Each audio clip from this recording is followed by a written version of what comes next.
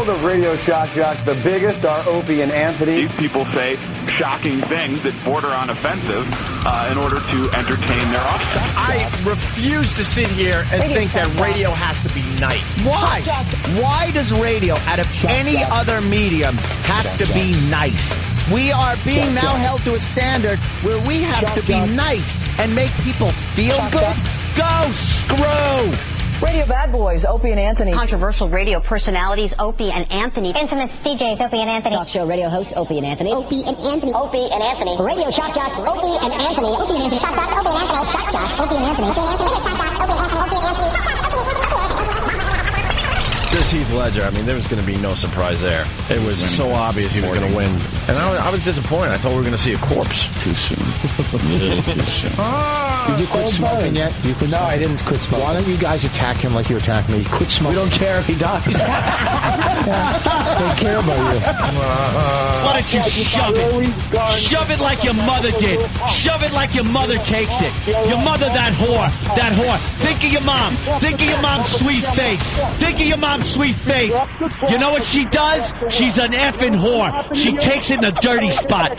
Her dirty spot's a big gaping one. But enough of this palaver. Let's get the show on the road.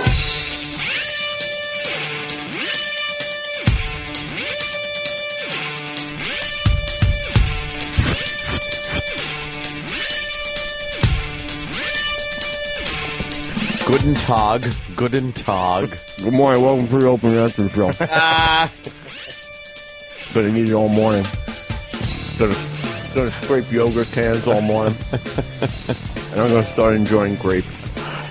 Grapes are delicious, by the way. I love grapes. They're irresistible. Oh, really love. I'm going to tell Kenny not to bring me any, though. Why? It's fine. I don't know. Something... What could I have that's not as gushy as a grape? Marshmallow. A raisin. Cotton candy. Marshmallows. Bring me cotton candy. That'd be good. No, you don't. Not squishy. How about some? Like, I can't think. Old woman uterus. That's crunchy. No, I wasn't going to go quite so hurtful and barbaric. So Just early. Potato chips. Oh, little milk.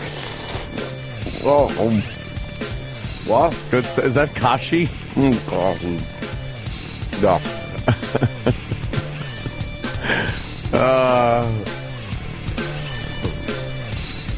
Yes, we are here. It is Friday, the 13th. Look out! Is it really? Yes, another one. Wasn't there just one?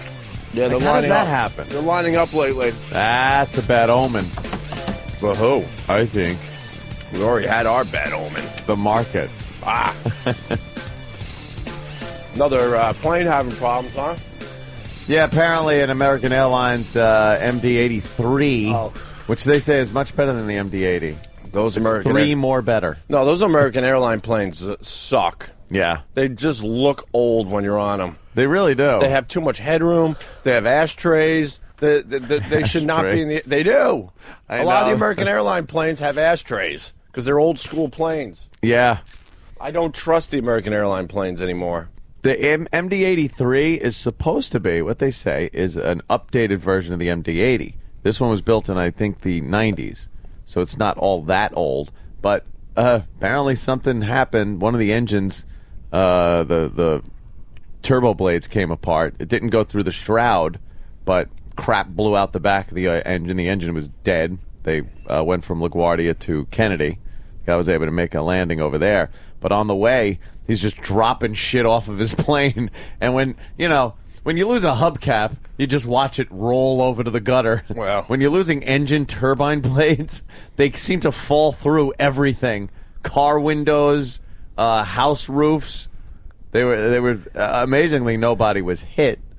But little property damage going on. He called it catastrophic engine failure. That was the term the pilot used to think. My God. We experienced catastrophic engine failure. He didn't Could you leave the he word? didn't say that to the passengers, did he? Yeah. Could you leave the word catastrophic out? It's like yesterday when we were talking about morbidly obese. Yeah. Right. You can just say obese. But catastrophic, that word never needs to be used when you're in the air. Because that means that everyone could die. Why not just tell them, screws loose? Yeah. And we're going back to the airport. Something happened to the engine. At that point, you don't need to know that much info if you're possibly going to crash and die anyway. Oh, my God. Right. Catastrophic. That's crazy to announce that to the passengers.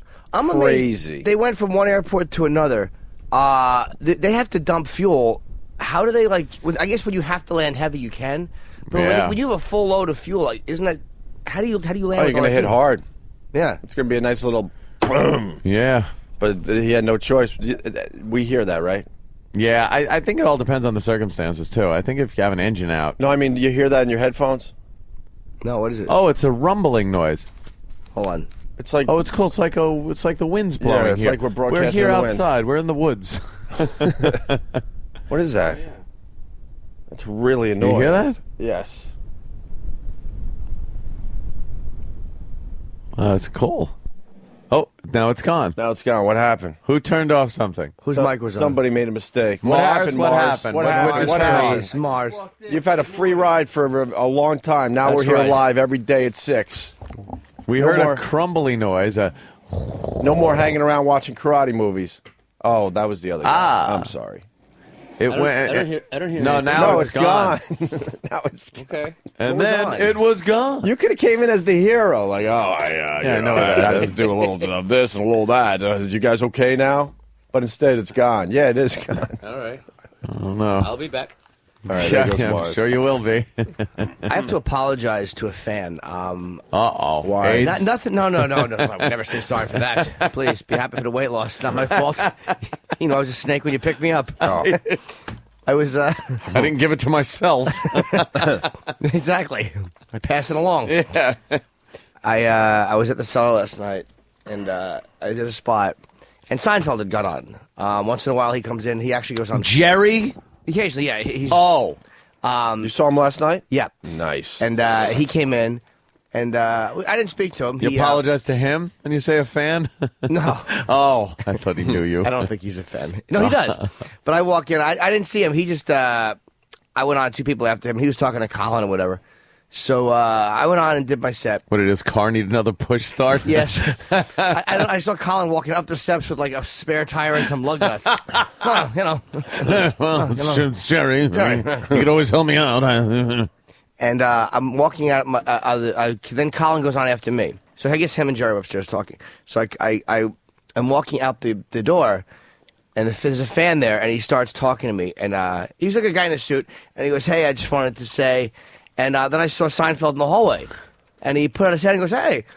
And I was engaging this fan, and I walked away from him. Oh no, dude! I walked away from him. But the fans got to understand. But I didn't realize until after that was brutally fucking. I heard the guy tail off. Rude. He was going, "Hey, I listened to you walk away every morning." I could hear him going every morning as my hand went out. But Jerry.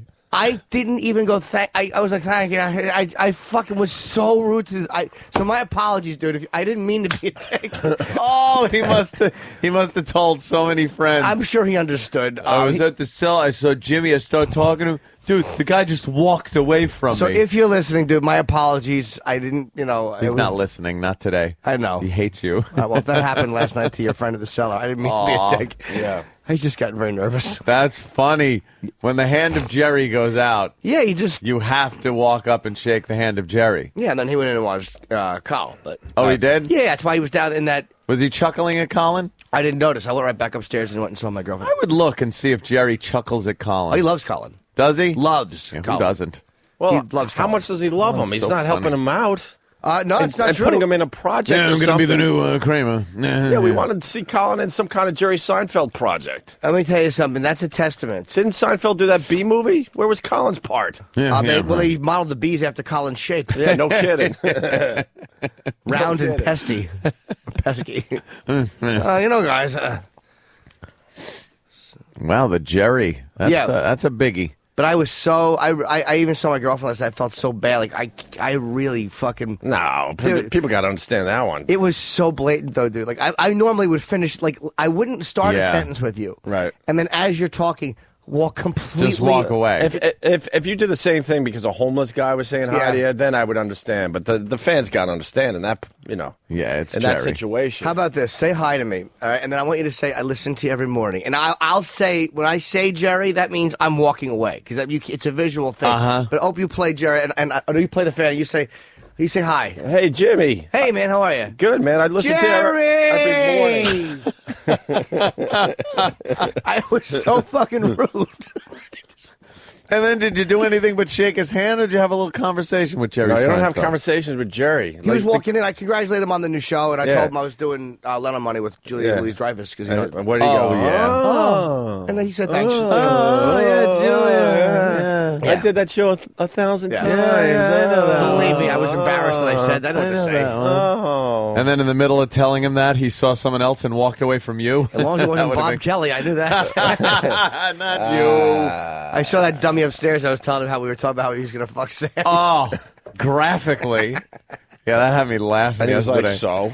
Yeah, he enjoyed it. Oh, he probably came up with his own fantasies. Yeah. Dude, in the back. Yeah. Oh, so we got the plane debris plinking all over Queens. Yeah. That's scary. Yeah. A whole engine out. But that's why you got two.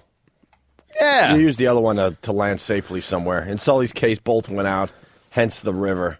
Didn't Sully have a third engine or no? No, two. I know. I have no doubt it's a matter of time that another one of these dummy pilots are going to do the same Sully thing with much different results. Yeah. Tragic results. I could do this river thing. Yeah. When I'm falling asleep at night, you hear the planes going right over our buildings. They're all Sully type. They're all Sully planes, basically. Yeah. And I'm like, man, one of these dummies are up there, and they're going to have a problem one night, and it's going to just cartwheel into I'm either gonna be one the of next these buildings. hero. I'm going to save everybody. We're all going to be on the wings and get rescued.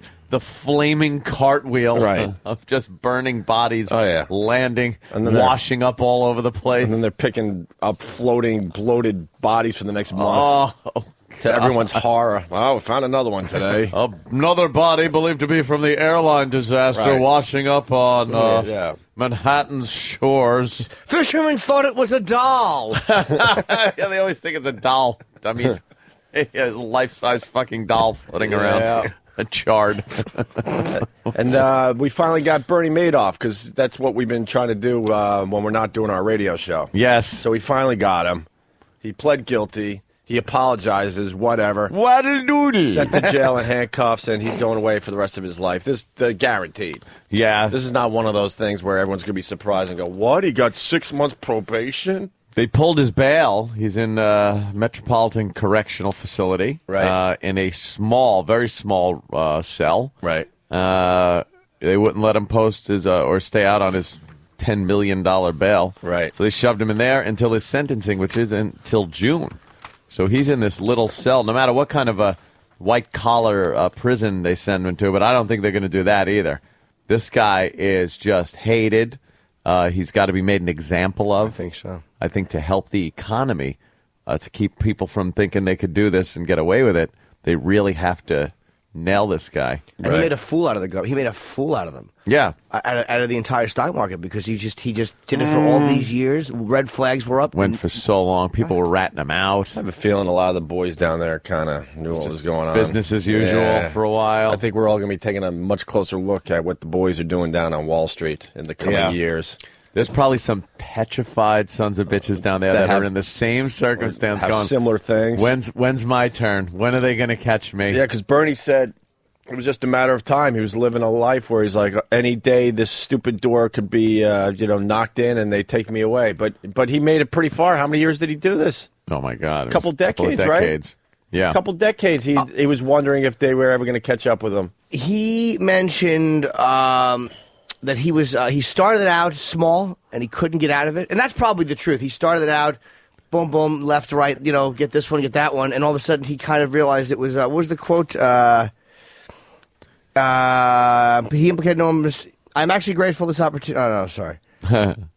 I don't know where it is. I'm actually grateful of going to jail. Paraphrase, Jimmy. Paraphrase. Well, he was basically saying that he started doing it, and then he figured he would just get out of it and pay his investors and keep some money for himself. And then he basically realized he couldn't do it.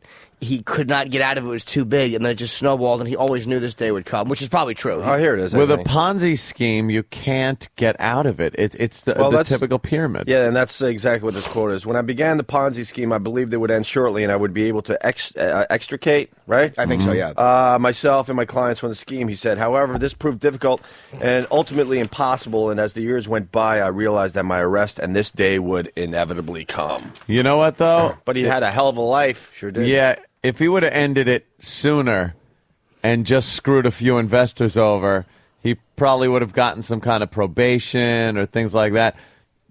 It was driven by greed. When you see that much money pouring in, you don't just stop it because you can't get out of it. You could stop it at any time and then go, you think, wow, though? I'm in trouble. Maybe he could have stopped it in the beginning, but I think... Yeah, but if there's 10, let's say you screwed over 10 investors and you realize there's 10 people now that I cannot pay off. Right. I've paid off some people, and now I'm at 10 people that it's impossible for me to pay off. I just don't have the resources. And if I keep going and get 20 people to pay that 10, then there's going to be 20 people I can't pay off. Then I'm going to need 40 people to pay off the 20. That's how it works. Right. Pyramid. Right. But if he would have stopped earlier, I do believe he probably would have gotten probation. He got in too far, I think. He got in way too far, and I think it was based completely on greed. He was living the life of a drug dealer. Yeah. The life of Riley, I say. He was living the life of a really good drug dealer, where those guys, they're living their lives like, wow, this is a great life, but any day they're going to kick my door down and take me away, or I'm going to get shot, something. Yeah, you don't know. You don't know, and sounds like that's exactly what he was doing. Mr. Madoff, it's the police department. Hello. Boy, that must have given him some butterflies when that knock came on the door. Might have been a relief. Oh, you think? In a weird way, it might have been a relief because the stress of him wondering, like, what the fuck? When you're 70, you have to, on some level, think, I might make it to the end with this. Yeah, hey, I might just live my life and... Yeah. No.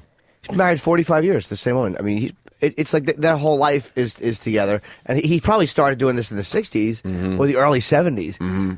Think of like your whole life, like from the time Kiss was big. Yeah. He was like, he was doing this. How about this? Pink Floyd released Dark Side of the Moon 36 years ago today. He was well into his Ponzi He was scheme. already doing the Ponzi. Wow. Hey, boy, he made it a while. Look, I don't want to be 70 years old and die in prison. I have to turn my back on you, Rudy. Nice instant feedback coming in. Going back to the plane thing. Have you noticed how many planes are having problems these days? That's it looks like. Yep. Yeah, well, because the planes are getting a bit older. We got to ship those dumb planes off to other countries and get Turkey new ones. or somewhere. Right. Also, I think the airlines, they make their cutbacks, and it's in all the departments. The maintenance might not be as up to par. You thinking? I'm thinking it's not just the ticket women that are getting laid off. Probably some mechanics. Right. Oops, I forgot to torque that down properly. And there goes a turbine blade. Those things spin maybe, 10, 20 rotations per minute. Perhaps. I thought it was more than that. Perhaps more than that, literal Jim. Oh, this just in. This is good news. Joe H. from Pittsburgh. We got you this story. We gave you this story a while ago. Remember that old wrestler that had the Alzheimer's and killed his fellow Alzheimer's patient? Yeah. His name was Greg Gagne, 83-year-old wrestler. Greg Gagne will not be charged for killing his nursing home friend. This is an update. Because he was eating his grapes too loud. So he's got a good excuse for what... that isn't what the story is. No, it says it right there. So that's very impossible. Very good news. By the way, charges filed. No charges filed. We lost Tim. Remember Tim? Tim. We were sort of heading that way yesterday when all hell broke loose, but Tim was shown the door as well. CBS said, "Beat it." Did they fucking fire Tim? Oh, yeah. Scram, Tim. Beat it. Oh yeah. Hit the bricks. Oh yeah. Yeah, he's gone. Take you and all your silly voices and beat it. You guys hit the road. Right. Do you think all he is? Right. Do you think he'd have fit into the format production-wise? No. He was a soldier. Whatever. He's a good egg. I like a lot of good eggs. Like, whatever. Out. Out. In the end, it just comes down to this. It's such a silly, stupid business. It's Get out. I used to encourage like the youngsters to get into this business. I thought it was amazing. I don't know if I could. I don't know if I can encourage anybody anymore, which isn't cool because it did right by me, but. I don't know. It's rough out there. And then the one place you go to like learn about radio, they close their doors without even telling anybody. They lock the door. Bunch of dumb Connecticut School of Broadcasting people trying to get in to go to their stupid class. I was never a fan of that place. And the door's locked. I always had to bite my lip about that place. But doesn't that show you how that prepares you for radio? That's the way it no, works. That's how it works. That's how it works. See, this is a great lesson. You think you're heading towards something nice, and all of a sudden they say, "Nope, sorry, your key doesn't work anymore." Right? It's a perfect lesson. By the way, JFK is blowing up too. WJFK in D.C., I believe, is ending They're April all 1st. going. Are they turning into top 40? I don't know what they're turning into, but I that's from I heard was that they were going to blow up. The sports junkies were very cool guys, and the guys after them were very cool guys. It's too bad, Howard had to move to satellite because all these stations would have went on and they would have been prosperous. Oh yeah, even in this economy and with every other medium that people use to get their music and entertainment. Delusional. Certainly would have been the same. Anyway, Tim. Big Owen Dukes, I'm sorry to interrupt you. That does the guy. Yeah, those guys were cool. Yeah, very cool guys, man. Yeah, who ended up being cool was, Mike from Don and Mike was cool. Yeah. Don was all right in the end. The Sports Junkies. Sports Junkies? They were great. Yeah, they were big supporters of the show. They ended up calling themselves the Junkies, I think. Yeah. All gone?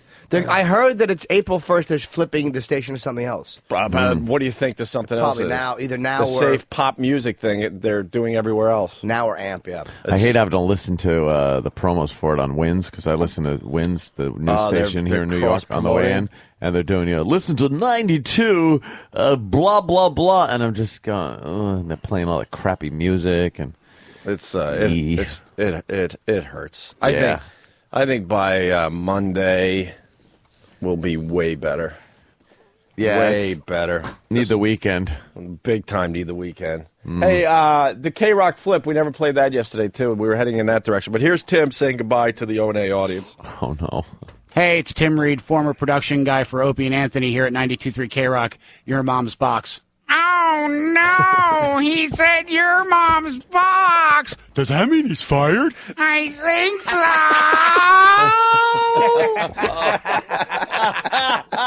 Tim's an ass.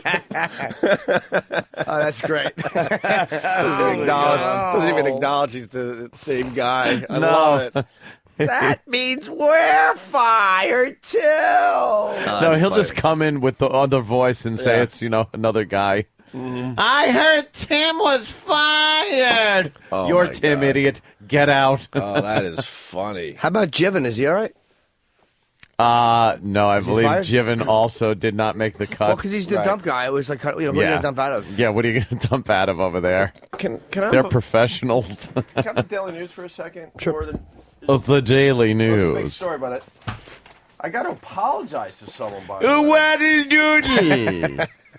I mean, fair is fair on this show, right? Fair is fair.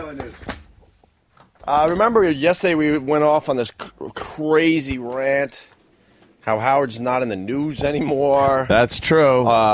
He's only in the news when his wife's in when the news. When his wife does something, we did say that. Well, Howard Stern's in the news, page 2 of the Daily News. Wow, how did I miss that? Oh, wait, that's Howard K. Stern. Oh, I'm sorry. Oh, damn it. I'm Wait sorry. a minute. I got confused. Stern? Oh, I thought it was... Oh, it's Howard K. Stern. It says Stern, 2 pill prescribing docs charged in fatal OD of Anna Nicole Smith. Right.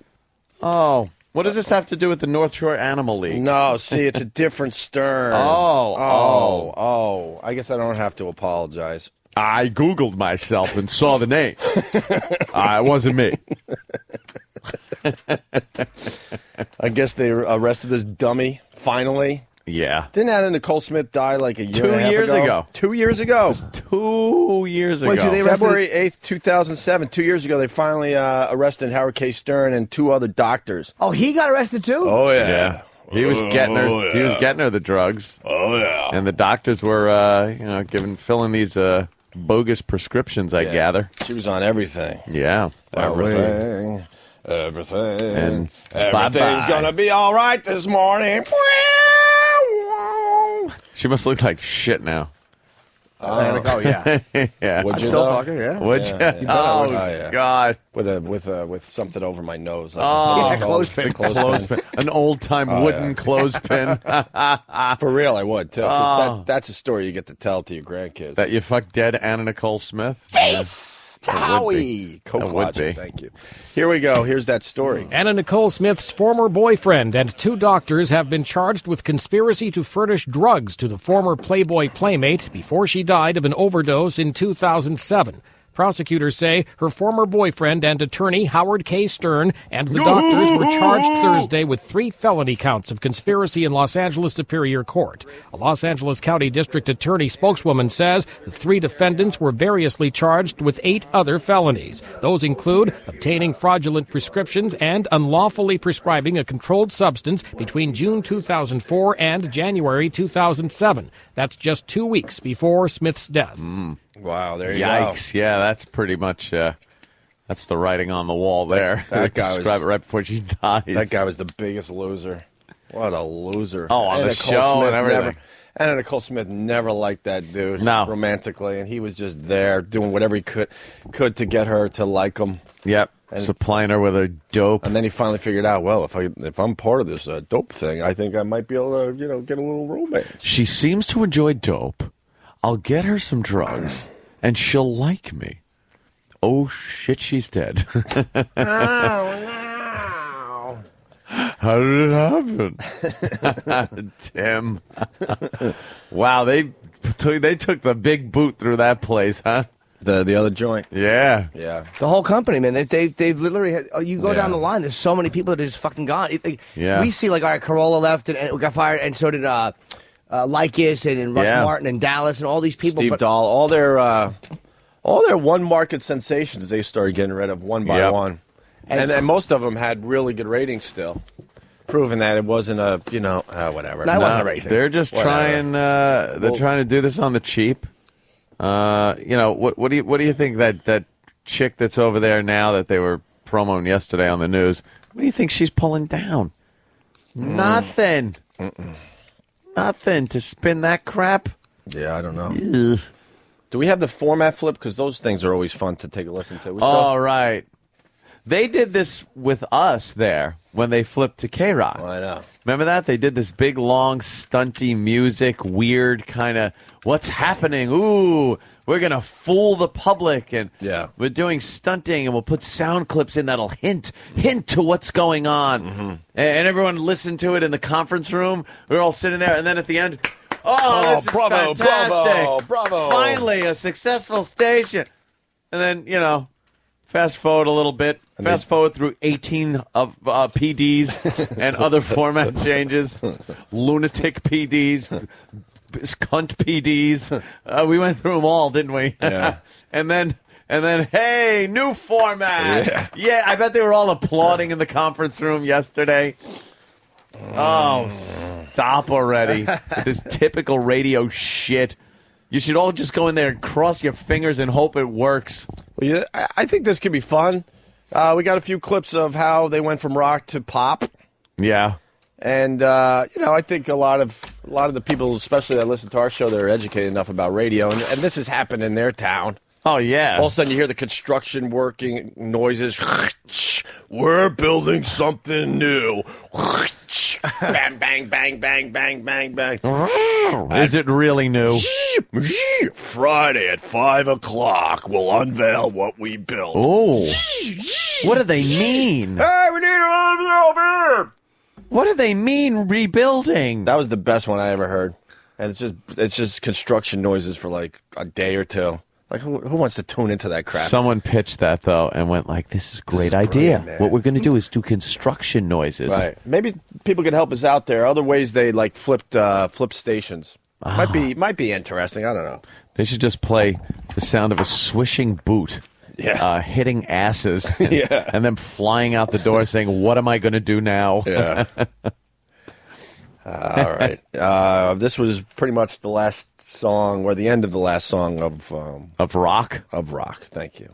Van Halen right now.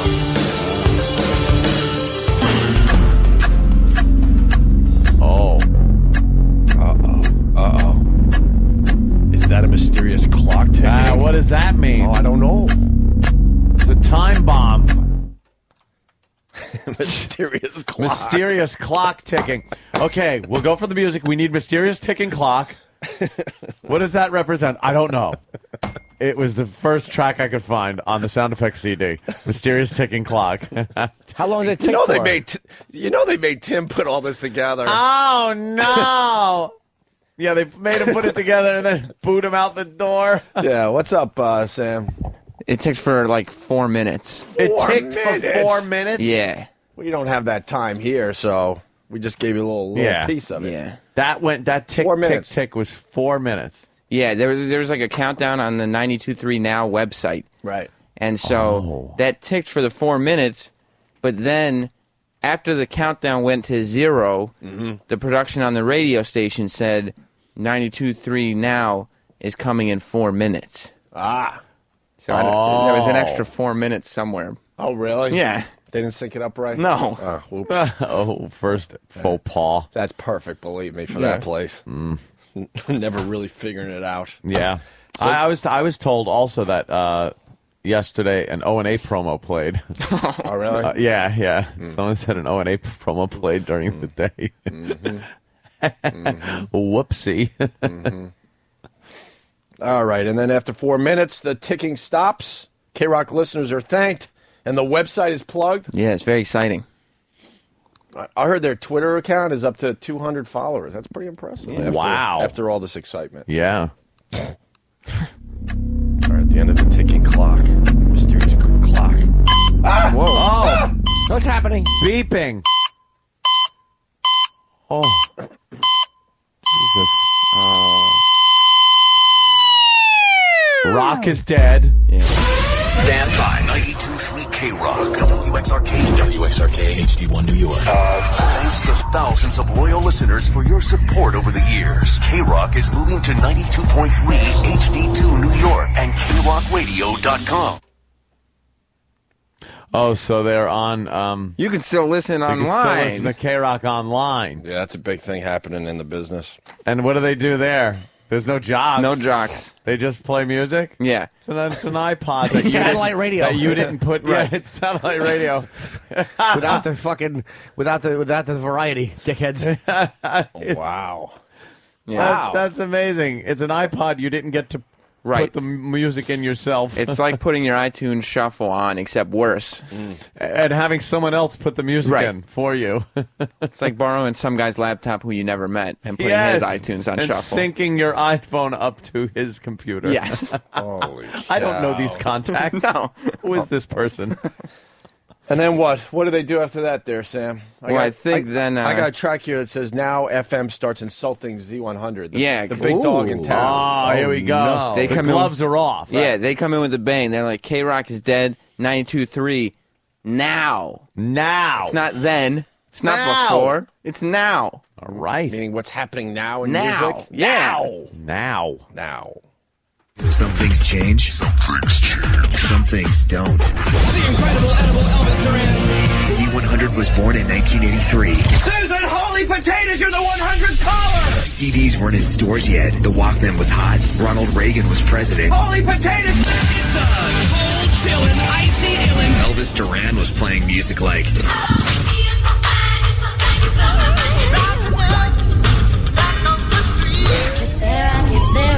Holy potatoes.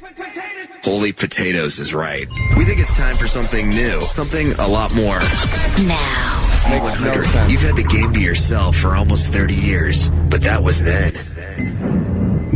This in is 2 minutes. It will be now. Wow. 2 minutes. That's horrible. I'll tell you why it's horrible. Yeah, because it is.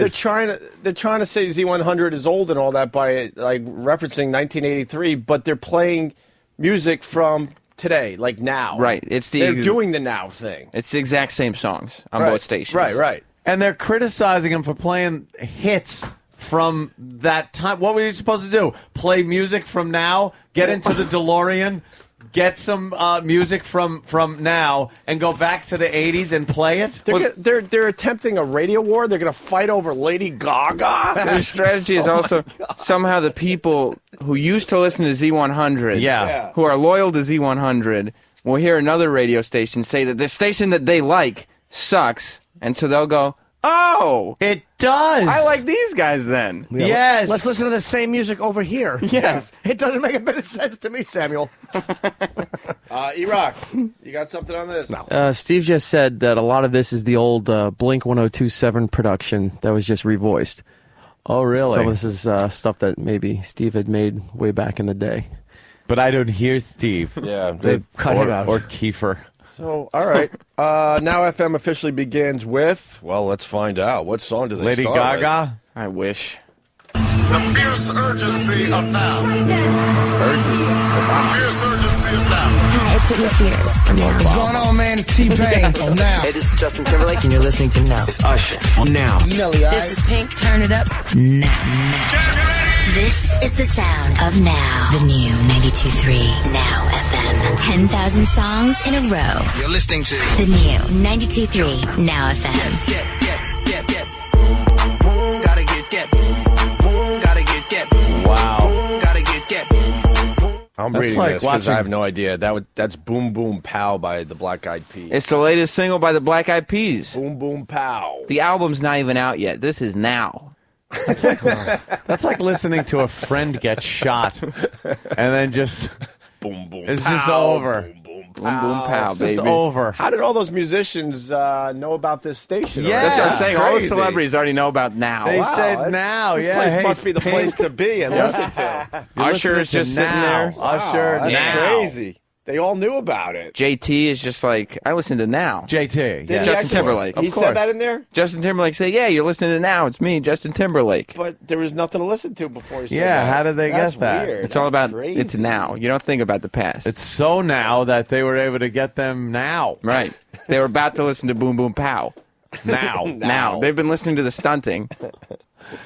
Oh, so they were commenting on the stunt thing. Yes. How'd they get them all out so fast? Live.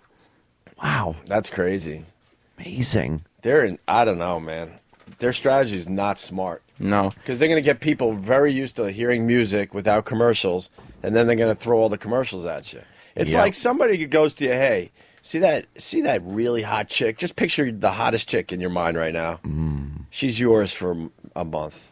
And you don't even think about what happens after the month's over. You're like, Yeah. wow, this is now. It's fantastic. This rules. And you're banging this hot chick for a month doing everything possible, right? Oh, yeah. And then the month's over, and all of a sudden they take the girl out. Like, hey, wait! I was What getting used to happened? this hot broad that you gave me. What happened? Like, don't worry, we still got something for you. Yeah. And they walk in someone like Rosie O'Donnell, Oh. right?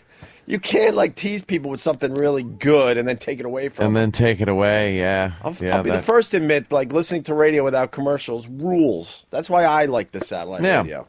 That's why I haven't listened to regular radio in a long time. Because when you have the satellite, I mean, we're talking to the converted, obviously, but you know, Yeah. you get used to it. And then they're going to throw all those commercials at you after a month? Well, they did 10,000 songs in a row. Right. They did. They started repeating songs within the first hour. I heard because they weren't completely prepared to launch this thing. Really? They said they had like 70 to 75 songs in the system. 10,000 in a row Yes. with 75 songs? Wow, that's a few repeats. Yeah. After, like, they kept going now.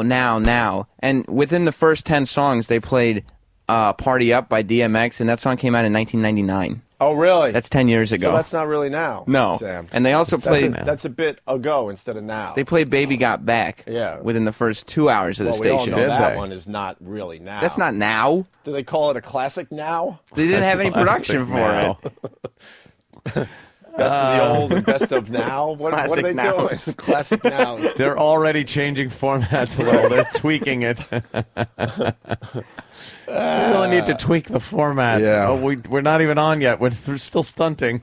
Tweak it. Tweak it. Well, Panicky Pete here. Well, they've decided to take on Z100, and they decided they need a pop radio war. So yeah, this is a 923 Now versus Z100 promo. Yeah. Wow, what does that mean? Well, they're running these like between their 10,000 in a row songs. Like at least once every hour, they were doing a promo that was attacking Z100 as if. Why are they reminding people that Z100's around? Yeah, why not just play your Now music? Right. It's not like there's going to be new people that are going to now say, you know what, I'm going to start listening to top 40 music. Right. Hi, I'm 92.3 Now FM. And I'm the station. By the way, the Hi, I'm 92.3 Now FM is some intern because they don't have any Now jocks. They have that one broad I hear. They have some chick. So that guy is just some dude. Yeah. Street team member. All right, you have to represent Now. Yeah.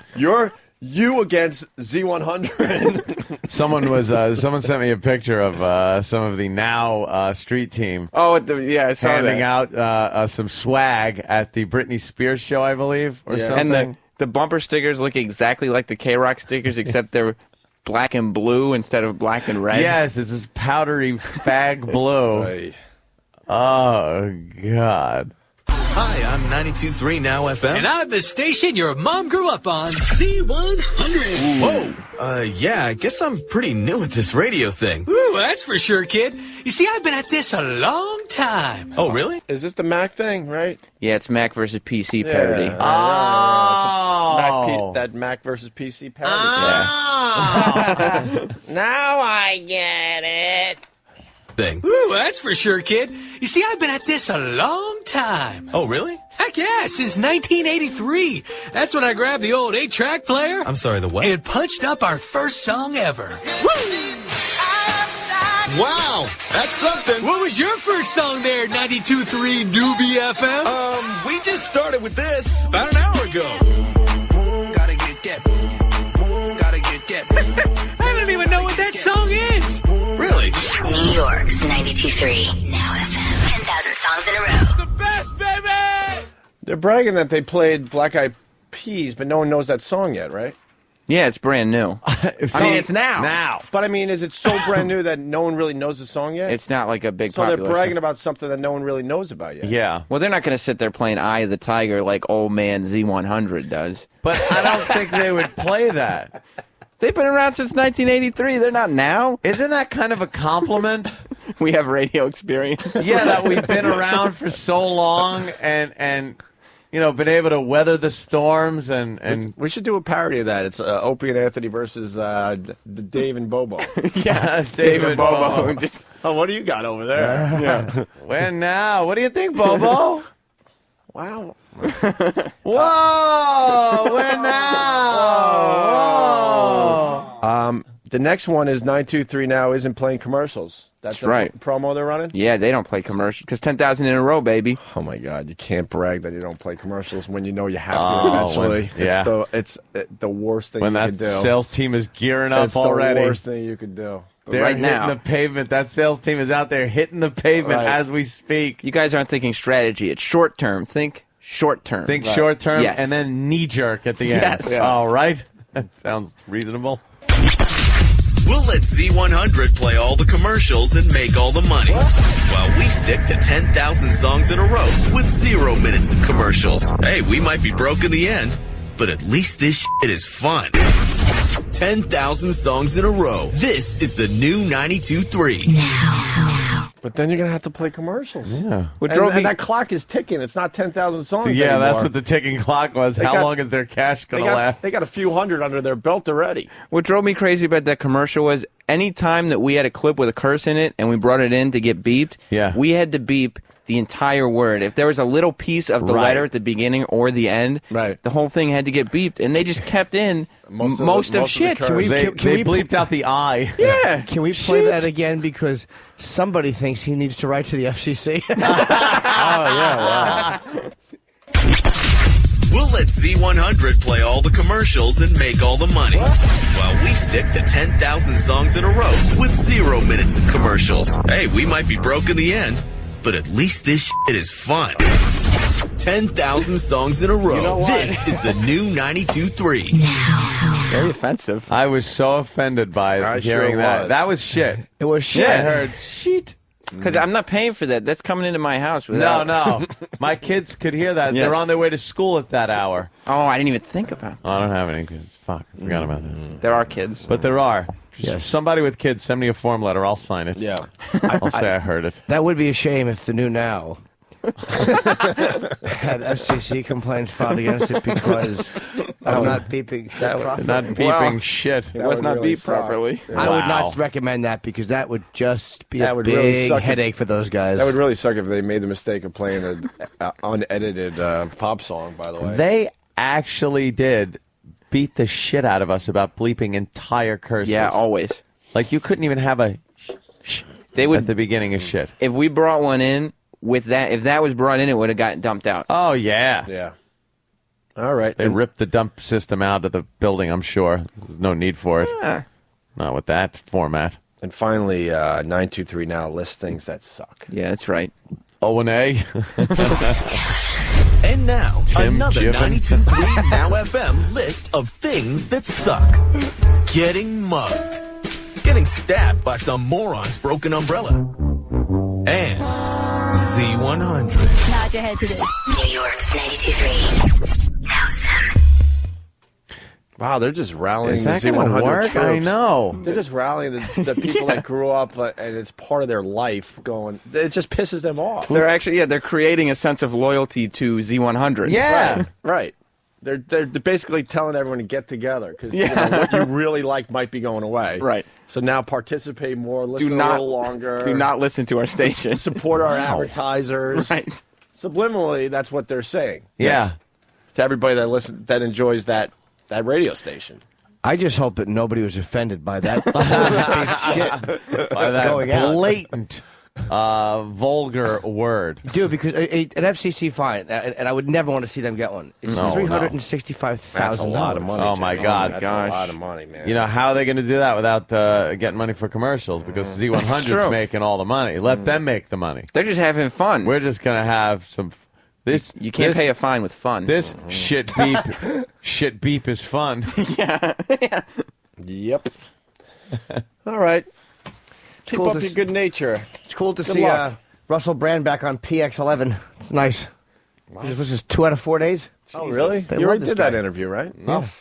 Hey, that guy. let me go to Eddie in Rockland County. Eddie, what's up? Hey guys, I've been on hold listening to you guys. I love it. Happy birthday, Jimmy. Thank you, sir. Wait, you don't have satellite? You're just listening on hold? No, I'm listening. I have satellite for years. I love you guys. Being able to walk into my job was great listening to you the whole time. Oh, all right. But well, I was going to talk about the 97 back in the late 80s. They switched from one station to the other with some BS about a stronger signal. Right. And they played, Pump Up the Volume on one station and then, went to country and then finished the song on the other station. But after listening to all that, it was kind of pointless. That's kind of clever, though. So they were, just change. I don't even remember this. They changed Hot 97 to a stronger signal? They were off of they were on a different station at one point. Yeah. They went to Hot 97. Oh, I got you. Okay. So the old station started Pump Up the Volume, and then they stopped it and said, hey, if you want to hear the rest of this song, you got to go over to this new frequency that no one knew of at the time, Hot 97, and then they finished the song over there. It's not bad. That's pretty cool. What was the original number of it? I don't even know. Do you know, sir? Doesn't really matter. No, I don't remember. Just some I just remember, station that had being, a weaker signal. Being a kid sitting there and having to switch the station fast because we all knew it was going to happen. Right. Okay. Thank you, Eddie. Z100's a bunch of cunts. Miguel in Texas. What's up, Miguel? Hey, guys. Hey. I'm glad y'all are back on solely on XM. Yep. But anyways, back mid-'90s, we had a radio station switch to Kiss FM, so some genius over there decided it'd be a good idea to play from Friday night to Monday morning that song Kiss by Prince. Right. Ooh. And the local people thought that, I guess, a DJ had died or something. They started calling the police, and they started showing up there trying to figure out what the hell was going on and why they were looping this song back to back to back from Saturday to Monday morning. People are stupid. Yeah, it's amazing, yeah. And then, of course, the first song that they play once they do the switches, of course, Prince, Kiss, just to top it all off, I guess. Yuck. I hate that everything in radio that is supposed to be spontaneous is like very well planned out, but they want you to think it's spontaneous. Like being spontaneous would be you throw in. Know what I would have done? It's very simple. You get Tippy Tom. Oh God, yeah. K-Rock's ending. And you just put him in the studio for a day with live microphones. And don't even tell him he has to talk in them. So now you're tuning in the station you really love, and all of a sudden you hear a homeless guy just, I'm hungry. Yeah, give him a bunch of DVDs you can throw into some player, and then you hear him commenting about the dumb movies. If you want my body, how do you think I'm sexy? That should just be a radio station. Oh yeah. Yeah, give him enough beer. Give him the security code so he can let all his friends up. Yeah. And I would that's how I would do it. WBUM. Right. In the 80s, he was shitting his pants. In the 90s, he threw up on himself. And now he's doing both. I kind of like that idea for this channel. We should have a homeless weekend and just have Tippy Tom for the whole weekend. Enjoy. We leave after Ron and Fez. There you go, Tippy. It's your joint. Literally until the Monday Saturday morning. Night Virus. Yeah, right. And there's one bit of great news for us. Like I don't know if we're talking about if we're gonna go into this, but the fact that you're gonna be able to get Sirius XM on fucking iPods and iPhones. Yeah, that's big news. Phenomenal, man. All these people that don't have new cars or the equipment can listen to us at work. It's fucking great, man. And the stock popped a little bit yesterday because of that. Yeah, it's huge. A little bit. Yeah. I got it on my home Sonos system too. Keith called up. Got because it's a pain in the ass for me to call up because I got to talk to executives over there, and I don't want to do that. Mm-hmm. So called up, and they hooked it up, and now on my Sonos system, I could hit it and play any Sirius XM channel all over my house. Yeah, it's huge. The little thing comes up with the virus on it when it's this channel and everything. So, yeah, I finally did that, and then the iPhone thing will be huge. Right. When does that happen? Huge. You know? Spring, they said. But we're kind of... Spring of 2020. Perfect. Imagine. Now. They make that in very small font, though. Yes, very no, small. They said spring, which is... Aren't we kind of in the beginning stages Yeah, what's of that, spring? like in May or May. June or something, April? Sooner than that, I would imagine. I think spring starts in a couple weeks. Right? The end of the month? Spring is now. It's now, man. A couple more of these format changes before we go to break. It's Ron in Illinois. Ron. Yeah, back in the late 80s, early 90s, KZ93 in Peoria, Illinois. Yeah. They changed their format, didn't tell anybody, and for 36 hours played the song Changes by David Bowie. Oh, and you, the listener, you have to sit there at home and go, Changes? I like this song. My Then they God. play it again, you're like, Changes? I like... Wait a minute! That fourth time, you're kind of hooked. Right. And then, you're thinking the DJ died or something. So, Yeah, but you're like, wait a minute, Changes. I know what they're up to. yeah, I'm sorry. figured it out. Yep. I Hey, just guys, got take care. so distracted Camel by Toe? Camel Toe. Wow. A lot of camel Pix- toe on... Oh, yeah. Pix look at that. is showing fucking puffy vagina camel toe. Through these spandex outfits. It starts at her fucking Oh, my crotch and ends at her God. mid-stomach. Wow. Wow. What a puss. That one all the way on the end has a fucking really puffy She's got vag. a catcher's mitt in the front of her pants. I don't know what that was all about. They look like some kind of, dance troupe. Yeah. God, what's better than tight spandex and a fat puss? Oh! That equals fun. That's now. Well, here we go. This is a good one, too. Chris in Cleveland. Chris. Morning. Hey. Good morning. One of our stations here was an alt-rock station. They flipped to the alt-rock format. The station was called The End, 107.9. So they played REM's song, It's the End of the World, as we know, for 24 hours when they started. And then when they got to Urban, they started playing the song Get It for 24 hours. And wait, what was the song they played for 24 hours after that? REM, It's the End of the World, as we know. We know that one. The End. And now we talked over where I needed to hear. What was the one they What was started the with for hip-hop? Right. Fuck me. No, you couldn't have a worse call than that guy. But dude, that's the I swear to God, I need to know the second song. That's now. our fault, though, because we've Yes. trained them that anytime we ask a question, we're lying. We're lying. We go, we know. Oh, he said the second song while we were still talking. I know. What was the hip hop song? I don't know. We'll never know. Oh, my God. Wait, we have it on tape, though. Let's go back and replay it. Oh my God! We can't hear it. Let's let's say hi to Brian in South Carolina. Brian. Hey there, Hey. station I was working for in Greenville, South Carolina. We switched from oldies to top 40, and they had us reading the phone book for 3 days. You had to actually go on the air and just read the phone book? God. 100,000 watts. This station is for all people. People like... We read all the names in the phone book. Oh my God! I hope all those people sued. Who's great? Yeah. We started making up Peter Gazziniga names. Yeah. Yeah. You know what? I'm gonna Phil McCracken. I'm gonna rate these format flip changes. That's better than most. Yeah, that is a That's better than great doing one. changes for 24 hours. Yeah, it was stupid. People were calling thinking we were reading obituaries. Everyone died or something. Well, that would have been even better. That too. That would have been even better. People that will not be listening to our new station. People that are dead now. Right. Thank you, sir. Let's go to Dennis on Long Island. Dennis.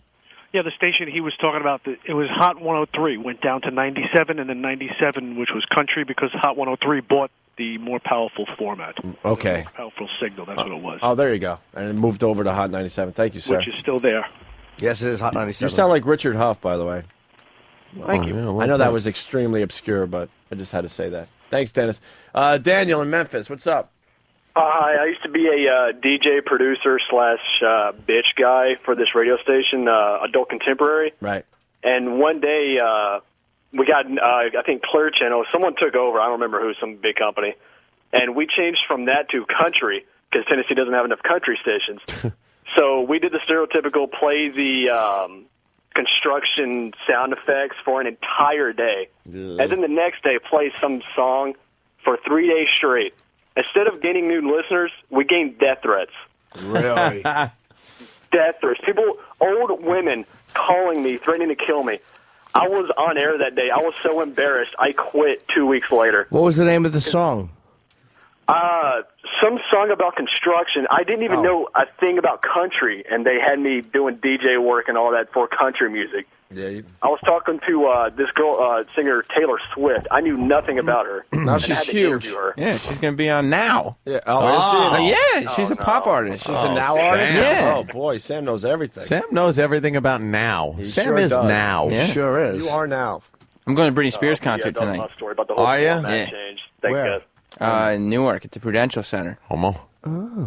Pussycat Dolls opening. Homo. Oh. I don't know about that. Do you know what's going to be in that freaking arena? Yeah, a lot Homo. of young puss. Yeah. And me. No, I think Madonna brings in the homo. I think someone Yeah. like Britney Spears brings in the teenagers. Yeah. In the early 20s. She still got it. You know who brings in the gay is, oh my God, oh my God, the Supremes, Anna Ross.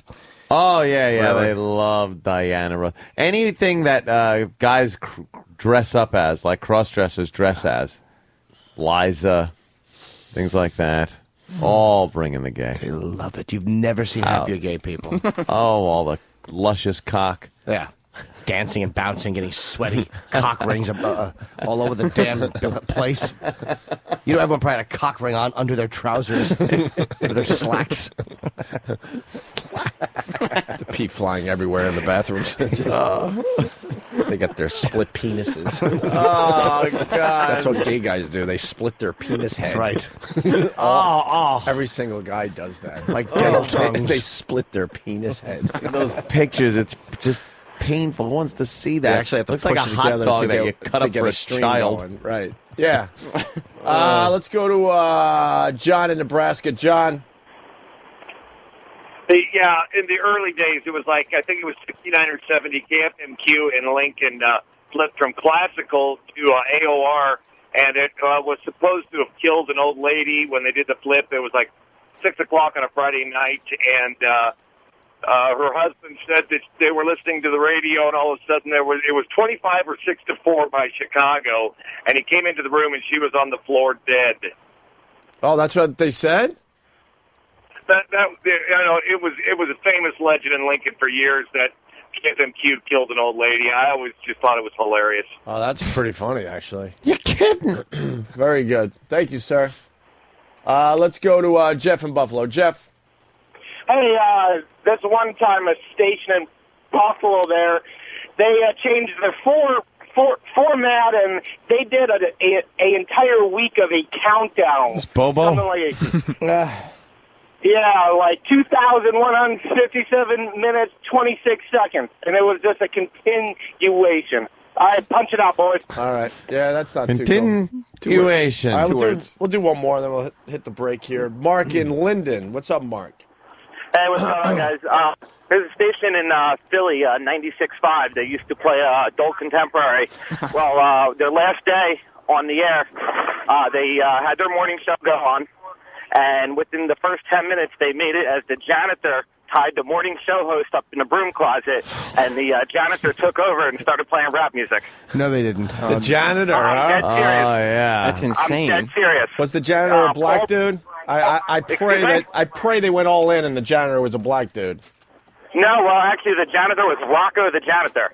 Oh, really? Of course. Yeah, the rocker decided he needed hip hop all of a sudden. Yeah. I can't believe he went along with it because he was a legend in Philly. Paul Barsky was the morning show host at the time. Oh, Paul. Oh, wait, was Rocco the janitor or Rocker? Rocker. Rocco. Oh, Rocco. Rocco. So why would... I tied the guy up, dude. Yeah, why would a rock guy want to all of a sudden hear hip-hop? Rocco loves But hip-hop. he's Rocco. Yeah, his name says what he likes. Rocco. Yeah, well, that's the new, that station now was Wild 96.5. Then they wound up getting sued by another station for using the word wild because a station in Philadelphia had their Wild 99. Right. So they had to change their name like 2 months later over to Wired 96.5. And that's where, what's his name is on, that Trio character, the one that was dissing the cop in Phillies. Yeah, that loser. All right, thank you, Mark. I appreciate it. No problem. Unbelievable. There you go. There's a fine picture for everybody as we go to break. Ow! How much do you hate yourself that you have to do that to your penis? It's a cock that's been cut down the middle. It looks like a deformed lobster claw. Guys, why would you do that to your dick? Do you think that would hurt? Because you're slicing through the hole. No, not at all. He sliced from the hole. It's not very sensitive. Past the mushroom head. I can't.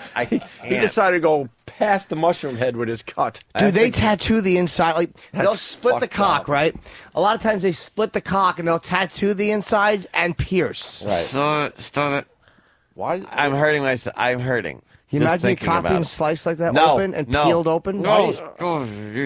That My guy- eyes are tearing. Anthony's right eye looks like he's looking through a telescope. I can't. I know. I can't. That like guy deal hates with that. himself. Get That's a guy picture that of body hates himself. modification, Danny. Sure. With Sure. Look at that one. What are you doing? Those are little needles through the cock head all the way Why around. is he all the way doing around that? The rim of his He likes that. mushroom head. And he has a Prince Albert through. It's sewing needles or something. Prince Albert really have one of those? I don't know. No. What an awful thing to be named after. I know.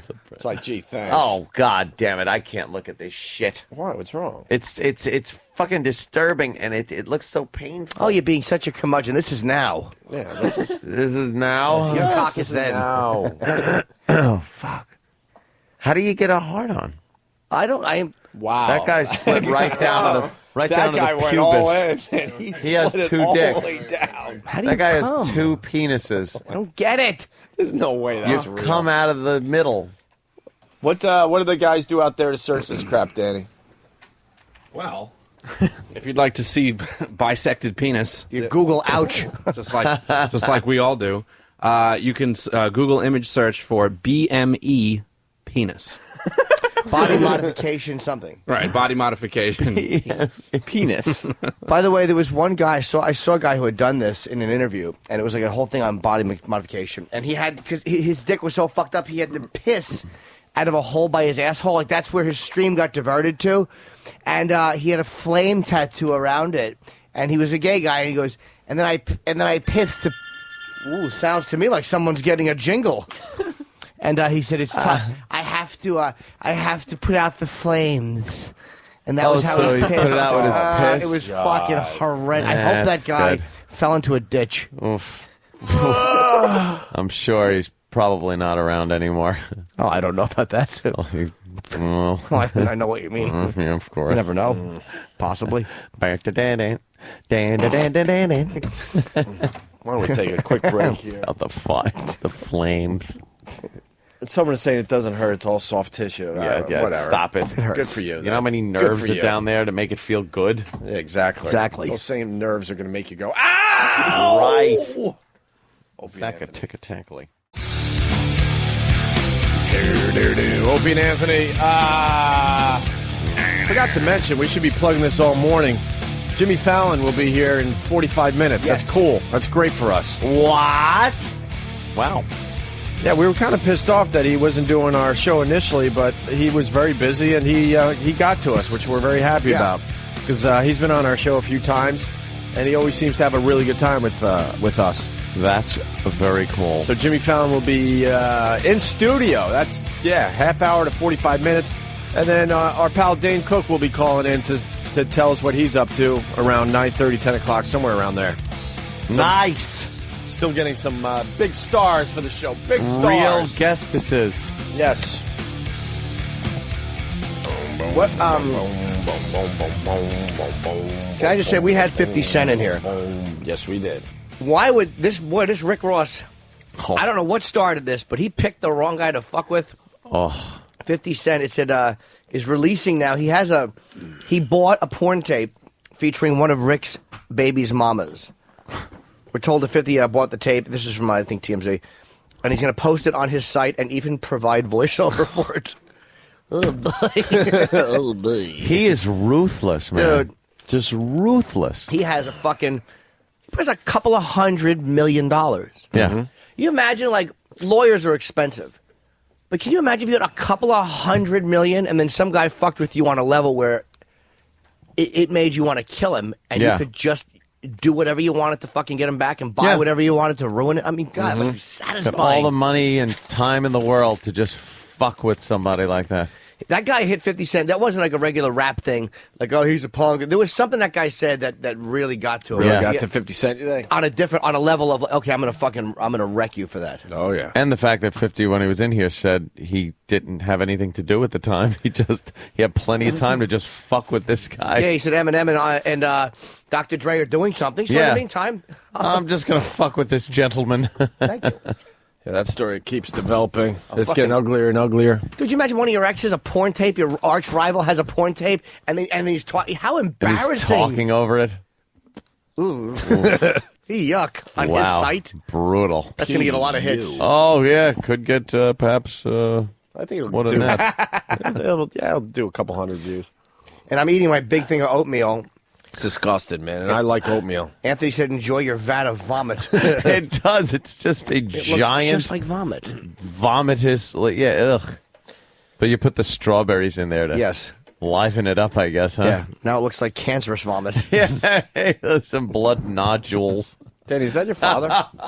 That's your father, right? Yeah. I thought. All right. I thought he looked familiar. What's up, Danny's father? Sitting on the bleachers right next to Bobo. Watch out for Bobo. It just looks like older Danny. Yeah, he's Danny. That's what you're going to look like when you get older. And his name is David, so we do have David and Bobo. Oh, David. Bobo got here early. Maybe we do a little radio with you today. What was going on? The rest of the David and Bobo radio show. Maybe you get to do 10, 15 minutes today. Just last week I wasn't around. I was sick last week. Yeah. Oh, what'd you have?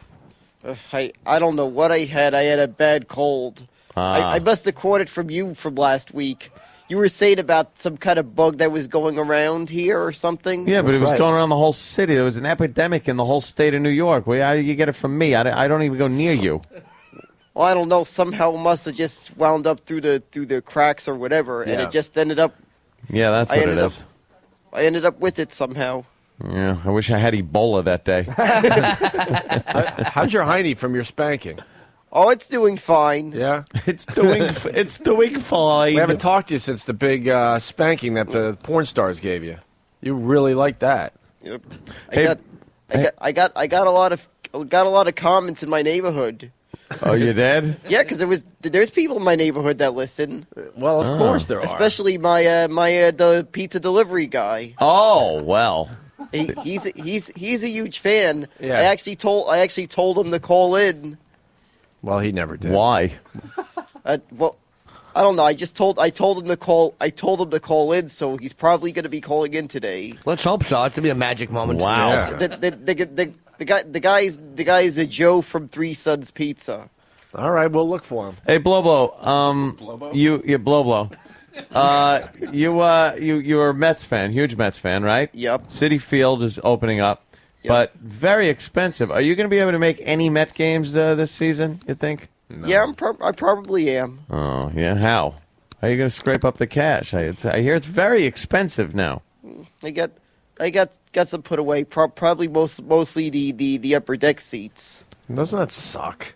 This is a perfect example Big fan. This guy wears a Mets hat when it's nowhere as close to baseball season. He's one of those guys. You're a hardcore Met fan, right? Yep. And this guy won't be able to really get a nice seat at the game. I wasn't able to get for my opening day tickets because they discontinued the 7-pack.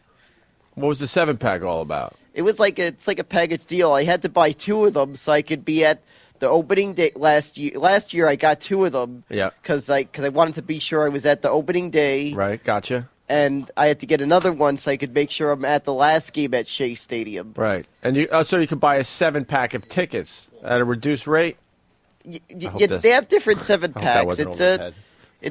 That wasn't it? Yeah. They have different 7-packs. They used to have different 7-packs. Right. But they don't have them now, so now you just got to pay full price, right? Yeah. And the thing is, it was a 15-pack, and the thing, me and my friend couldn't afford. How much was a 15-pack? Oh, it was a lot, but they already sold out for the. Well, they already sold out for the one that had opening night. How much was it? How much was it?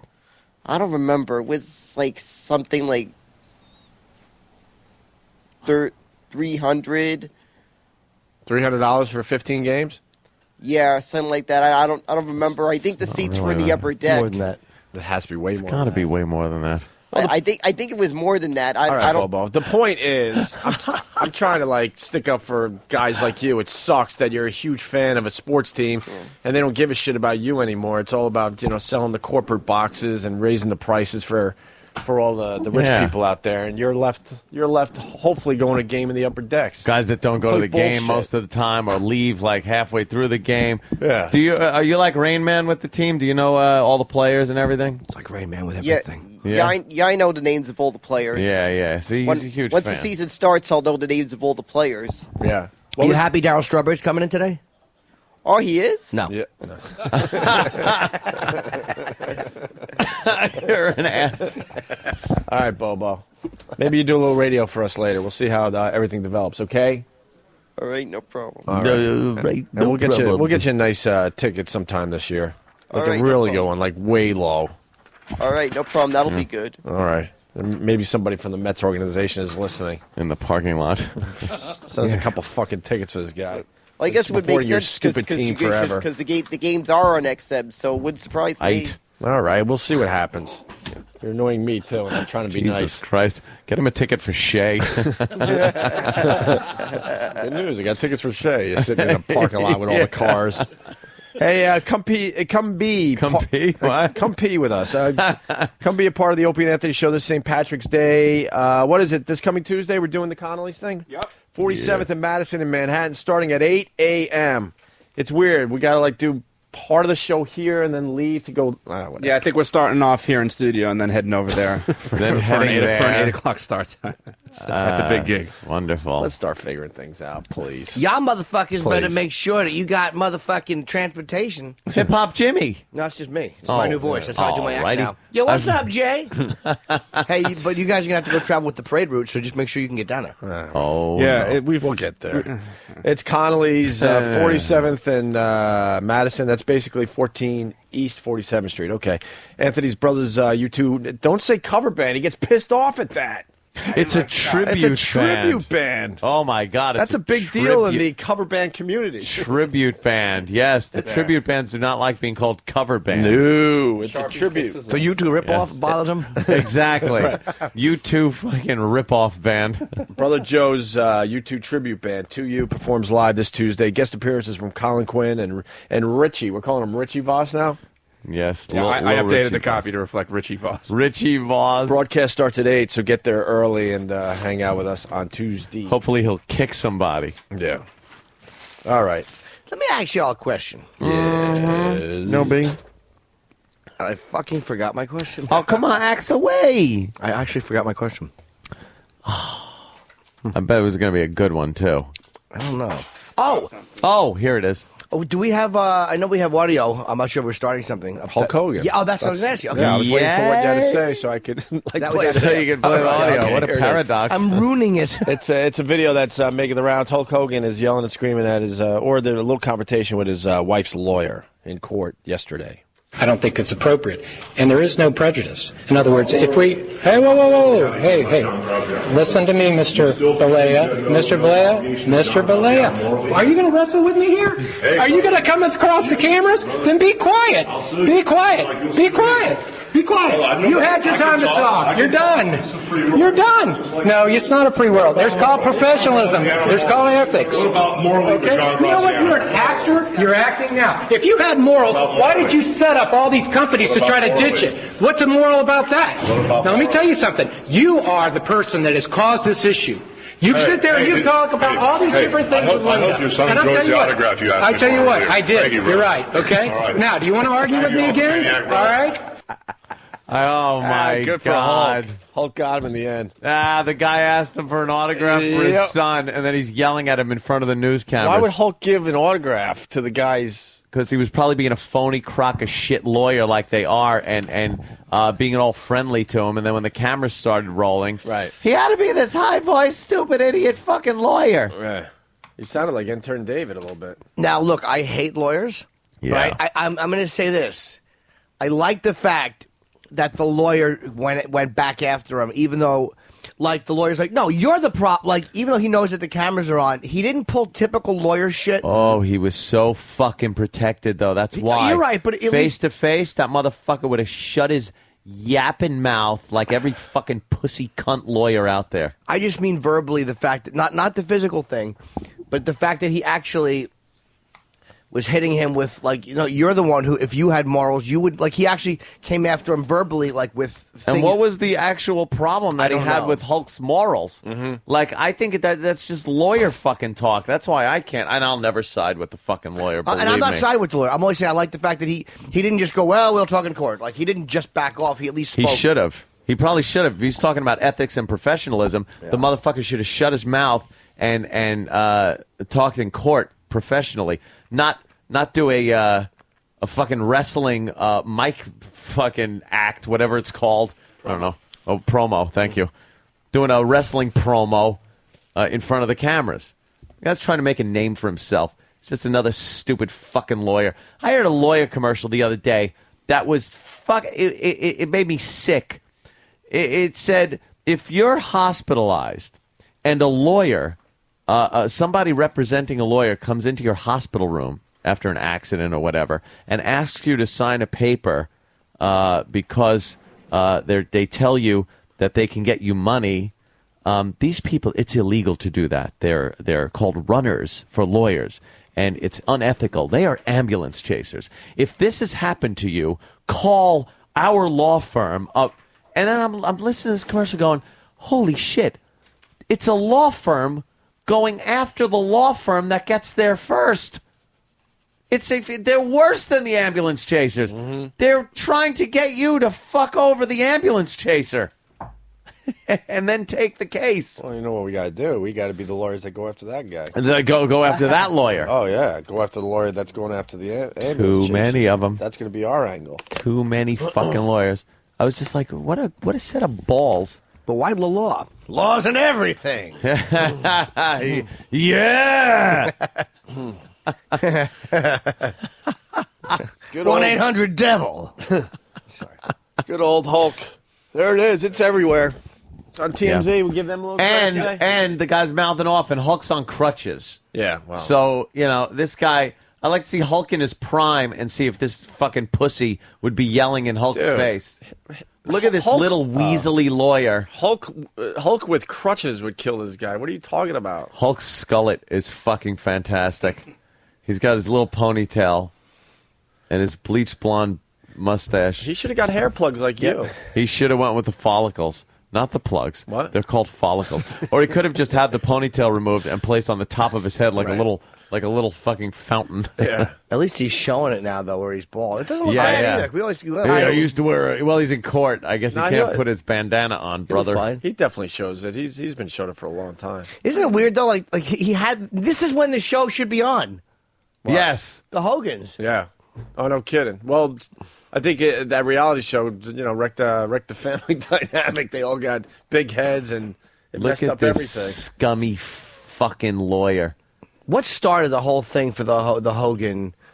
demise The family. meltdown? Was it the kid getting into the accident, or No, before that. Before what? The wife was some shenanigans. I don't know anymore. he fucked one of Hulk, Brooks' friends? Well, Hulk yeah, all rubbing that his happened. daughter's ass. Well, that wasn't a good one. The first I remember hearing about like weird Hogan family junk was even before they got their reality show when he was trying to pitch Brooke Hogan as a pop star. Like that was right. Like he was just shopping her around every chance he got. And then I think they ended up with the reality show because of her mild success. Right. Yeah. She was good. And then it was all downhill from there pretty much. No. Brooke Hogan was actually very good. No. Do we have any? She was good. She was good. What, acting? Singer. Oh, Brooke Hogan singer. Really? That's not her. That doesn't sound like her. That's Coco Beware. Coco Beware. Oh.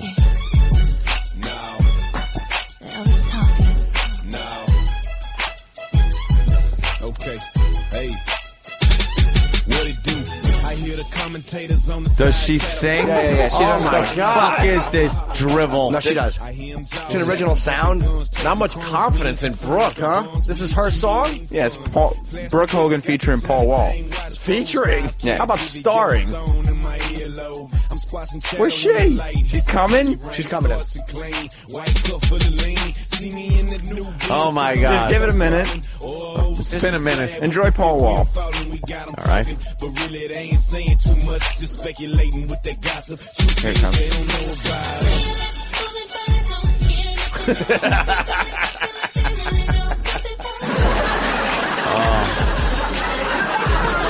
I like the doubler on that. Little chorus echo. This is her voice is buried. She's good. Yeah, she's not bad. Yeah, fantastic. Her part has nothing to do with talent.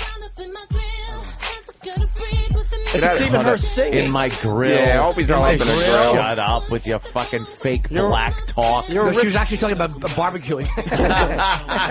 You're a rich white girl. What are you talking about grills for? Your grill. Yeah, what are you talking about? People do stay up in her grill. Do they stay up in her grill? Yeah. Yeah. Yeah, great. Maybe she said, "No guy, I fucking reach my grill because I'm 6'8". She's Britney Spears on steroids. He's in my grill, Grandpa.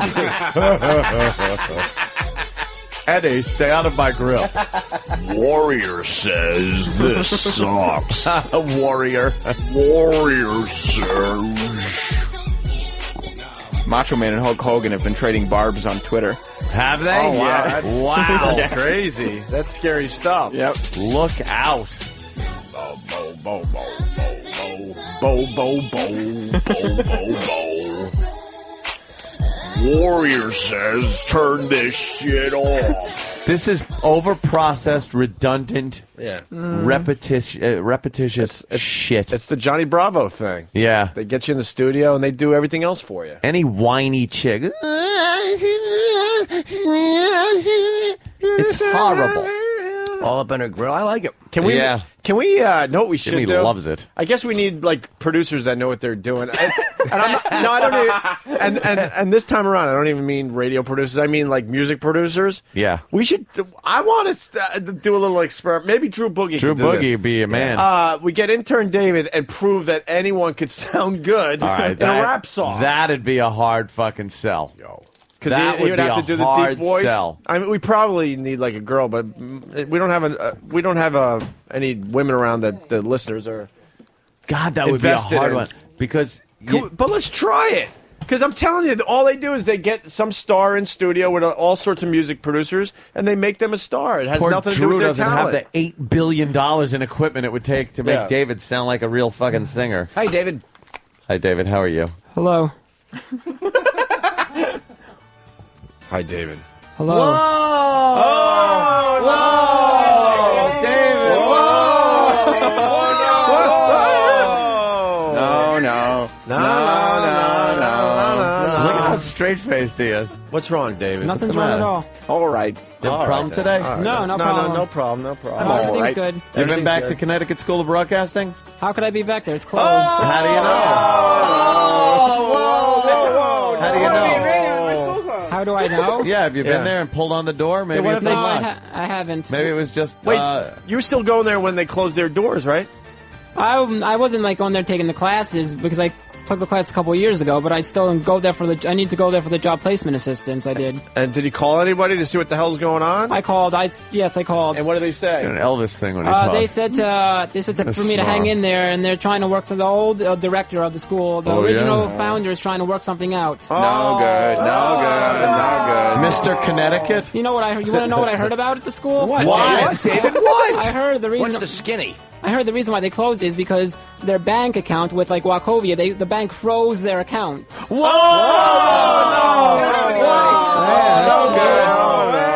That's what I heard. Yeah. Why'd they freeze the account? That part I don't know. There's something illegal or something wrong with their account. They froze the account. And they couldn't access their funds or money. You think they were cooking the books over there? Maybe. Who knows what they were doing? Who knows, right?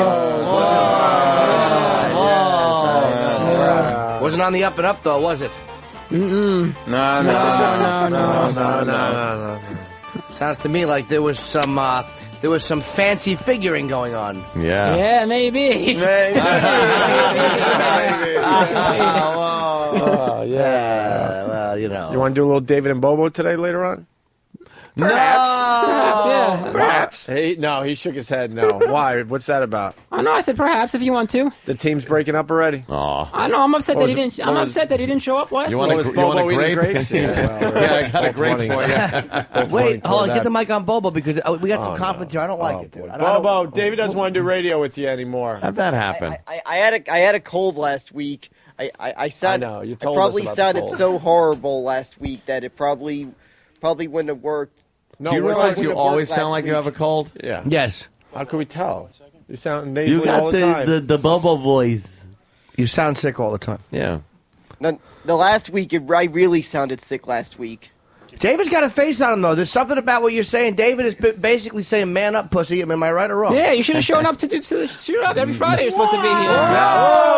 Whoa, whoa. I mean, if you want to do a show, then you got to do a show. You know, you can't have it one way and then not the other way. Anthony, sick, sick. I know.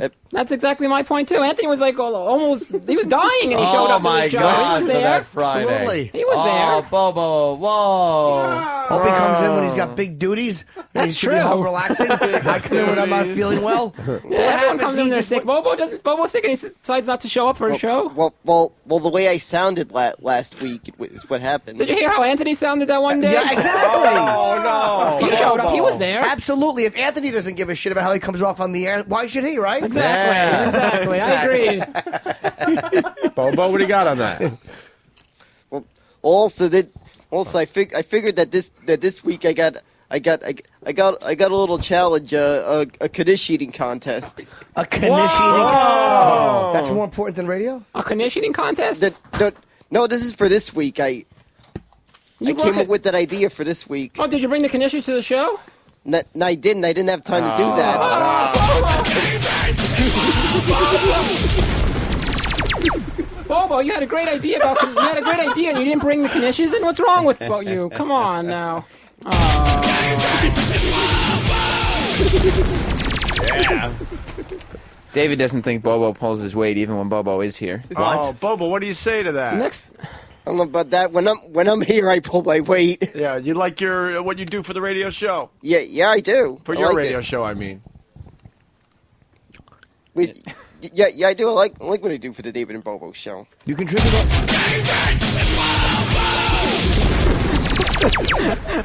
That's rocking. That is pretty good.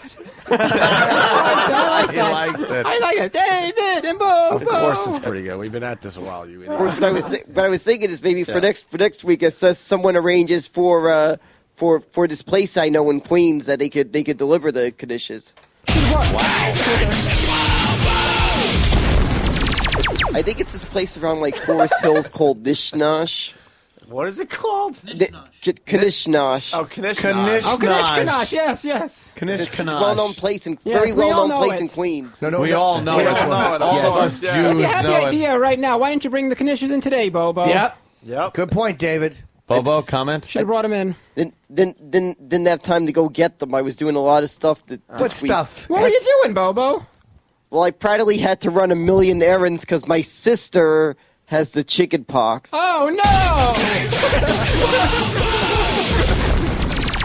The chicken no! pox. Your sister, are you taking care? the chicken How many years this? Wait, isn't your sister older than you? And she's how old is she? No. You talked about her sister. She's younger. Oh, Everyone she's knows younger. that. She's younger than me. My God, everyone knows. You asked him 9 times. Bobo, are you taking care of your sister? Are you taking care of your sister, making her feel better? Yeah. I had to help her out with everything. I had to drop off this, that, the other. Oh, that sucks. Does she have like marks all over her body from the chicken pox? It's like all over the place. Yeah. Well, itchy and scabby. Like a bunch of dots all over her, right? Scabs? Yeah. I had to babysit her dog the whole week.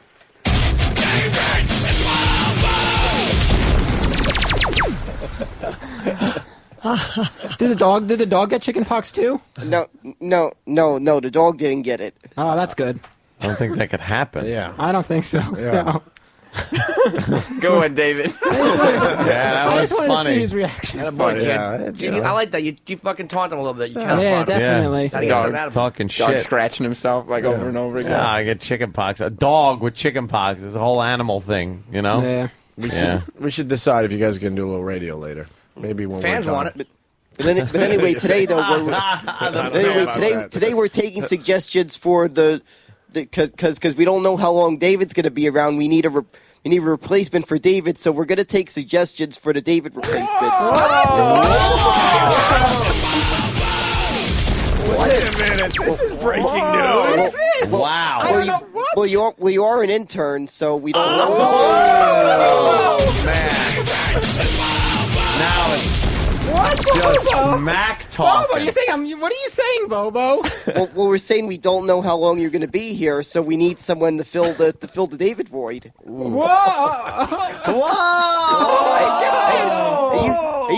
You could help find the guy that'll take your place also. How degrading. Bobo, are you calling me out? Are you saying I'm at my internship? I'm out of here. That's it. No, what are you saying there, Bobo? No, I'm saying I don't know what he how said long you're going to 3 be. times already. I already said I'm not sure how long you're going to be here still. So David, he's saying I want to make sure that there's someone that could still fill that role. What are you saying? Right. Oh, Bobo. Well, he's makes a good point because he'll always be a listener. Will you always be an intern? No. See, his job's safe as being a listener. You can always be a listener, easy. yes. Yeah, see? Yes, so I'm thinking of maybe the Rich Voss will be the first choice. Wow. This was a suggestion I got, by the way, that Rich Voss would be the guy. Yeah? Really? Who suggested it? One of my neighbors. Jojo and Bobo. One of my neighbors. Hey, Stalker Patty is here. I noticed she just walked in Where's in a that lovely pink jacket that looks like something a kid wears to fucking nursery school. Hi, Patty. Hi, good morning. Hello. I suggest morning. that we do the Dave and Bobo show today, and just for a goof, we throw Patty in as the whole. Guys, they're good. You know, you guys. I'd make a good hole. Let me tell you something. In radio, you guys are good. You know, I like the camaraderie, the guy talk thing, but let me tell you something. You're never going to get anywhere unless you have a female on the show. See, a girl on the show opens up the show to the female demographic, and she could kind of keep you guys in check. You get a little wild, you two. She's the one that could step in and say, hey, guys, take it down a notch. And I think that's what you guys need. Okay, I agree. Just saying that makes me want to fucking vomit. I've heard it so many goddamn times. Patty? Yes. You're going to do the David and Bobo show later. The what show? Oh, right, the Blank and Bobo. The what show? The Rich Voss and Bobo show. Oh, I'm the sorry. what show? Yeah. Yeah, Patty, you're joining the David and Bobo show today as the whole. No problem. Well, it's a big problem. Huge problem for the listeners. Massive problem. Now, guys, stop it. Now.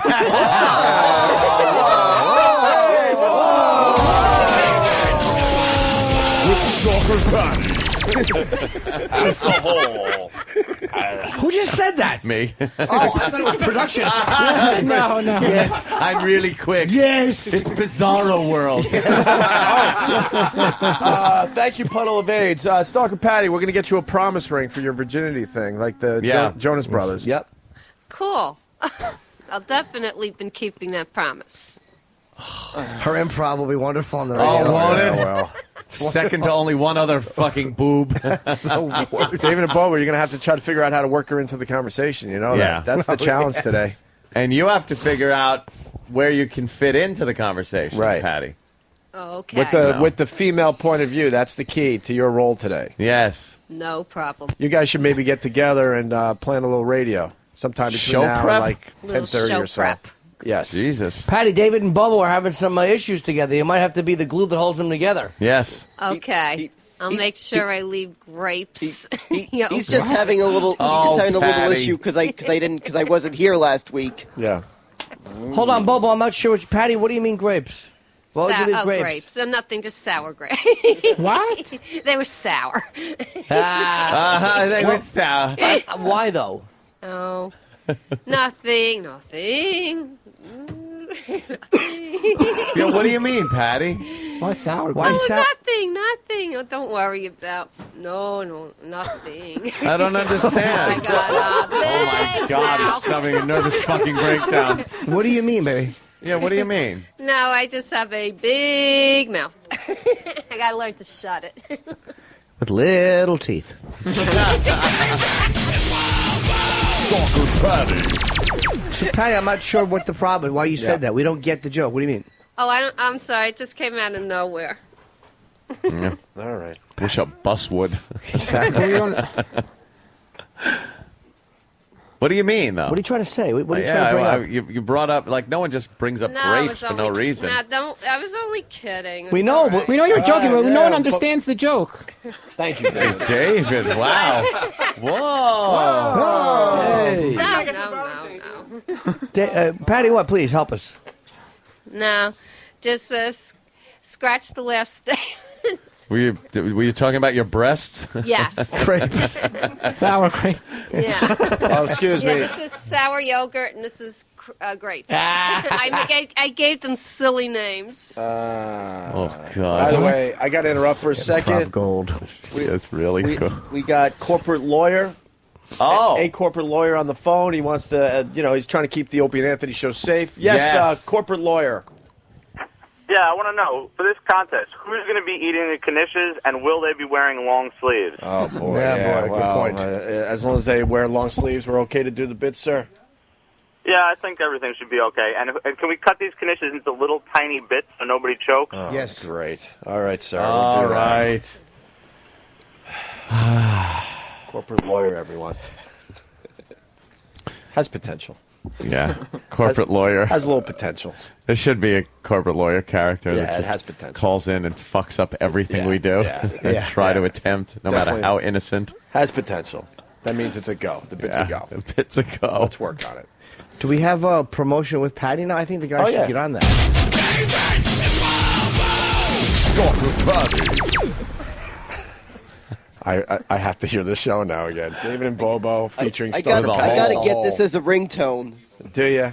Yeah, it's cool. Why? You'll never hear it. Yeah. Who's calling? that was gold. That was a good one, Jimmy. I never hear it. Yeah, his social networking I have to is get like this through it's the the pizza tone. guy in the neighborhood.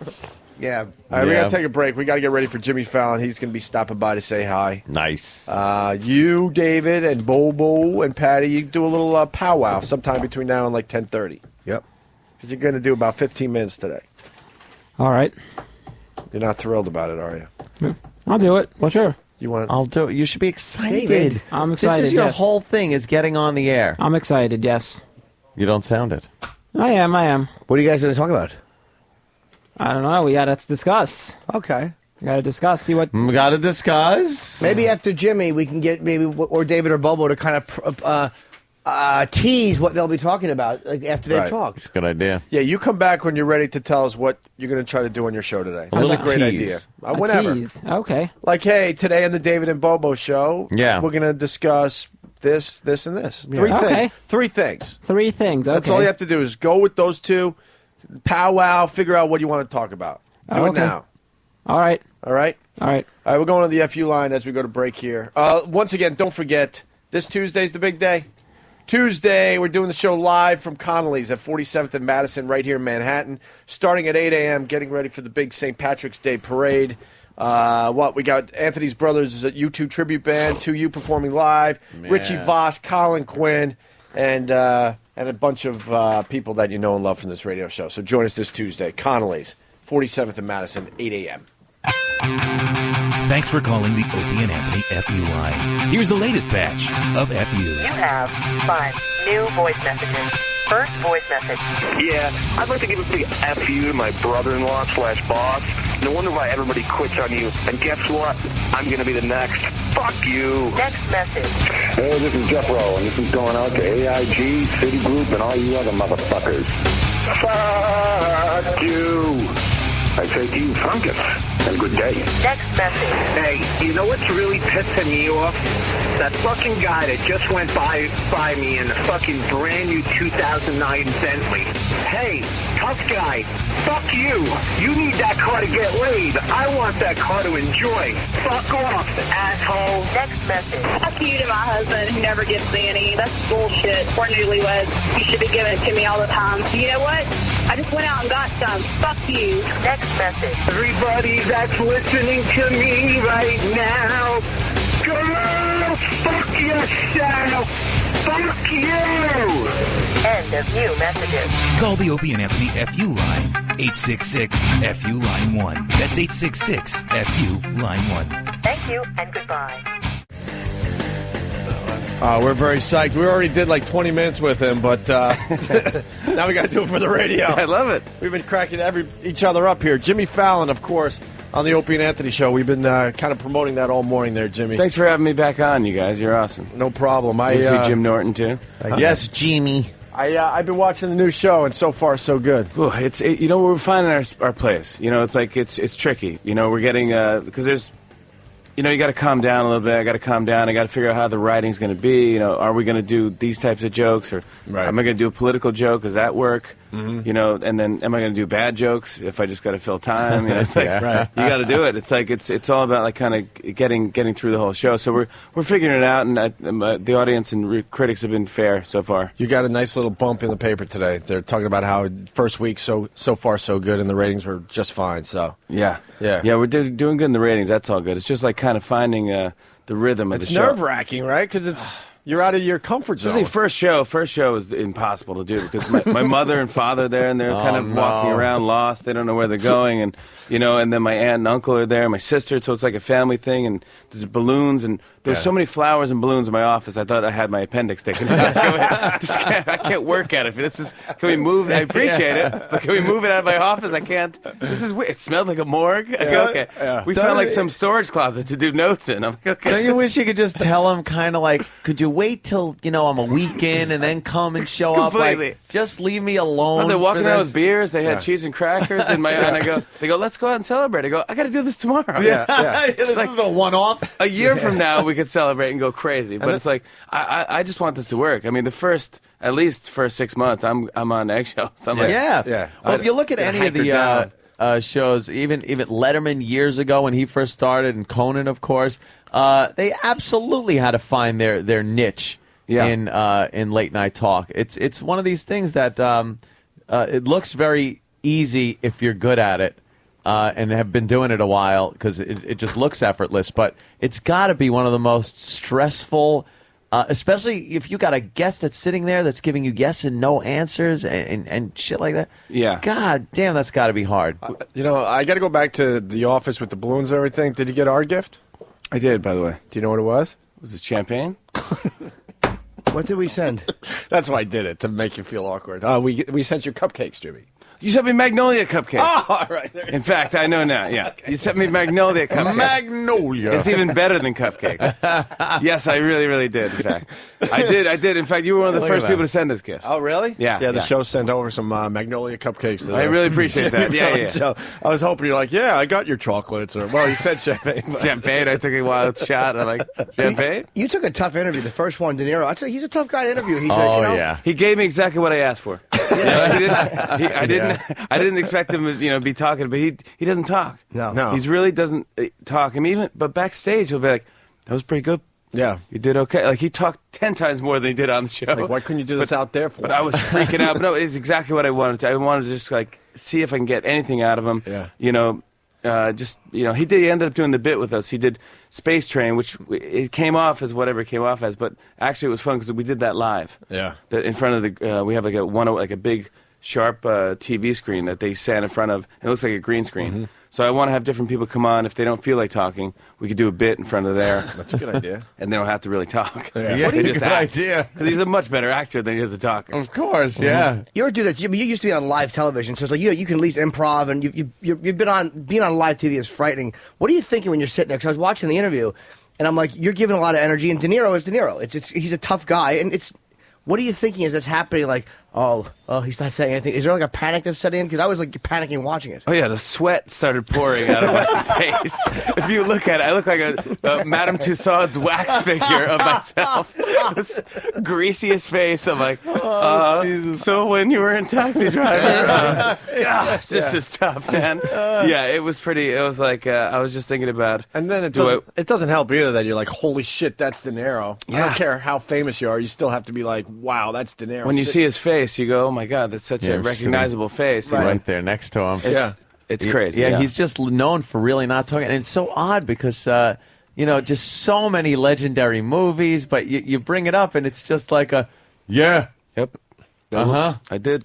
I did. Yeah. I did. All right, okay. thank you. Do you live in New York?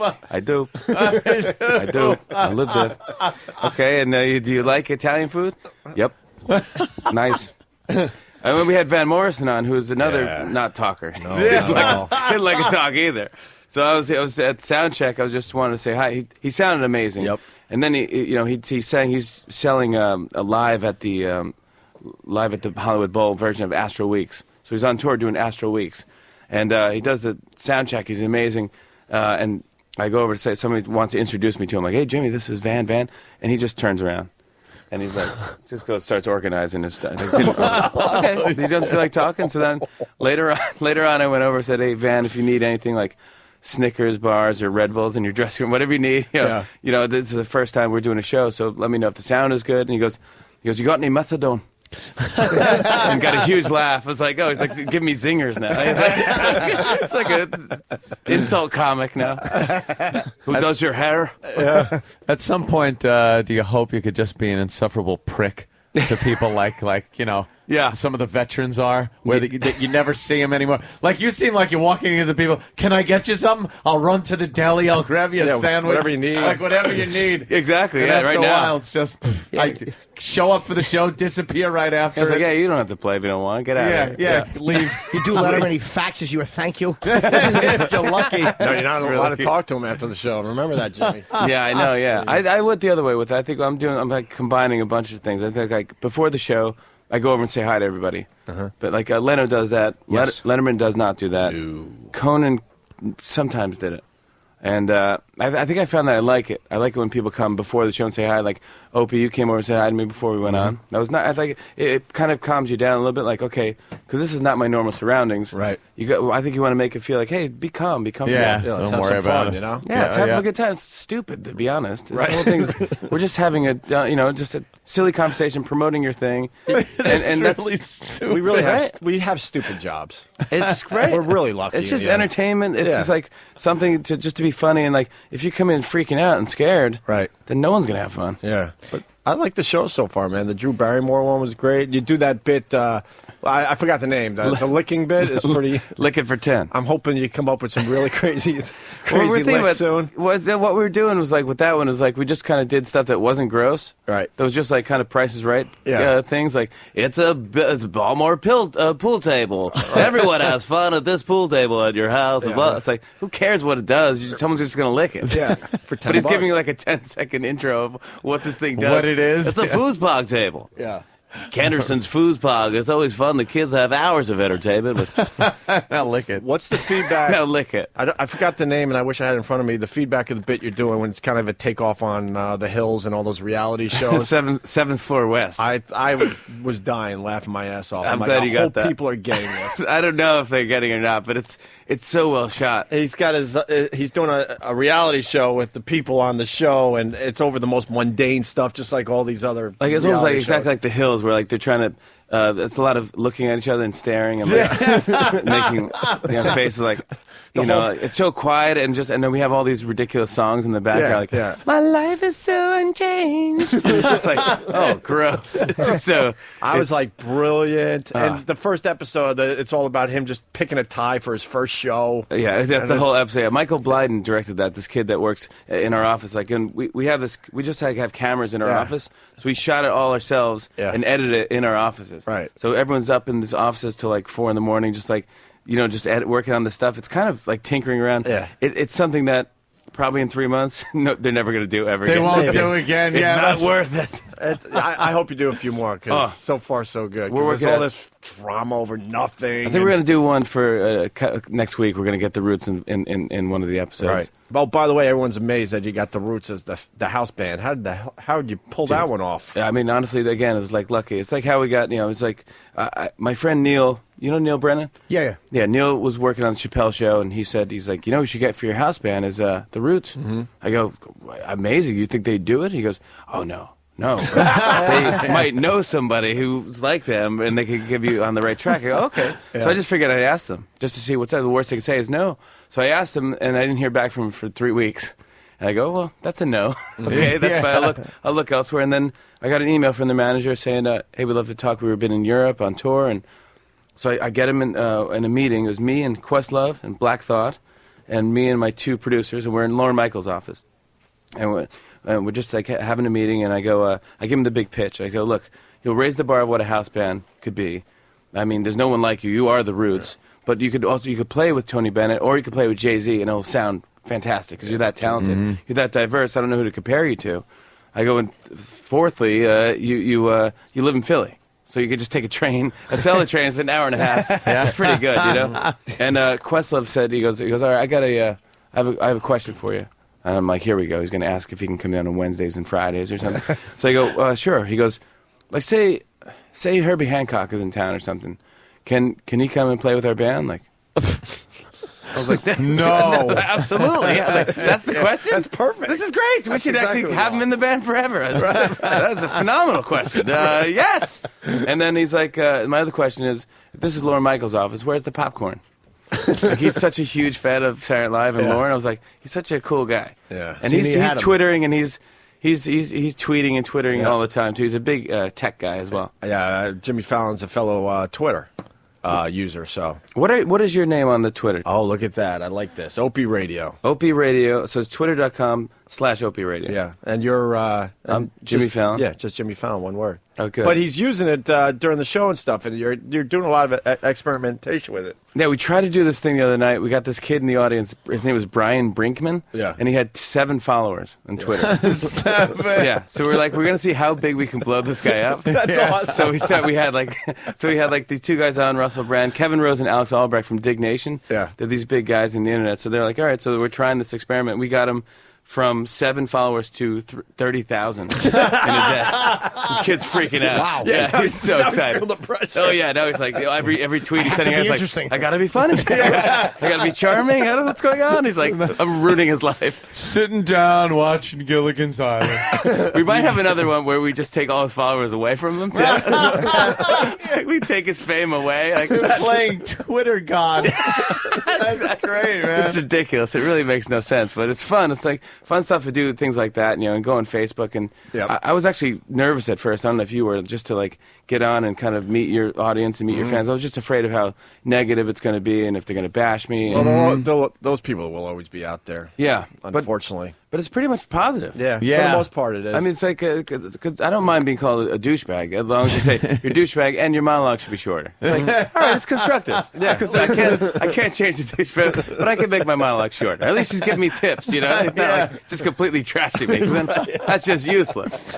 Well, you're not replacing the guy in an aggressive way, like because Conan's stepping, to go do the Tonight Show. So it's not like you're coming in where they fired Conan and people are resentful. It's like everybody knows that Conan is voluntarily going. So it's like, all right, that's a cool open spot. So they're not going to just hate you for being there. Yeah, because Conan's going to be on at 11:30. Yeah. So he's coming. Yeah, I didn't kill everyone's Conan. Right. You're so right. That's we made a joke about that in one of the websites. Like, it's the guy that took Conan away from you. Here's Jimmy. Like that's not what we did, but it's been interesting. Like figuring that whole thing out and booking guests and.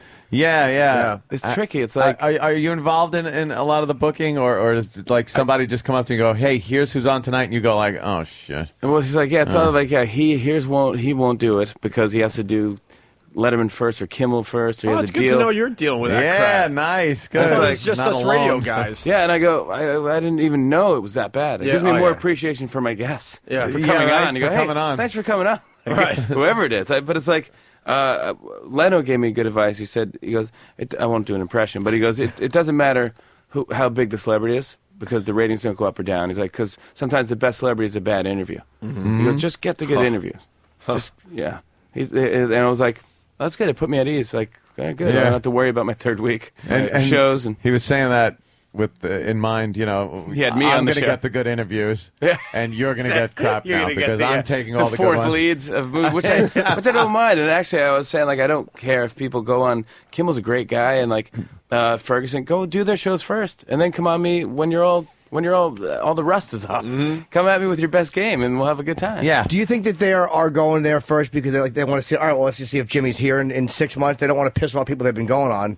They're probably playing that game too. Where they're like, Probably. well, let's just see if he'll be here and before we commit to it, and then Right. piss off Jimmy Kimmel if he's gone too. It's probably that as well. Yeah, I think there's other thing they're doing now. They're making deals, like studios are making deals with talk shows before they make the movie.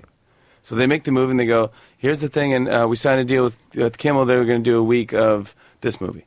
And you do this, and Letterman will do a week of this movie. And he's like, so they sign deals before the movie's made. Wow. So I don't have a chance. And then you don't even get, you don't. But I get a him second chance week. It's like, all right, you open at number 3. Let's go see if you get the numbers out. To be honest, yeah, it's like I want our show to be. We don't care about that stuff. Yeah. Right. We want to be like the peaceful show where it's like, good, come on after everyone. I don't care. It's very fresh. When you look at the Jimmy Fallon show, it just feels fresh. Thanks. New, and because we were just talking about the tech thing right before you came on here. You know, you have no problem talking about your iPhone and other tech stuff, and we had the social networking. The Palm Pre we had on our show before anybody. Yeah. We had it last week. This kid Josh Topolsky from Engadget.com. Yep. He brought this new phone.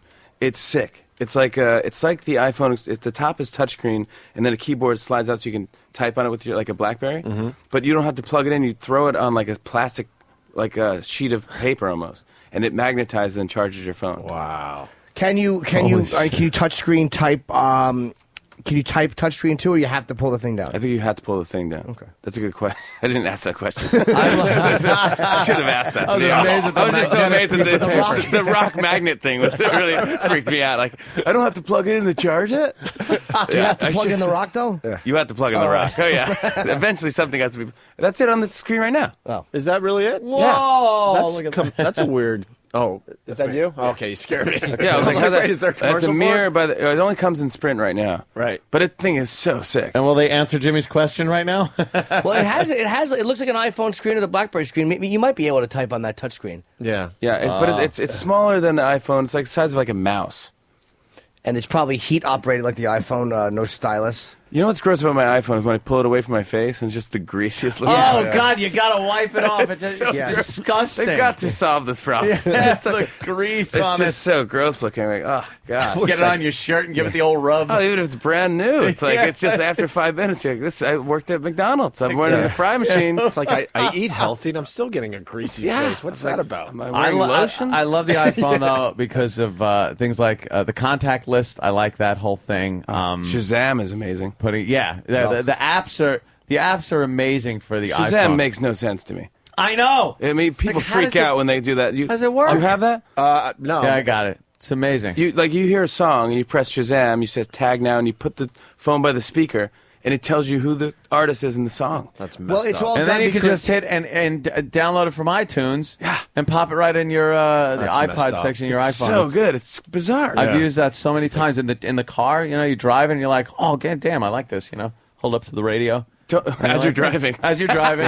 The other hand, you got a coffee. You're Yeah, like, yeah, who's whatever, driving? you know. Drive with your Who chin. doesn't text and drive at the same time? Texting and driving What's wrong with is you? worse than it's the worst thing you can do. It's worse than drunk driving. Yeah, it's worse than drunk driving. Because it's more interesting. Look, when I've had a few beers and driven, I don't recommend it to anybody, but I set my cruise control, and I am like, I don't change lanes, I drive the speed limit, I do everything.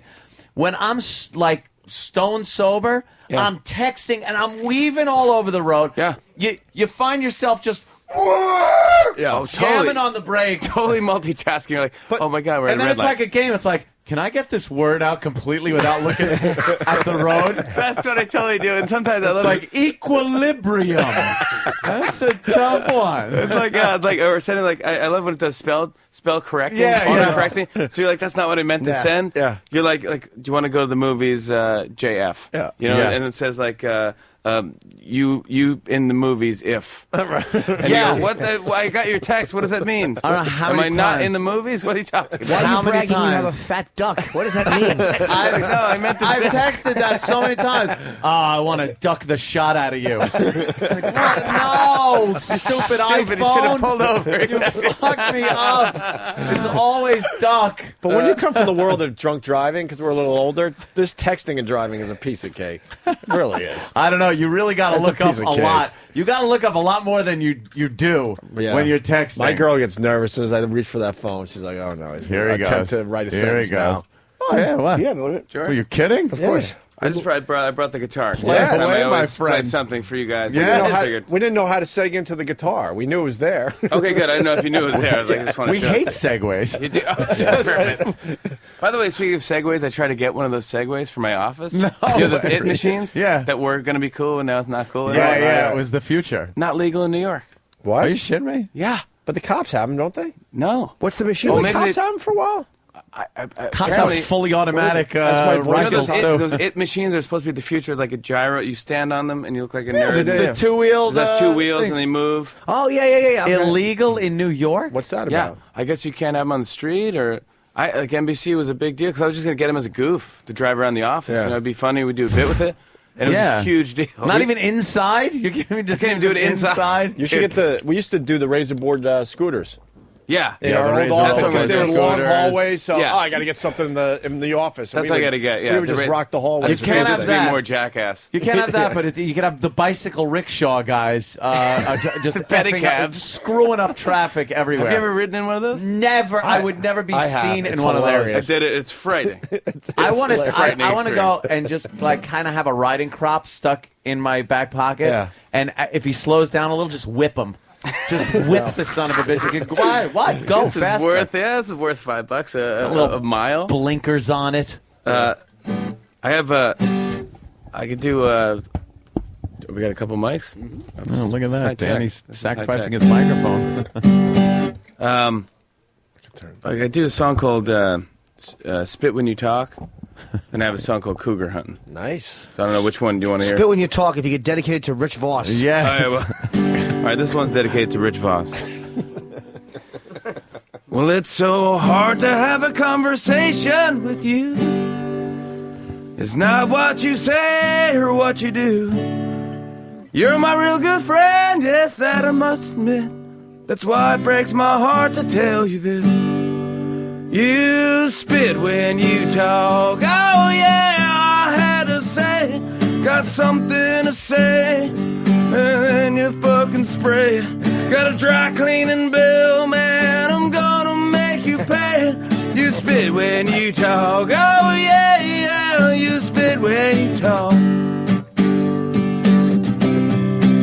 Well, at the office party, you sang karaoke, electrocuted yourself, singing Okie from Muskogee. It's not a little secret, no, it's something that is known. If you want to talk about it, can't you call me on the phone? Because you spit when you talk. Hell no, I'm just being honest. Everything I own has your saliva on it. If I talk to you much longer, I swear I'm gonna vomit. You spit when you talk. Oh yeah, you spit when you talk. Now the only friends you have are on Facebook and on MySpace. They all talk behind your back, 'cause it's the only dry place. You were so excited at the game when Jeter hit a triple. Got my t-shirt so wet that everybody saw my nipples. You spit when you talk. Yeah, that ain't getting better. I know what you had for dinner, 'cause it's right here on my sweater. If you got an interpreter, you better go and get her. You spit when you talk. Oh yeah, yeah, you spit when you talk. Oh yeah, yeah, you spit when you talk. Yeah, Jimmy Fallon, everyone. They're liking it out there on the bleachers. We're going to play that a million times for Rich Voss when he comes Every time that dummy is in. the dummy. That's kind of you just described. And it it is an awkward thing when somebody just flings it on you and, Right. and they're still talking. And why do we feel compelled to leave it there? Like, Yeah. and not go like, you know, Hey, calm down. Yes. You spit on me. It's like right by my lip. Spittle. And I got to just sit here now and know it's there and not hear another word you say because I just. You want to wipe it away, but then it'll be like, oh, did I spit on you? I was at some event thing, some like black tie thing event, and this like it was some speaker or something was just talking to me and just had like a Triscuit and cheese or something, and it was just flying at me like the beginning of Saving Private Ryan. It was like,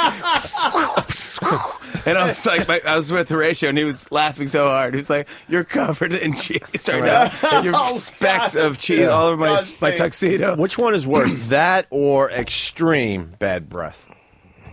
We had an old boss that we had to deal with his extreme bad breath. Flu breath. You mean flu breath? And it's like it's coming from inside. Yeah, It can fill a room. Not like you had a little onion and your breath's the breath's a little stale. This is like rotting. It can fill a room. It really can. Those Altoids sometimes. are like a joke. Altoids like I can't even do this. And every time he's like, "Oh, I got to talk to you about something," you're like, "Oh no!" Your eyebrows are melting. Oh, You're like, right in front of your face. I'll take the food over open grave breath because at least the food you can wipe off. Something about Open grave breath. But you know it's a foul, sick smell. It really is. It's violating, and it makes you hate the person for not realizing how bad their mouth smells. It's rough, and it's like no one they love says anything to them. That's what's sadder than anything. It's like your wife doesn't say anything to you, or we had a guy that had horrendous breath, and we just openly said, "Look, you got to do something." E-Rock. Oh, he still works here. Yeah, you got to do something. We haven't noticed his bad breath in a long time. So look, we only did the did guy it a service. But we only did it on the air. Oh yeah, you have to do it on the air. Off the air we Humiliate. couldn't do it, but on the air you're like, hey, bad breath, get in here. You know, there's It's some good- it's honesty. good radio. Yeah, It's good radio. Jimmy, you got to take that bit. I'm taking For the show. this advice from you. So there's I'm gonna some there's a guy honesty. on my crew that has bad Because breath. you're right, family members will never say anything, or close friends. I've seen people walk around with some of the most horrific wigs on their head. And you're like, what? Where's the family to just go, Right. that is a fucking raccoon hat. Looks nothing like any hair. Yeah. It resembles nothing. You It's should like, grab the back and go woo-woo to Norton. Woo-woo.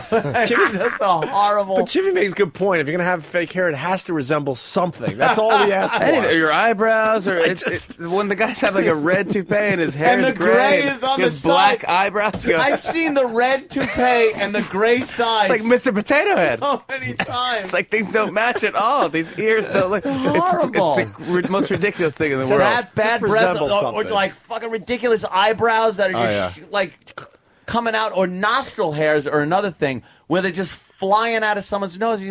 You cut it. They make scissors. They make mirrors. Yeah, Look you look in mirror there and just before go, you leave your house. That's Yeah. good. See what you look like. That's good. I look like Adolf Hitler, and I don't even have a mustache. I'll be almost there, honey. I gotta shave. I gotta comb my nose hairs. Nose hair. My nose hairs are being styled right now. I'll be right out. And we had Trump on, and I was gonna do some bit because I know his hair is real. That's his hair. Yeah. And So what is he doing? He just honestly. Is it a comb over? Everyone's though? so afraid to talk to him about it, and Yeah. he talked to me about it once. He was so normal. He's like, "What I do, I blow dry it, I put mousse in it, I wet it down, I blow dry it again, and it looks great, you know. And that's all I do. I don't see what the big deal is."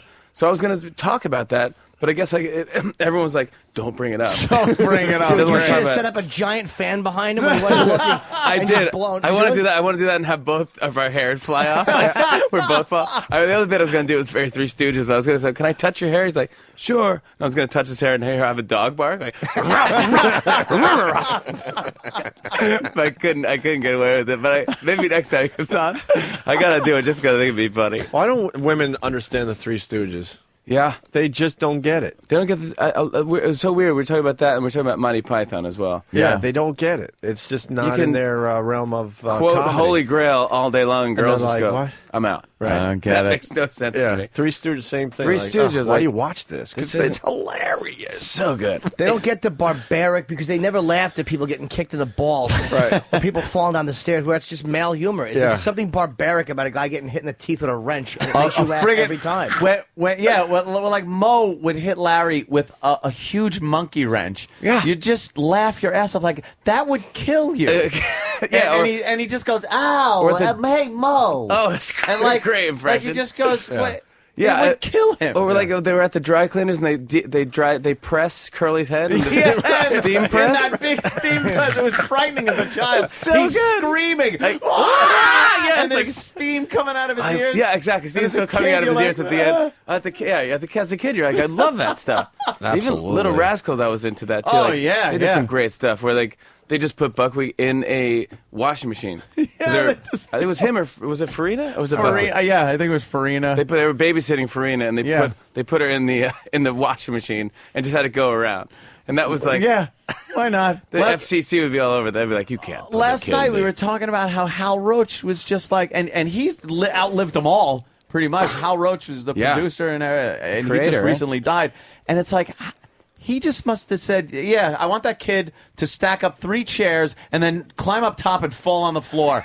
And where's the parents? All right, Hal, where's the money? You know, totally, by the way. That's bizarre. Like I always think about rules. Child actor parents. Yeah. And what do you remember Dudley on Different Strokes? Oh, my God. The best episode ever was old Mr. Carlson from WKRP trying to get Duddykins into the fucking bathtub.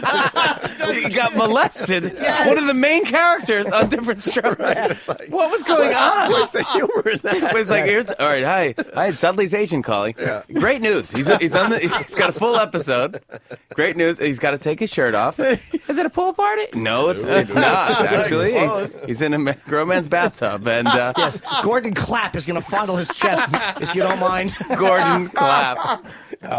Those are there was a period of time when the sitcoms just went for the very special episodes. Mm-hmm.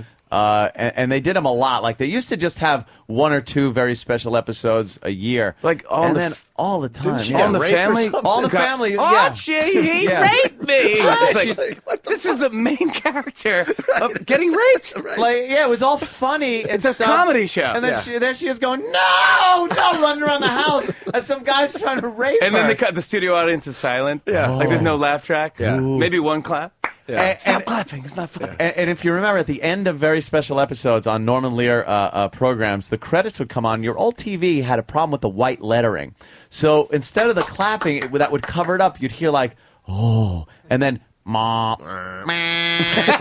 ma, as the different names came on in the white letter. And that was when you just sat there and went, ooh, that was uncomfortable. Well, they had the Facts of Life. I think Natalie got raped. Did she really? They loved the rape in the heavier special one. episode. Yeah. She was stuck in a van or something. Couldn't get out of a van. It was like a double episode, I think. When James died on Good Times, that was another one where Florida was holding it all together. And they're going, Mama, you gotta let this out. And she's like, no, everything's fine. And then she's like, oh, James, damn.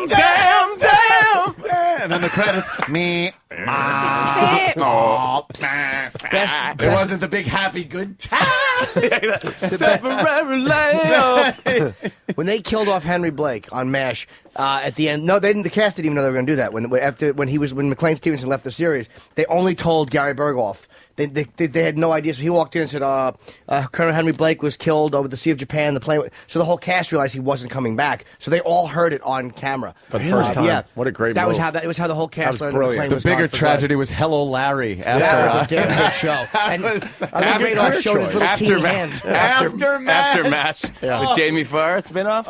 And horrible. Who was. It was Father Mulcahy, Jamie Farr, and it was the three least charismatic guys on the entire show. Radar O'Reilly was like, I don't even want any part of this. I'm going to retire. Was it Harry Morgan? Was it Harry Morgan, William Christopher, and Jamie Farr? I think those were the three that did Aftermash. Oh, look at that. We got a little musical interlude. See, we produced this show. From the movie, by the way, not the Yeah, I know. TV series. Good job. It's unbelievable. I'm trying to do an Alan Alda. I'm trying to. Jimmy does a great Alan Alda, but only one word. When he says, yes. Yes. Come on, that's good. That's really good. Yeah, I don't like to. Speaking of Jimmy, Just one word impression. Jimmy wanted to ask you, but I will. Did you get a picture with De Niro?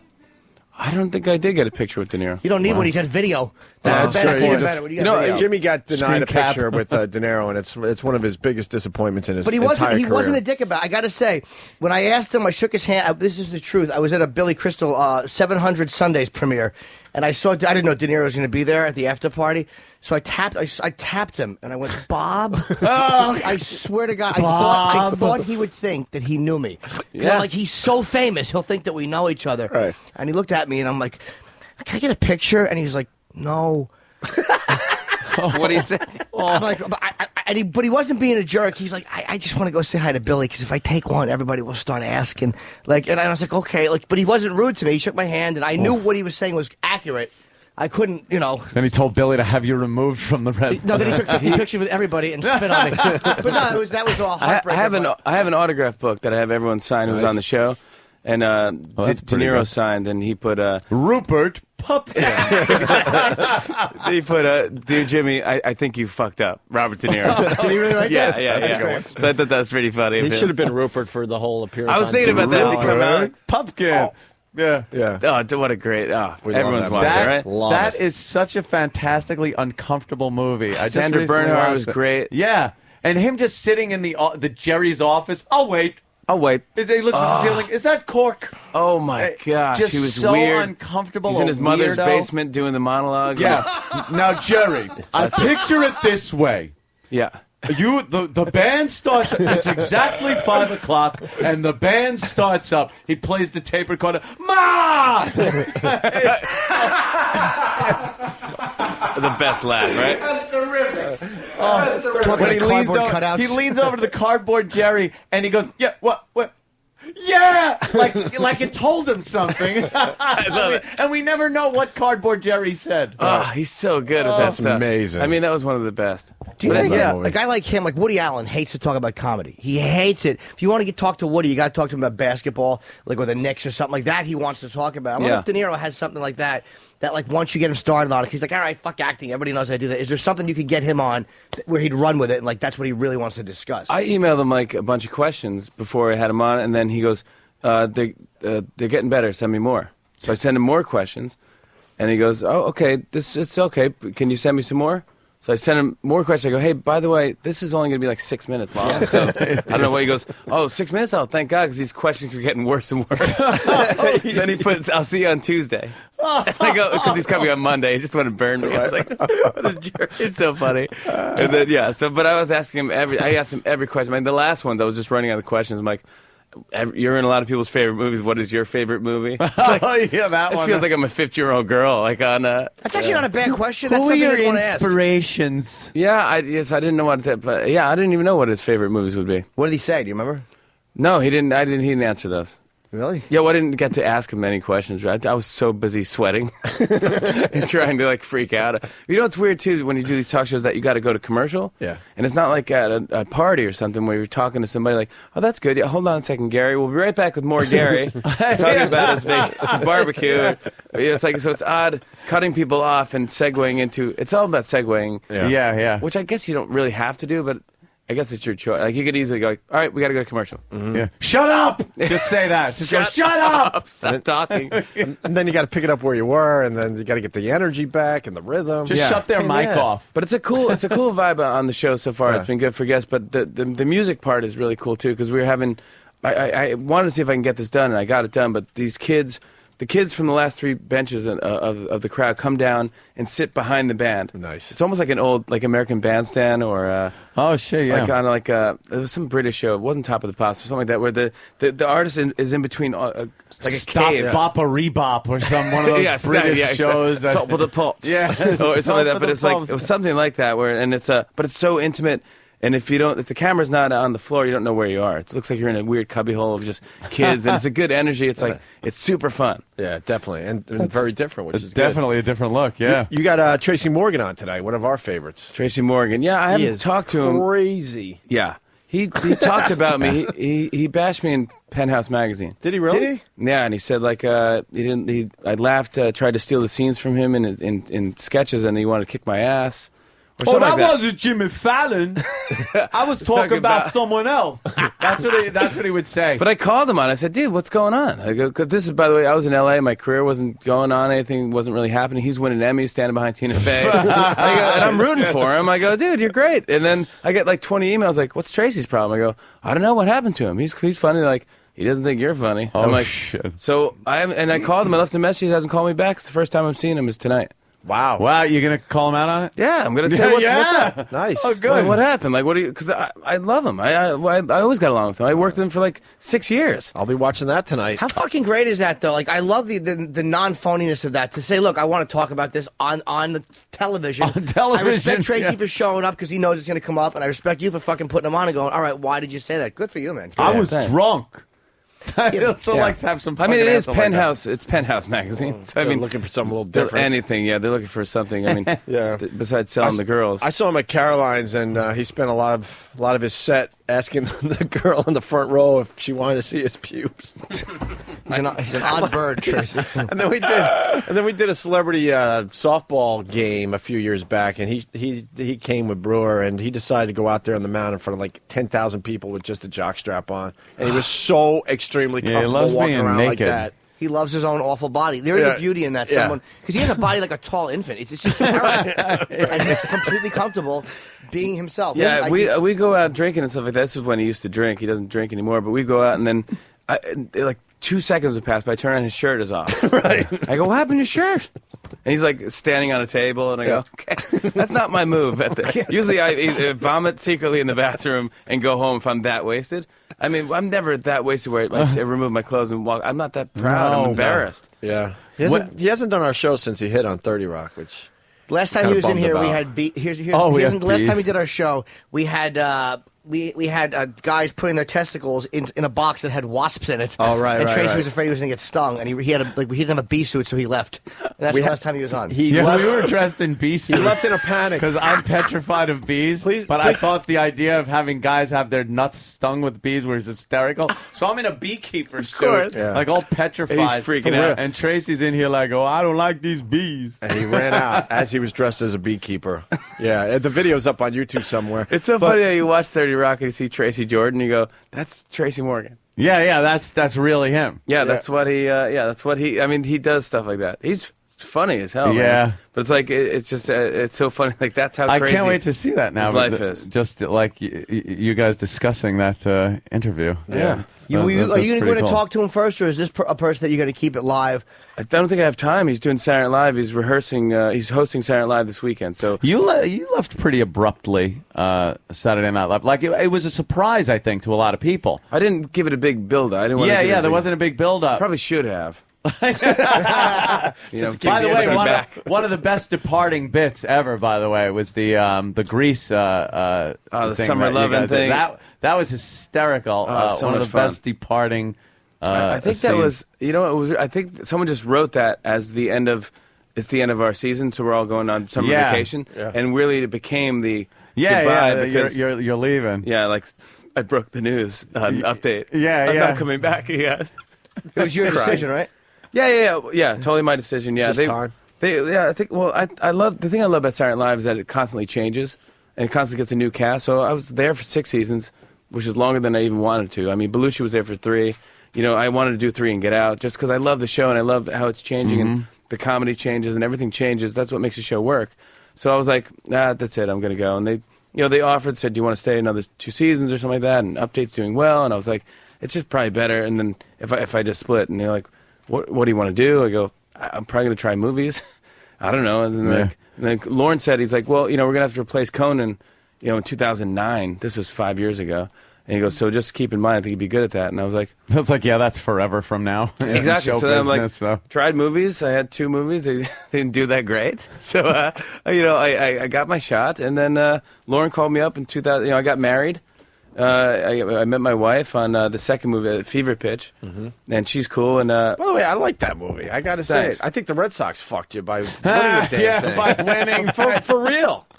It was amazing though. I have no problem saying I really like that movie. Thanks. But it was the same year the Red Sox finally decided to win a World Series for the first time in over 100 years, whatever the fuck. 86 years. Yeah, that was really important to the movie you were making. That you had this curse. Yeah. But it was actually, it almost came to like a greater ending than, because it almost like a fake. If we had them win, people would be like, this is bullshit. Right. There's no way. They don't win. I mean, this is crazy. Yeah. It was, Red Sox fans are phenomenal. Yeah. They really, really, really get into it. It's like a religion. Yeah. Like, they weren't like hooping and hollering and jumping up and down. When they won, they were just crying. They were like weak. And it was like, it was a serious thing. They were on the phone talking. They put Dad on the phone. As a Yankee fan, so was I, by the way. Yeah. I was crying. Were you rooting for you wanted the St. Louis to win?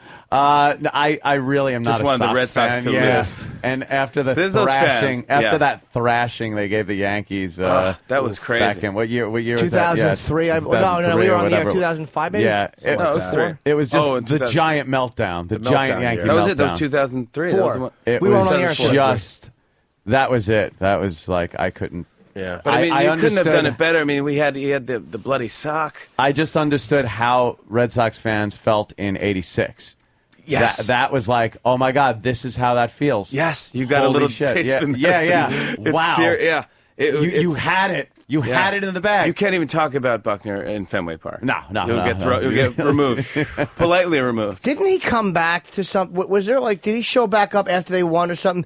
There was something that happened with him and Boston fans. It wasn't. I think they brought him back to throw out a pitch or something after. Yeah, and the crowd cheered for him. I guess they realized that they really. We offered him to be in the movie, and I think he was like, "Man, yeah, I don't." He had to move. Oh yeah, that's a bad one. Out of his thing. Yeah, we were gonna have. We had Stephen King. Roller up the first base. Let's behind the bag. Oh, jeepers. Mookie Wilson, Ray Knight was coming home. Oh, God, it was unbelievable. It must have been hard. It was a great documentary where Dennis Leary was really funny about that stuff. Yeah. Did you see this on HBO? I saw that. God, he's so funny. About the Red Sox curse. Yeah. God. And I think, there's another comedian that was in it, Mike. Di Stefano, Birbiglia? Not Birbiglia. He's a Boston guy. Mike O'Malley. Mike O'Malley was telling this funny story. I think he's talking about how he's calling his brother, and he's dialing almost every digit because the Sox are about to win, and he doesn't press the last number. It's like until just wait, and then it just never gets a chance to press it. He couldn't do it. He just cries. It's just a great HBO documentary about the Sox losing. It's just great. They're saying you have to go. Yeah, this is going great, but Jimmy really is a busy man. He's a busy guy these days. Wait, real quick. What about you said something about Stephen King because he's a big Red Sox fan. He threw out the first pitch in our movie. We had the fake opening day, and we called Larry Bird, and Larry Bird was like, he's on a family vacation or something. And then so we got Stephen King to throw out the first pitch, and he was like, he threw it out, and he's like, if the Sox lose, you better not blame me. You can't do this to me. Like, I'm doing the Farrelly brothers a favor. Like, he did us a solid. Let me ask Jimmy Norton. If Jimmy Fallon called you and said, look, you want to throw out the first pitch in my movie, but you're on family vacation, how would that play out for you? For Jim Norton, it would play out very well, because I have a career that I'm working on. Yeah. If I was Larry Bird, and I was a Hall of Fame player, and I wasn't promoting anything, I would go, I'm on a family vacation. There's a difference when you're a retired NBA guy and when you're. That's real fame. That's what I'm saying. Like, I'm on a family vacation. Dude. I don't have time for your silly movie. But Norton would kick his mother into the river. Yes, to get up regardless to of your Boston. film offer, I would do that. Right. We got to get Jimmy out of here. Doing a lot of press today, or just kind of? I'm doing Oprah after this. Oh, us and Oprah in the same day. We actually canceled her to have you on. Yeah, exactly. I bumped Oprah to make room for you guys. That's fucking. I'm huge, doing Oprah. man. I'm doing That's Larry awesome. King tonight. Oh my God. Yeah, I got. We gotta take we that. do our Larry King. How bit. important is the microphone? Yeah, tell me. Do you think suspenders will ever come back in style? I'm trying to have a comeback here with the suspenders. So, Jimmy, you're on what time? What His I go to bed at 7. Yeah. What time are you on? What is a DVR? And is it dangerous for our soldiers? Oh, Larry, you're How important are the Let's laughs? take a caller. How important are the laughs to comedy? He actually, we started this whole thing when he actually asked a skateboarder, that guy that did that huge skateboard thing. He was fell on a to half earth, pipe remember? And fell like 50 feet. Ridiculous. And it was all over YouTube and everything. And he was interviewing that guy. I guess they had nobody else to interview. And he ran out of questions. He said, how important is the board? The skateboard. It's like, well, when you're skateboarding, it's all important. Pretty much everything. The guy's moving, Larry. fixing his IV bag. Yeah, it's pretty important, Larry. We'll be right back after I change my colostomy bag. Hey, that's great for Jimmy, man. Genius. Larry King, Oprah today, and Tracy Morgan on the show tonight. It might be a little. I want to check that out. Definitely, yeah. Yeah, we're gonna intense hopefully tonight. just squash it. I mean, I'm he's sure a cool you guy. will. It would still be interesting to see him walk out, though. I know that you guys have this this conflict. I mean, it will be. Very I want to interesting hear see. what he like his excuse, because he'll have a Tracy excuse. Oh, Yeah. I don't care. Yeah, he's like, That's what I said. my snake was talking. Yeah, my snake will say something that you don't even That's understand. a lot of snakes. Yeah. It'll be a good moment tonight. He was so. going to every girl in the locker room. Is like, I want you to have my daughter. Yeah, he's good like that. You got childbearing hips. That's a good pickup line. Yeah. We have him. We have an animal expert guy, and then we have Trace Atkins, some country singer. Ah, sure. damn, yeah. Yeah, good. I like Trace Atkins. No chimps on the show, right?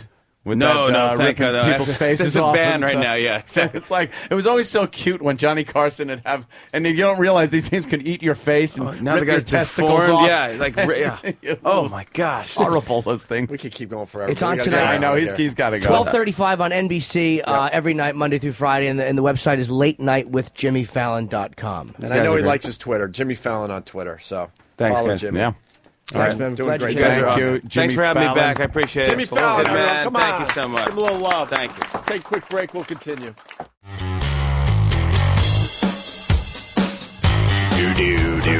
Continuing with the Opie and Anthony show. I didn't even know that. Oh, yeah. Can we tell the audience that? Because that makes sense. I don't want to hear that shit from the audience. Yeah, we're a few of the hardcores. The hardcores got to, like, relax just a little bit, please. Little bit. Little bit. They're complaining because we're leaving at 10:30. They're a little confused. We're actually, now that we lost, like, the CBS thing, we're actually doing more radio. And most people would be like, what? Because you're leaving before 11. Trust me, we are. We're doing about 45 minutes extra radio at this point. Yep. It's a weird little math problem, but we are. Because we don't have to do commercials anymore. Danny just explained that the breaks we take used to be about 9 minutes at CBS, and they're 4 minutes here approximately. So you do like 6 before 9 o'clock. It's an extra half hour right there. There's no walkover. Yeah, all that would usually be cut out of the replay so you could hear the entire show. If we go past about 10:20, which we are, we have to start cutting the show. So if you're listening to the replay, you're definitely missing some of the show. Yeah, from 9 to 9:30, we weren't on. We weren't on from 9 to 9:30. And then, like Jimmy said, you tack that on to the breaks that we're not taking, and that's a lot of extra show. Even though the show might end at 10:30, you actually ended up with way more radio. Clam up. Well, for the people that have a brain, here, in simple terms, if the show went simple arithmetic, 1, 2, 3. Yeah, if the show went past 11:15, the old days, meaning when we were doing regular radio as well, Danny would have to start cutting the replay. Now we can simplify it to this: when we go past 10:30. He's got to now start cutting the replay. Yeah. So there's a 45-minute thing difference there. The easiest way to explain it, I guess, is now because of no CBS things happening. Pretty much for every minute that goes past 10:30, I have to cut a minute out of the replay. And that used to be after 11:15. About that, old school. And since the entire show is gold, there's nothing to cut out. That's right. So that's trouble. So everyone should. You're not supposed to laugh at that. Should simmer down. Hey, I love telling people to simmer down. They hate it. David and Bobo are going to be doing a little radio show for us today. They rested a week, so it's nice and fresh again. Oh, yeah. And we redid the David and Bobo stingers. Here they are for the first time for everybody. Me, so Holy shit! You know what? That's perfect. Fucking yuck. Derek. That bravo stinks in a good way. That is perfect. Ugh. That is perfect. I never want to hear that again. Oh, well, we got another version though. Do you like that one or this one? Which one are you going to hear a million times today in 15 minutes?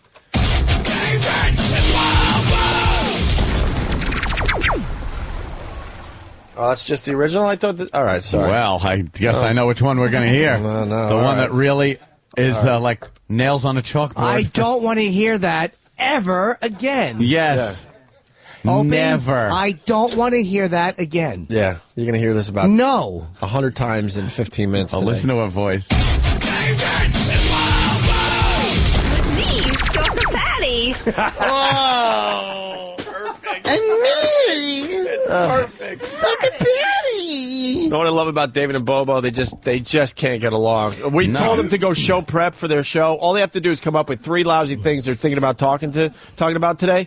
David says they're not ready to tell us what they're going to talk about on their 3 show. things. Hold on.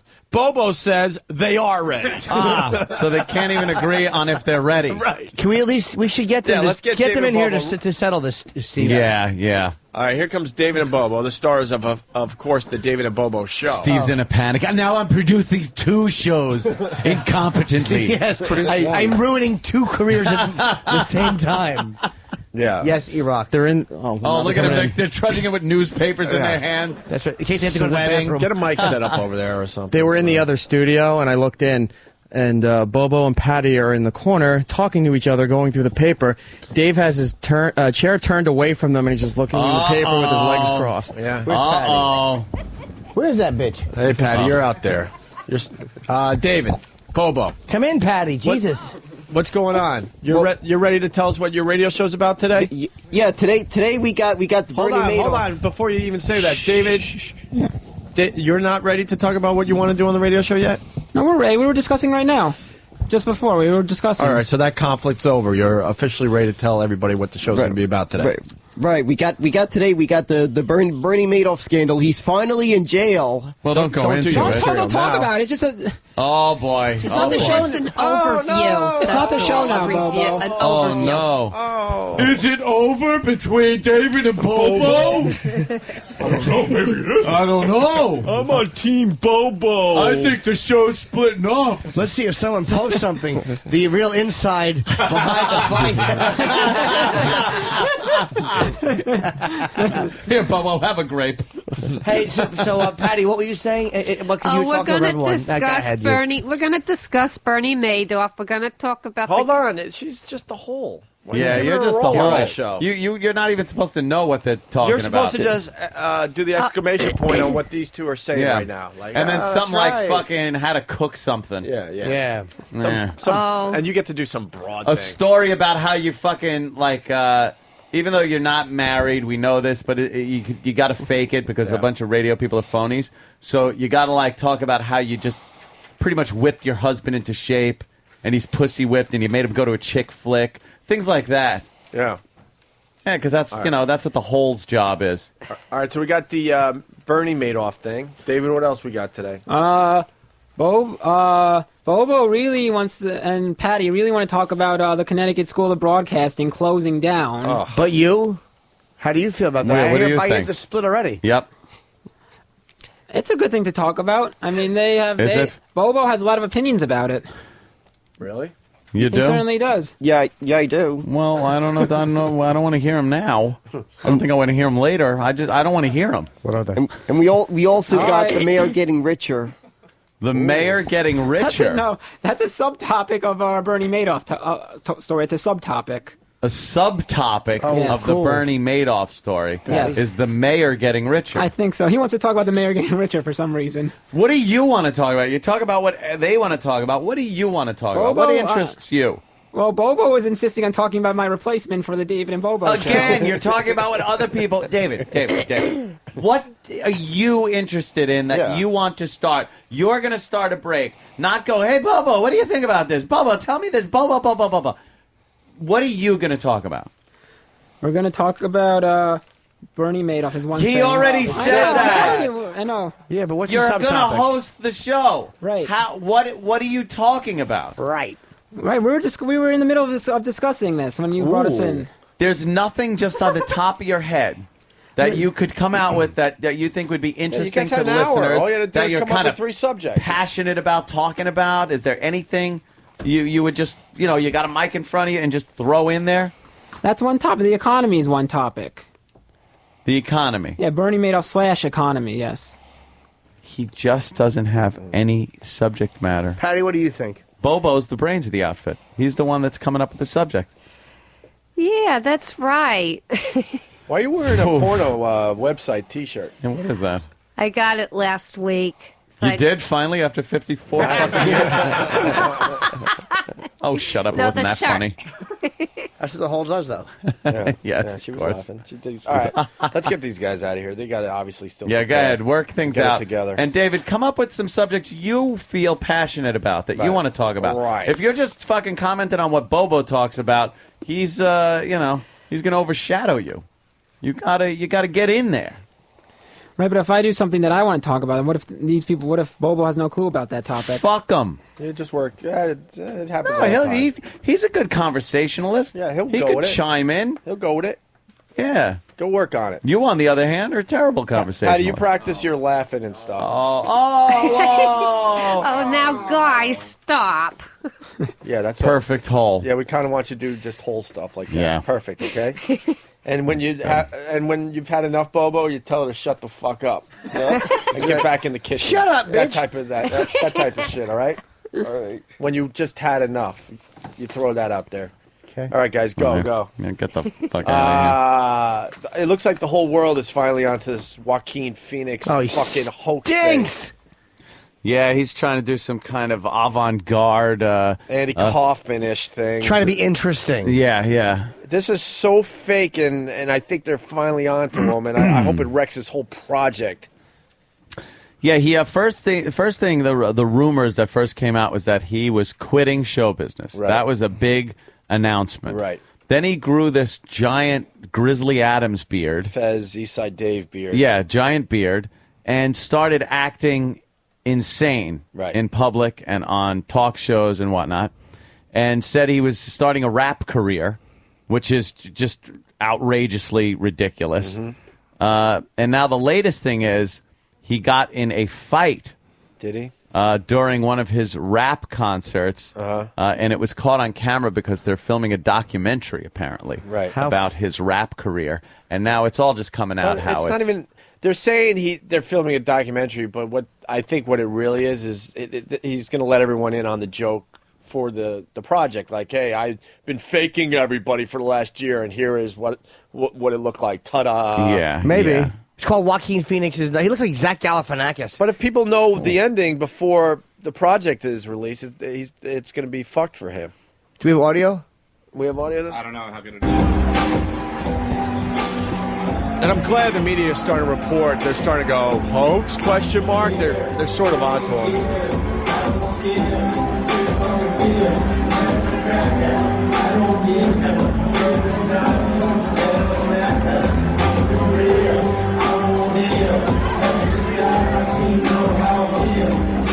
What happened to Commodus?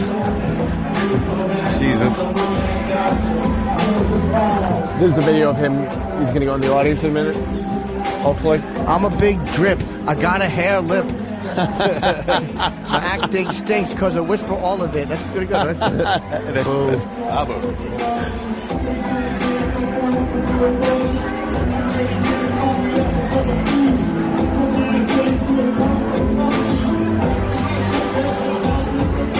This is just... He's wrapping his glasses and his corny beard. in a suit. Now somebody's... Jesus, how long is this crap? It's endless. This stupid fucking preacher suit. Yeah, we might be stuck here, so we'll monitor it. We might be singing forever. But it's so fake and corny. Stephen S. is like, is he doing a Borat thing? I think it's like a Borat meets Andy Kaufman type thing. Oh, there he goes. Oh, there's it.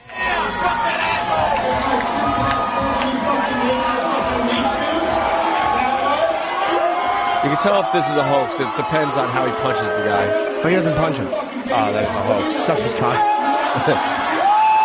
This Voss's show.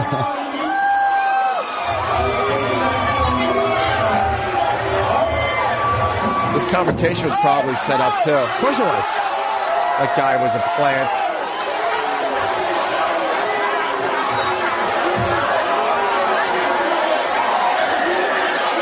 Can't really see the fight. Perfect. Fucking terrible. I don't get it. It fucking stinks. I don't get it. If he wants to be interesting, he should fucking go hang out in front of the Viper Room for a little while. I think his cover's blown. I think people are onto it. Yeah, at first you it's weren't a really big, sure. You're like, wow, you hear about it, Joaquin? Yeah, like maybe he just Something's lost his going mind. on. What's up with him? What did you find heroin or something? I And thought then maybe he just went crazy. the Letterman thing, I was very suspicious, but now I'm all in. This is a hoax. It's a phony. This is a hoax. We'll see how he spins it. Yeah. Spins it now that more and more media are kind of onto it, I think. You should be embarrassed by the transparency of this. It's like your attempt to be interesting is embarrassing. Yeah. Right. It's embarrassing. Yeah. All right.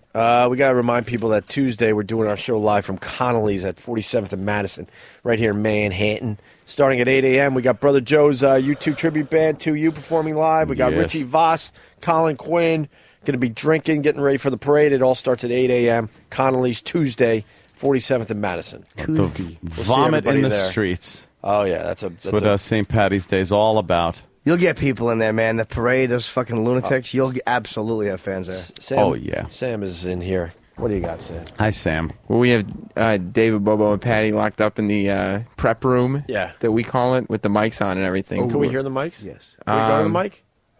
Yeah. That would have been the thing to do. Give us a second. Yeah, we're recording it. Oh, you're just recording in it? case. But Prosperity. David has had it with both of them. Oh, really? Like they're both kind of going back and forth with ideas, and David just sits there and he's exasperated and he puts his hands up and goes, I don't know, guys. I don't. Oh, really? Yeah. Yeah, give me the audio when you can. Yeah. All right, cool. We should just. What disasters? Just 3 disasters they are. Perfect. Well, the best part is that David is looking at them like, I can't believe a guy like me I has have to work with these freaks. These people. I see that in them, too. You like David, right? I love David. Yeah, I'm a big fan. Big fan Yeah. of David, man. I'm all in with David, such too, a man. Weirdo. Yeah. He's a fucking weirdo. He definitely has that, though. Oh, God. He's got such an ego for a weirdo. I know. It's like, yeah. I'm so above this. What the fuck are they doing to me? He's never done a real radio show ever. He's sitting there like, I'm trying to get my broadcast career off the ground. Right. And I have to work with these amateurs. He doesn't understand. Every time he takes the mic, he just buries himself as far as a broadcast He's career terrible. goes. He's horrid on mic. Well, we were doing that role play the other day. A lot of props for David. Yeah, he was A lot good. of props for David. You're right. Just got to find what he's good at. Yeah. That's He's all. good at sounding like a Jew. That's what he does. I was a fan of the kosher sports. I didn't Yeah? feel like we should have dropped that as soon as we did. He Might have gets to bring that back. He you gets know. very insecure, David does. Yeah. All right. So David and Bobo and Stoker Patty. That's good enough. Whatever they've already said, just get it to me immediately. Absolutely. Yeah, what else is there going to be? You know? Yeah, really. Bombshell where David Gold. fucks Patty's face. We have a quickie here. Jimmy Fallon said clit. These are always fun. Really? Yeah. We didn't ask By him that, though. accident. Why didn't we ask him? We forgot, right? I mean, not Jimmy Fallon. I'm sorry, Jimmy Kimmel. I got Jimmy Fallon on the brain today because of his appearance on our show. He's going to do Oprah and Larry King. That's great. Oprah tapes in New York, though, and in Chicago, right? Yeah, I don't know. Maybe they'll do that. That's Satellite? I'm so stupid. Satellite. Maybe they're putting him on a private plane Maybe they fly him out. and bringing him there. It's 90 minutes. Well, he's doing Larry King, who's in New York, right? Yeah, I see Larry walking around every once Larry's in a in while. New York? Yeah, Oh, Washington. every once in a while. I saw him once. So what time does Oprah tape? She airs at 4. It's not live, right? No. What time is it now? 8? I mean, so he probably leaves. He ain't flying to Chicago. He's too busy. No way. Maybe he'll be on a private plane to go do Oprah. They might fly him on a private plane. That's a long fucking day, and then tape his show Hour and and a then half do Larry flight. King live. Hour and a half on a plane. We should have asked him. Tapes Oprah, comes back. Yeah, 'cause Yeah. private plane's an hour. Twitter him. Less. Yeah. You want me to text him? Yeah, text him. I don't have his number. Oh, I don't know. Twit him. Well, we have a clip here, and do you want to set the clip up, or? Oh, stop it! You know what? You'll all be ashamed of yourselves. All right. You go ahead and set it up. I'm going to sit under the desk. Wow, they kept the clit in. They let it go, huh? That's all right. Pretty brave right there. Brad in Jersey. Brad, how are you? Brad. Hey, good. What's going on, guys? What's up? Hey, Brad. It was also noted, that whole Joaquin Phoenix thing, that Casey Affleck was also there recording the whole thing. So it's definitely all. Well, he's they're saying they're filming some kind of documentary, you know, him going from actor to hip hop artist, but I think that's the excuse to have the cameras around him all the time, and then they're gonna like kind of secretly say, no, actually what we were doing was we had this gag going on and we want to see how people reacted to it. That's my guess. Yeah, but kind of like, I think he's really doing an all-out Borat thing. Yeah. I agree. Minus the at. Because it's insulting to even suggest that he might be trying to do an Andy Kaufman thing. That's insulting. Oh, what's this monster on Maury? Secrets tore them apart. Where are they now? I don't know. Shit. Bobo. All right, thank you, sir. Oh, Oprah's in New York this week. There's your answer, Jim. Ah. She does that from time Where's to the time. bitch taping? All right. She's not listening to our program. Sure she's not. Gail King's actually a fan of our show.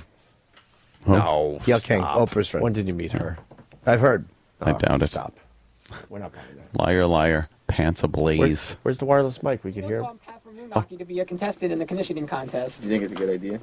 I don't know. We'd have to call out Pat and see if he agrees. So what's the contest, Bobo? Who can eat the most knishes in a certain amount of minutes? Yeah, exactly. How many minutes do they have? I'm not sure. Let's see. Is 20 minutes good? Okay, how many knishes can you eat in 20 minutes? Is that the contest? Yeah. How Well, many? no, I think it would be a lot shorter than that. I think a lot shorter. 10.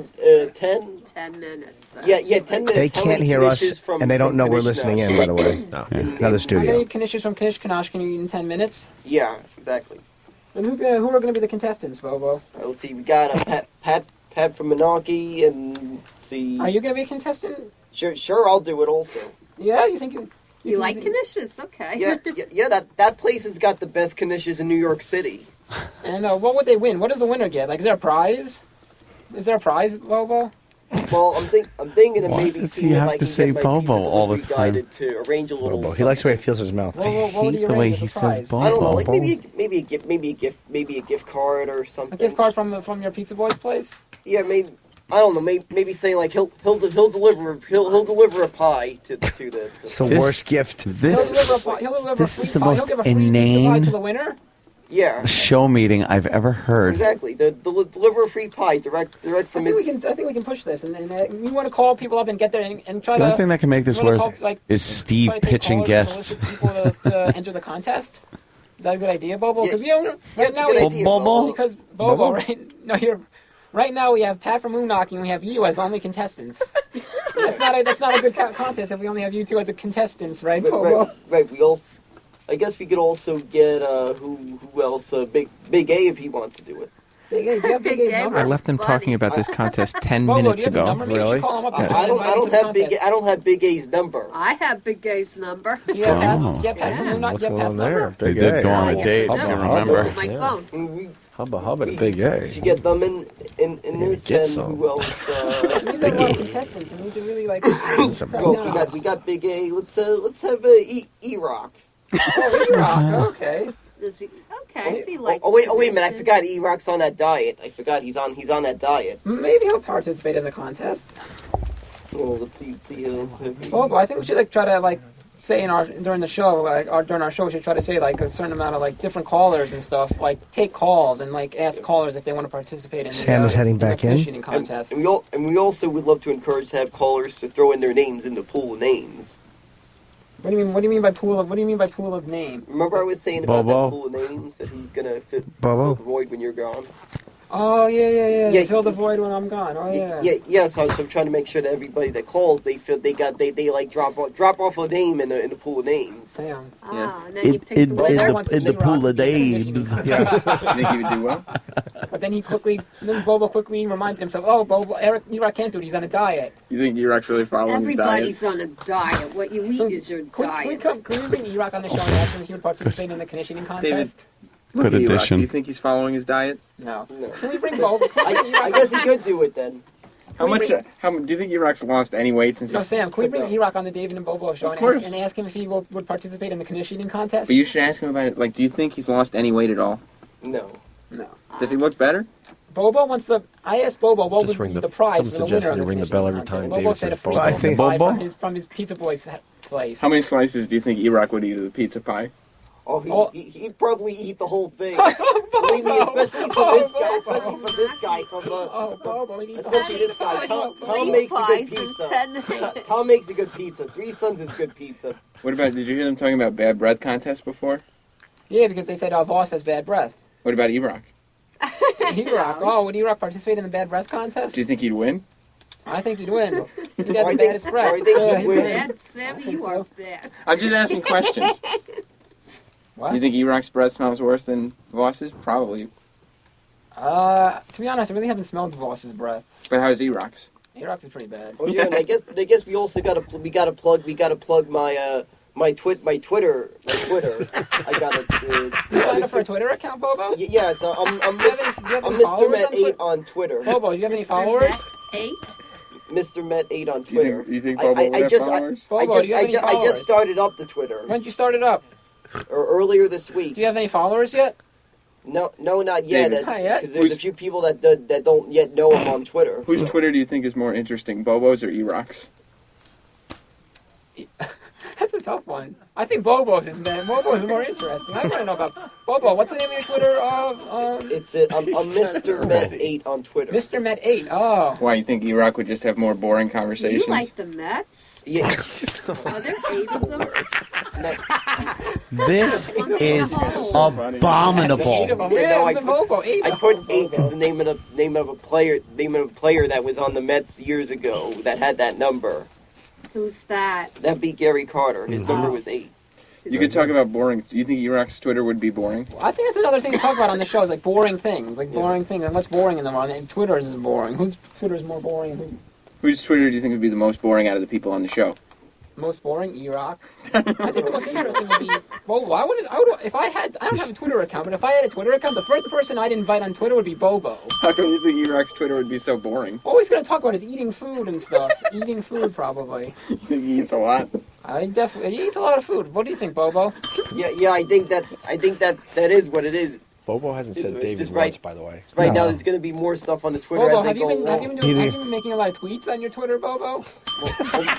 Not lately, because my uncle's damn laptop is down right now. Do you think E-Rock would talk Wait, about... why do you have to use your uncle's laptop for Twitter? Why can't you use your own computer, Bobo?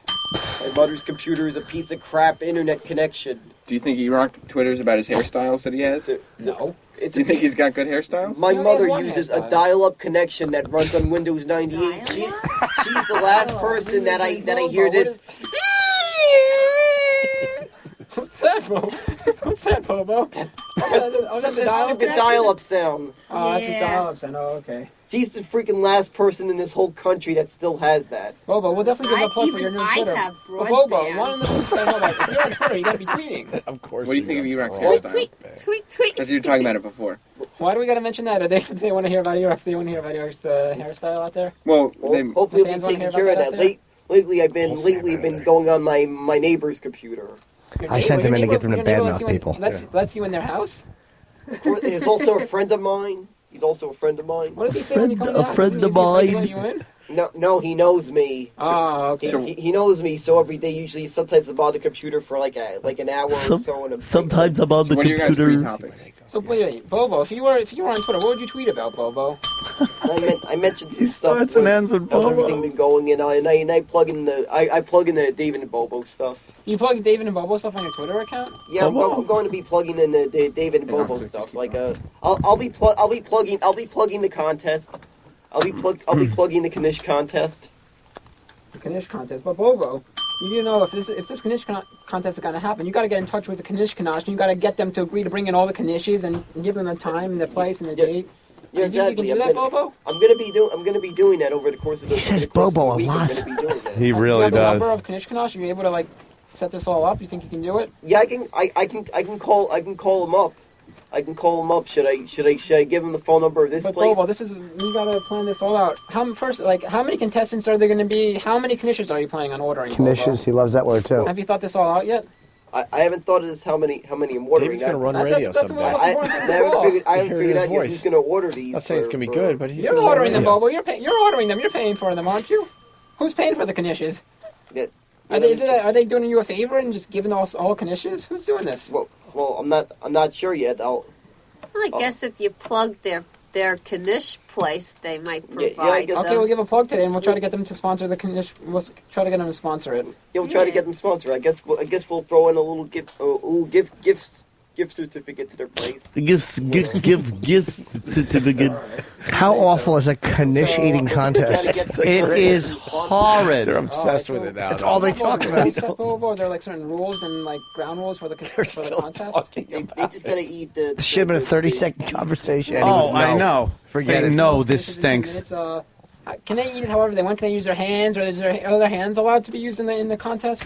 Well, pretty much you use your hands like you normally you can with your hands. Okay, so you can do whatever you want to, however People you want want to eat it. The more most Knishes in 10 minutes. All Impressions right. of Boba. They think it's hilarious. I understand. Well, and the prize is the prize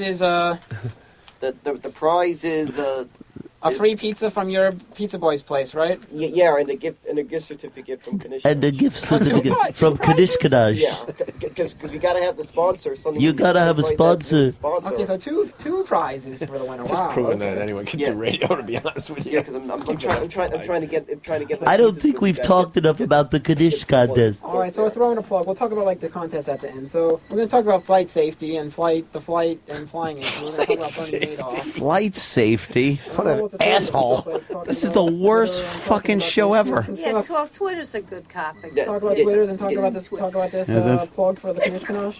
Yeah, And you're exactly. and try to get callers to ask callers if they want to participate in the contest. Yeah, we'll get very Yeah, we also interesting got to rules. mention every caller has to throw the name in the pool. Who's gonna be? The name in the pool for the name in the right. The name in the pool for who's going to replace me on the. these three in a Actually, pool. it's gonna be who's gonna be the next David. Who's going to be the next David. Yeah. We need as many names in the pool as any name you could think of that's like connected to the O&A show. Anybody you could think of that would fit the role perfect. You throw in the name and it'll be in the pool, and we'll have someone pick them. Yeah, I haven't yet figured out yet who's going to do the honors of picking it out though. Folks, I'll be right I'm back. thinking of letting you want to try picking out the name. Oh yeah, if we have all the names in the pool, how are we going to decide which person out of all the people in the pool is going to win? Well, That's we're a gonna good have point, someone. Bobo. Am I just going to randomly draw a name out of My hand hurts. I pick wins and No, I who's think your new host? we're going to pick the names. It depends on who's there and who wants to do this. I'll be right back. I gotta go to the bathroom. All right, no problem. No, but Bobo, I'm saying if we have like 20 names, in the pool, how are we going to decide which one? The Soccer Patty. All right, enough of that. They're still preparing for their Wouldn't 15-minute radio show, by the way. Wouldn't it be great They've if already she- prepared. They've been talking for over an hour about a 15-minute radio show. Wouldn't it be great if Patty walked out to go to the bathroom and they just started talking about raping and killing her? Right. All right, we're going to take a break. We got a big star outside, I hear. Big star. Who? Sam, you want to set it up ahead of time? Yeah. Who's the big star? Well, Sam will tell you. Yeah, there was a kid who called in during the Obama election. Mm-hmm. Yeah. Who was defending Obama, and he's 13, and he's here today. I think he should debate Anthony.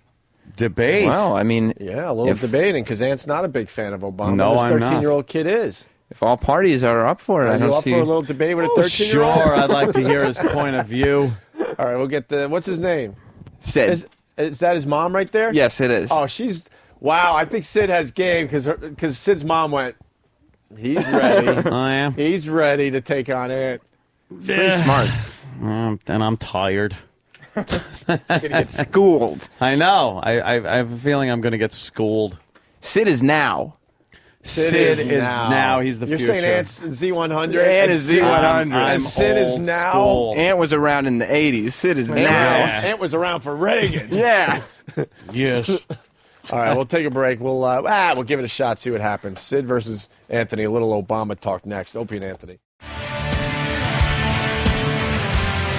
Opie and Anthony getting ready for the David and Bobo show. But first, we got good old Sid in studio. Sid, Young stand up over Sid. there. Where are you going to be comfortable for your big debate? You can sit there. Let him You want me to sit. sit with the big boys? Sure. Sid looks like a skater dude. He's here with his mom. He had a very, very good phone call with us during the election. I don't remember it. He was a big supporter of Obama, right? Yeah. You like the Obama? Yeah. What do you like about Obama? Just his policies, stuff like that. Oh, yeah? Yeah. He's a good guy? Yeah. Oh, boy, my money's on Ant. Oh, No. Well, Sid's never Oh, talked boy. it on radio before. Give him a I minute. don't I mean, he's No, got a. he doesn't seem like the nervous type, though, this kid. I'm actually scared. Shitless. Yeah. You don't have to be nervous. Yeah. Sorry, Mom. Who cares? Your mom's there, the big studio audience, a million people hearing you. It's fine. Don't just relax. Yeah. Yeah, don't sweat it. Everything's fine. Ant's an angry gun owner who just screams over people. Yeah, that's all I Relax, do. Sid. Yeah. I just yell at people. If you do a good job, we're going to give you, like, ribs from Carson's Ribs. Thanks. Yeah. I Well- need some ribs. You need some ribs? Even if you do a crappy job, it's okay. No, only if you do Still a good get job. ribs. No. He's got to do a good job. He's So what do gotta you earn the get, ribs. Sid? What do you get most bothered about? People criticize Obama for? Because Ant's been a big critic of Obama. What bothers you that people say about Obama? And you're a fan of this show, so maybe there's something that Ant said about Obama that you don't appreciate Yes. or don't agree with. I just feel like people are just very, very still. I guess not very publicly racist, but very just like inside. Except me. Yeah. I'm kind of publicly racist. Yeah. Yeah. Yeah. But you think that they're? What do you mean that you think that they're quietly racist? What do you mean? You think that they think I don't want to vote for a black guy and they want to say it? Kind of. And I mean, like, even at my school, like people just won't, like, especially in wrestling, people won't totally slam on a black kid as much as a white kid because they feel like then people would call them racist. I don't know. That's insane, though.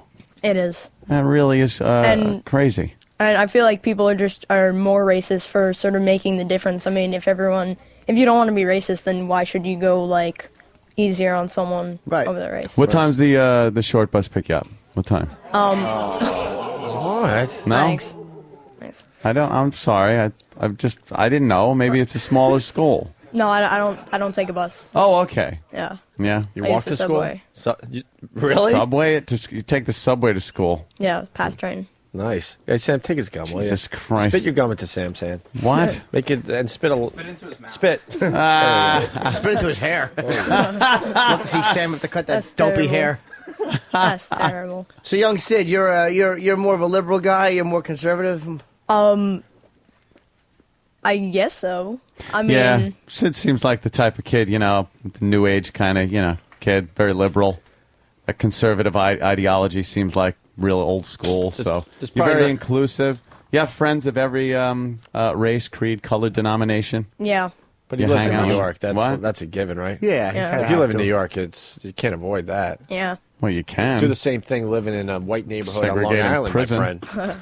But Sid said something that was good, that it was not politically correct, which is true. It's like, how can you say you're not racist if you're going softer on a guy because he's black or whatever? Right. That's very insightful. He's right. How does a white guy beat a black guy wrestling anyway? That's impossible. Yeah. I actually I wrestled a kid named Pharaoh, like 30 pounds more than me. Got your 20 ass years handed older to than you. Yeah. Got your Good. ass kicked, did you? Definitely. How much you weigh? I weigh 96 pounds. How much you weigh, Sam? I weigh 120, baby. Come We'll on. go right now. You wanna wrestle Sam? Actually, that kid weighs 2 pounds more than you do. I'll take Sam. him out, And too. he wrestled you? Sam, you want to wrestle Yeah. little Sid? Crazy. I'll take And- him out. You want to wrestle Sam? Not really. You don't have a shot. You don't have a chance. Not WWE style. But then how do you wrestle? Oh, No, he wrestles what are you like gonna the real clothesline way. the kid? Yeah. Maniac. Jackknife him. So you wrestle like in school? Is that what you do? What else are you involved in school activities? Well, we have to do music and we have to do art. And Anything that involves thinking. But it sounds like you Oh, would enjoy music and art. You got that look. Why do you say I have to? Well, I mean, I would want to either way, but it's sort of like, But because they say you have to, then It's it first of all, sucks. it's stupid music. It's like big horns and things. It's not like being in a band. What do you want to do? Not- Play not- guitar so you can get chicks? I do play guitar actually. Yeah. Yeah, but I mean, the The music. girls digging you? I Yeah? guess. They like your long hair. I guess. Yeah, that's what happens. What do you mean you guess? You either I- know or you don't know, Sid. He knows. Okay, then I know. He's trying to be cool about it. How'd you do on Valentine's Day? A lot of girls coming up wanting to be a Valentine. Oh well, we don't really. Yeah, of course. Our They've- school feels They've like. thrown that out of school, haven't Wait, what they? does your school feel like? We've talked about this I mean- earlier, but I gotta hear it. No. Our school is not very. It's really clean. There's like people are like criticized for like holding hands. It's ridiculous. Wow. Yeah, there's no fighting besides wrestling. There's no drugs and there's no. Boo on the kind of drugs. school What is the hell- that? What the hell's wrong with your school? Yeah, where do you go to school? What are you going to learn? Unfun you? Yeah. How you supposed to get far in life? You're not giving people poison chocolates and Yeah, a doing big boo on drugs. the drug thing. What the fuck's wrong with this school? I don't know. I think the worst thing that people have done is there was a kid who like hacked into some other kid's computer and just erased everything. Oh, my God. But that's not even that bad. No, not at all. No. Sid, you're obviously a major problem waiting to happen someday. Thanks. Sid's a kook. Are you a good student? Define good student. Do you think you'll graduate high school? Yeah. Do you get like Sure. A's and B's? Yeah, most of the time. That's a great student. Yeah, he's a good student. A's and B's? I don't even know what that looked like back in school. What's your favorite? What's your favorite? Yes, alcohol and barbiturates.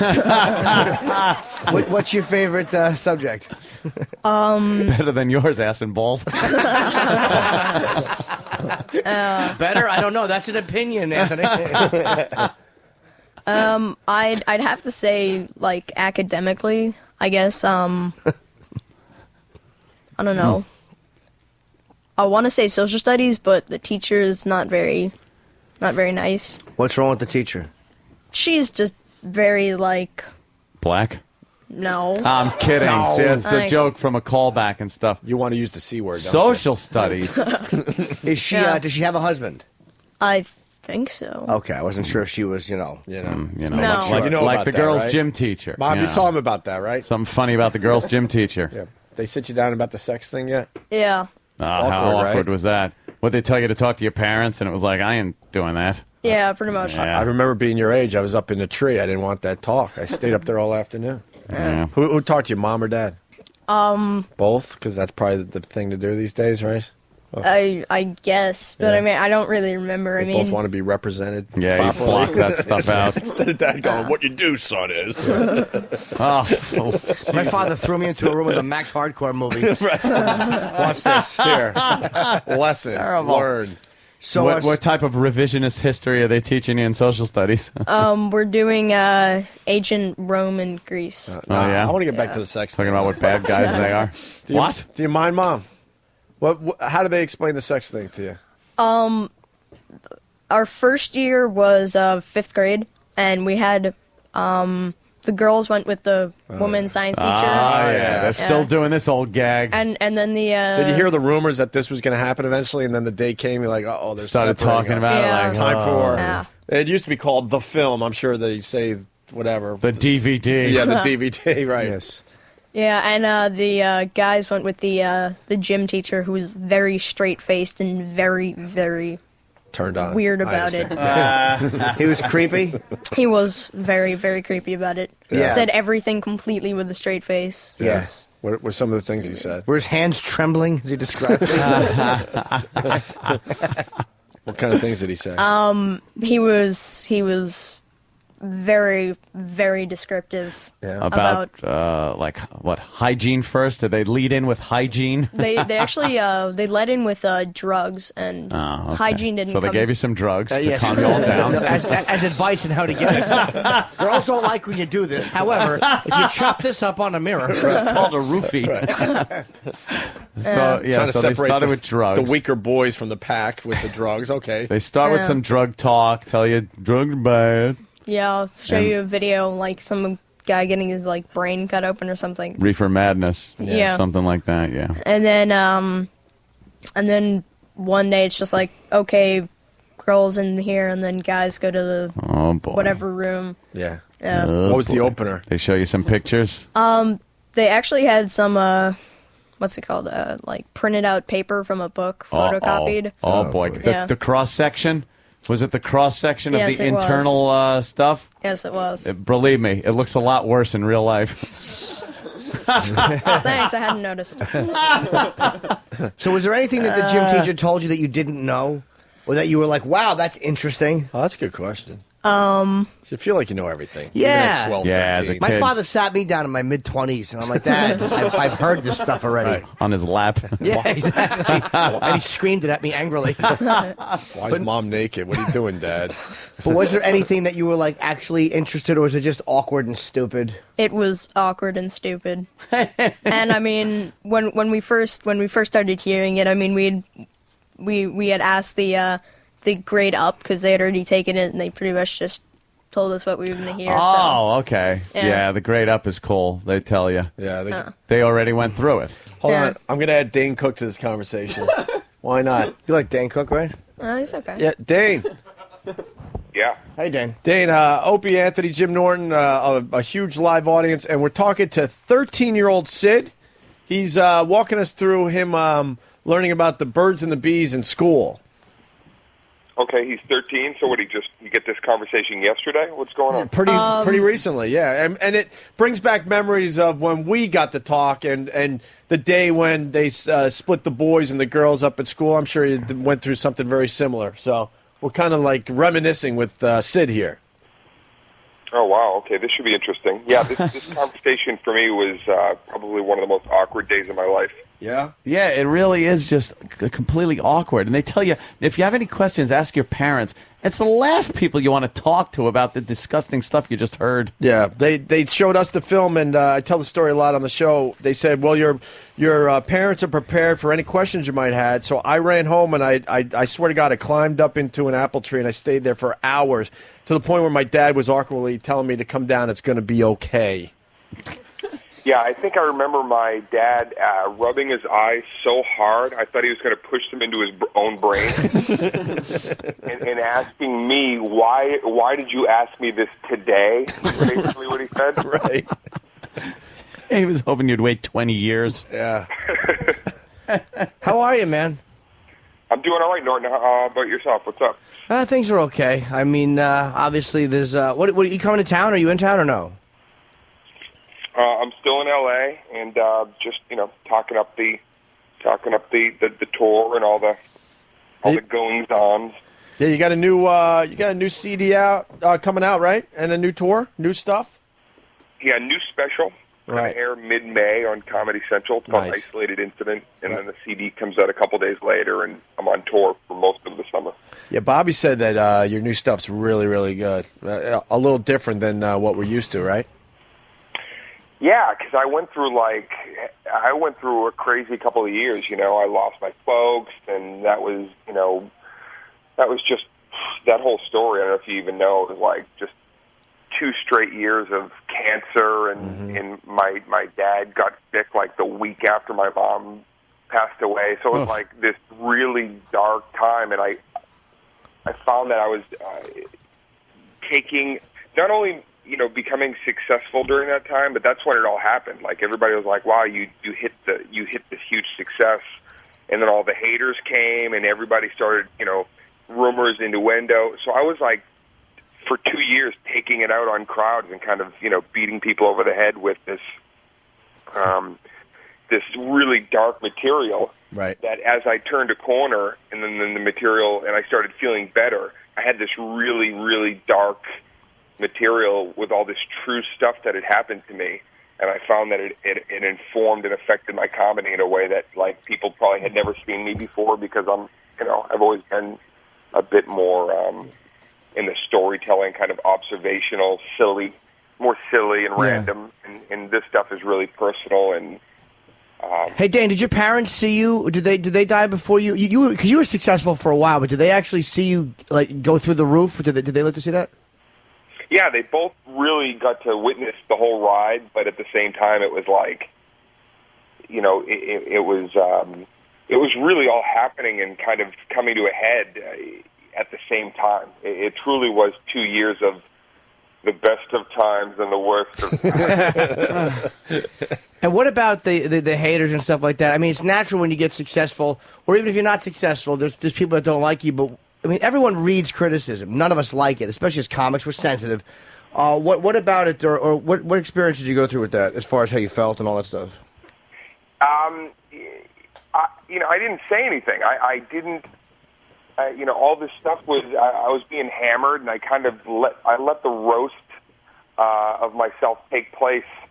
As I was kind of going through all this, and I never really responded. You guys probably know too. I just said very little. I kind of just kept going to work, and I probably annoyed a lot of people just doing that. So I answered the questions really in the special. So when people tune in, I'm pretty much, the response you've been waiting for is going to be in the comedy. Oh, that's very cool. Yeah, I tell a story that you're going to see on the show that is just about an email that I got one day from a hater, right. And it's just it's kind of, as a comic, what you really want to be.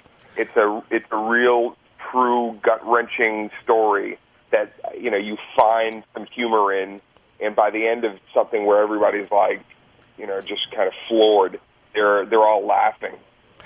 So it's that I don't know. I think it's the moment that we're all kind of seeking out as a performer, and I'm very proud of this special. I can't wait till people see it. Where did you shoot? Oh, sorry. Where did you shoot this? Yeah, I shot it actually at a club. I shot at the Laugh Factory. This was the one. Marty Kellner did this one, right? Yeah, Marty and I had worked on Vicious Circle, the big one, the big arena show, and. Yeah, and so the material was so intimate that I wanted to go the other way. I know a lot of people are like, what is Dane going to do his next special from space? But you broke it down, which I think is really, really cool. Went back to the club and got really real with your material. I mean, your biggest supporter, obviously, Bob Kelly. I was talking to him at the Cellar the other night. He goes, "You got to see this. I'm telling you, this is going to be, be really, really good for Dane, and people are really going to be like, wow." I think with the stuff you're talking about, and material just for kind of the maturity of it, growing up, change. This is a change in my comedy. Right. I think that I'm going to lose a lot of old fans. I'm going to gain a lot of new fans, kind of thing. It's I'm like I said, it's turning a corner. But I think I took the best of what I'd learned. I got rid of some superfluous junk that I didn't want to do anymore. Mm-hmm. And plus, there's a little technical thing that we do in this that I don't want to let out of the bag yet. That I think is a really cool concept. That the way it was filmed, you've never seen a comedy special filmed in this way before. But you got to tune in to see how I present it. Right. I thought you were taking out your anger with Call of Duty 4 there, Dane. I didn't realize that it was affecting you. I thought all that criticism, and then you get online, kick some ass, and Dane Cook was all right. Yeah. Seriously, everybody I shot, and then I would just mute it and mutter F Louis C.K. Dude, you're obviously, I mean, we all know you're going through something right now that because of legal reasons you can't talk about and stuff, but like, just as a guy, as a person, how is it affecting you, or how are you feeling? I mean, it's got to be pretty awful. Yeah, I just, we're in the throes of a court case. I know you're talking about my brother. Yeah, I just didn't know. I know it's a legal thing, so you can't really get into it. We want to respect what you want to talk about on that one. Trust me. So. Yeah, like I said, I actually wanted to talk about it. I actually had some kind of routines that I was considered putting it in the stand-up if I could, get the legal A-OK, which I couldn't. Right. So people will see it, and I'll be talking about it, I'm sure, once it's... Yeah, in time. In time you'll let it all out, right? Yeah. But you have, I mean, it's hard because you lost your parents, and then somebody else who's close to you, you have this type of a situation with. I mean, it's got to kind of, it seems like it probably goes through, like, all these people around you, and then, like, the holidays now, it's just got to be a totally different feeling. I can't even imagine. Can't even imagine. Well, I have five incredible sisters, and believe it or not, just like anything else we dealt with, we laugh a lot. We deal with it. I'm doing all right. It's just the family that it affects, and like anything else, and not to get, here's the thing too is when you see the material, it's not like it's all maudlin. I didn't want this whole, violin covered set, even for isolated incidents. I don't handle my life that way. I don't handle tragedy that way. I handle things through, just dealing with it through comedy. So I think that people are going to enjoy the new set, and I think that when I talk about this stuff, it'll inform my comedy in a new way as well. When you were watching, good. No, I'm just commenting. Go ahead, Jimmy. No, because I know that you have an audience. You said you might lose some of your audience. So you got it's definitely a younger audience, a college audience. And I think Dice kind of got trapped in something when he was being Dice, where he wanted to branch out into other material areas and couldn't because his crowd didn't really want to hear him talk about politics. Mm-hmm. What have you run into with that where you're like, oh, my audience hates this. I try it once and I can't do it. Yeah, you know what it is? It's a moment where you finally go, okay, I played and focused on the college crowd for years, and I was it was like I was a college kid. I was at that age too. So when you're doing those shows, you're not going to do some of the stuff that I'm doing now because like college kids, they don't want to hear jokes about hindsight. Good point. They want to hear about partying. They want to hear about chicks. They want to hear about stuff that I was that age too. So yeah, they don't want to hear about the heavy stuff. So you pick a point where you finally go, you know what? It's time to grow up, and it's time to start talking about point of view stuff. And not to say that there's a lot of political stuff in my act, but I talk about Obama now. I'm talking about I never did a George Bush joke. I never did a political joke. And you know what? I wasn't good at that stuff anyway. That's not my strength. Yeah.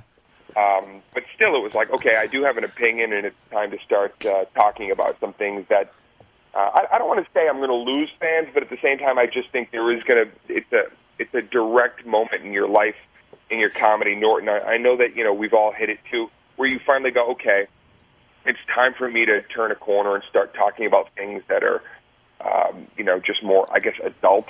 Mm-hmm. Yeah, or relevant to what I'm thinking at the moment. Like I get weird, man. Like I will do some of my sets are very sexual in nature, and then the next hour or whatever will be like really political. It really depends on where I'm at. Like if I'm in a relationship or not, a lot of time dictates what I'm talking about on stage.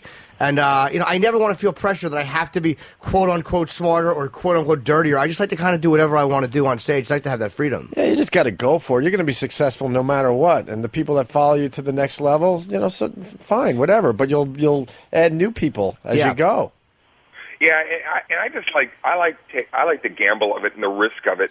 I think that it's been the most kind of rewarding feeling to be able to wring out new thoughts and ideas and not repeat and be derivative of yourself. I could have done another arena show, and it could have been, very physical and over the top, and that's kind of in my, I'm in the pocket doing those things. This was me actually working really hard and trying to cultivate something brand new so that I could talk about more things in hopefully funnier ways. Right. On stage. So you have a set list now that, like, I read my own track list, and it's like I still have some observational, wild, silly stuff, but I've got some stuff about racism. I've got some stuff about, politics. I've got some stuff about, the haters, about cancer. But then, I've got stuff about, ex-girlfriends with, vaginas that look like elephant ears. It's like, whatever. I love everything. I think the time is right because I wanted to ask you this. I go to a lot of comedy clubs. I see a lot of new comics coming up. I saw someone on Comedy Central just literally 2 days ago with my girl. Everyone is doing a Dane Cook impression, these younger guys.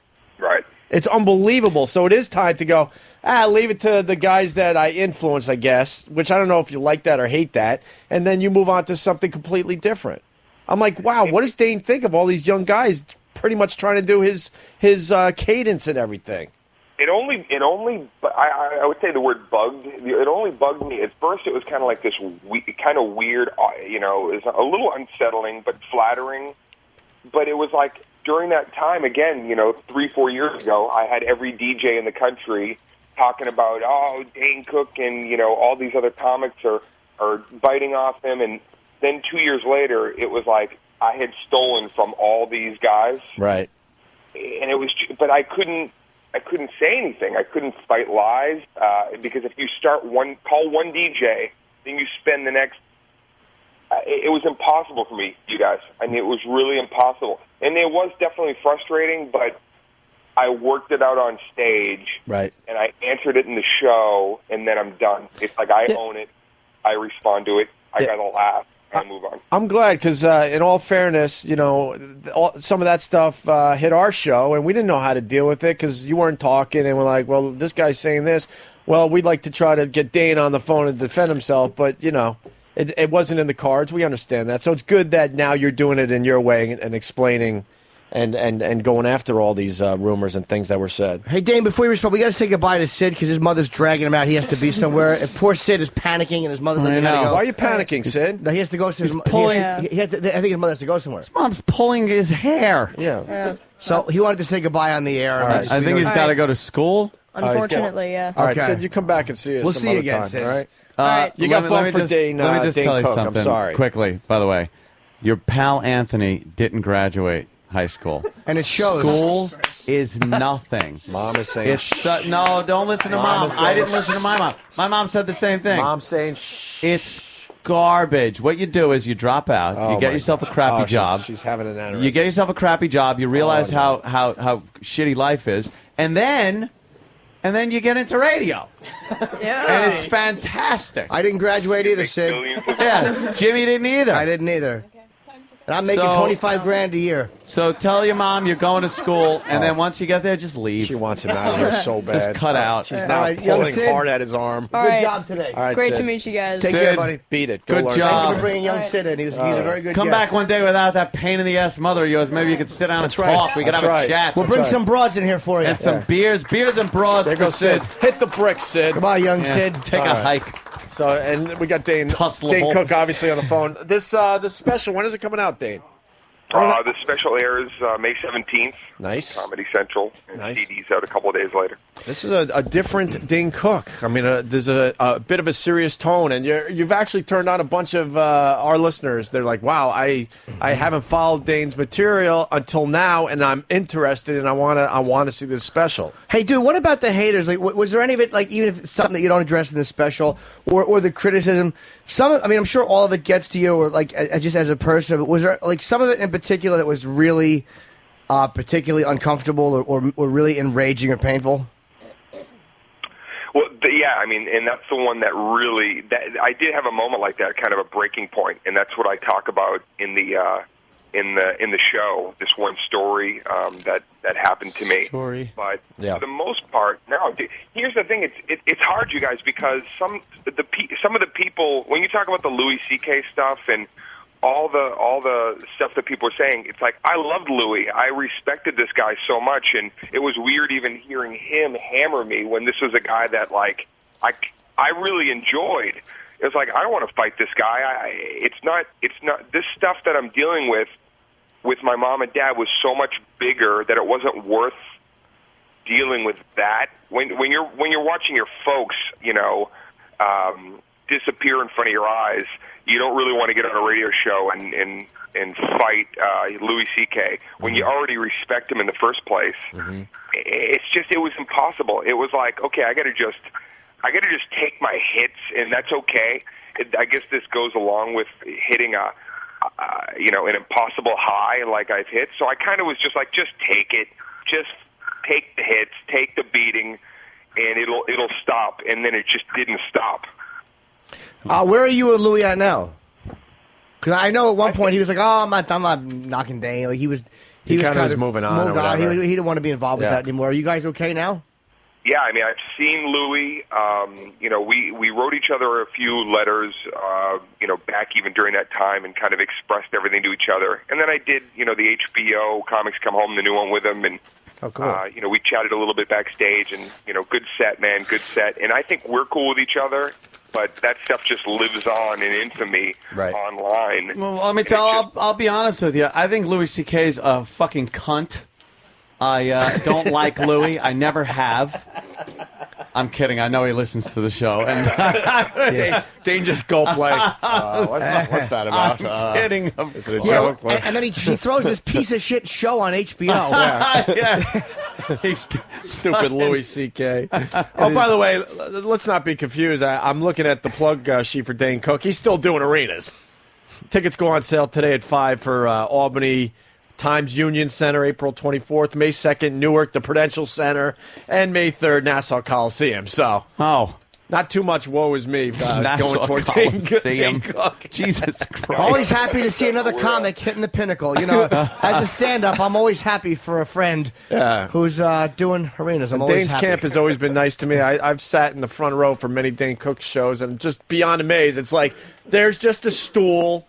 The place is sold out. There's no band, no warm-up act. I'm like, that takes balls, and then he comes out and delivers. When is Dane playing Polka Nuts? Right. And then fucking delivers. I mean, that's what does that feel like backstage knowing? Because I went to the Madison Square Garden show, which is just the pinnacle for any entertainer. You're backstage. There's just one lousy stool, a few camera guys so they can put it up on some screens, and that's it. They've all come for you. I'm not really thinking about it backstage. I'm too busy getting blowjobs. From Barry.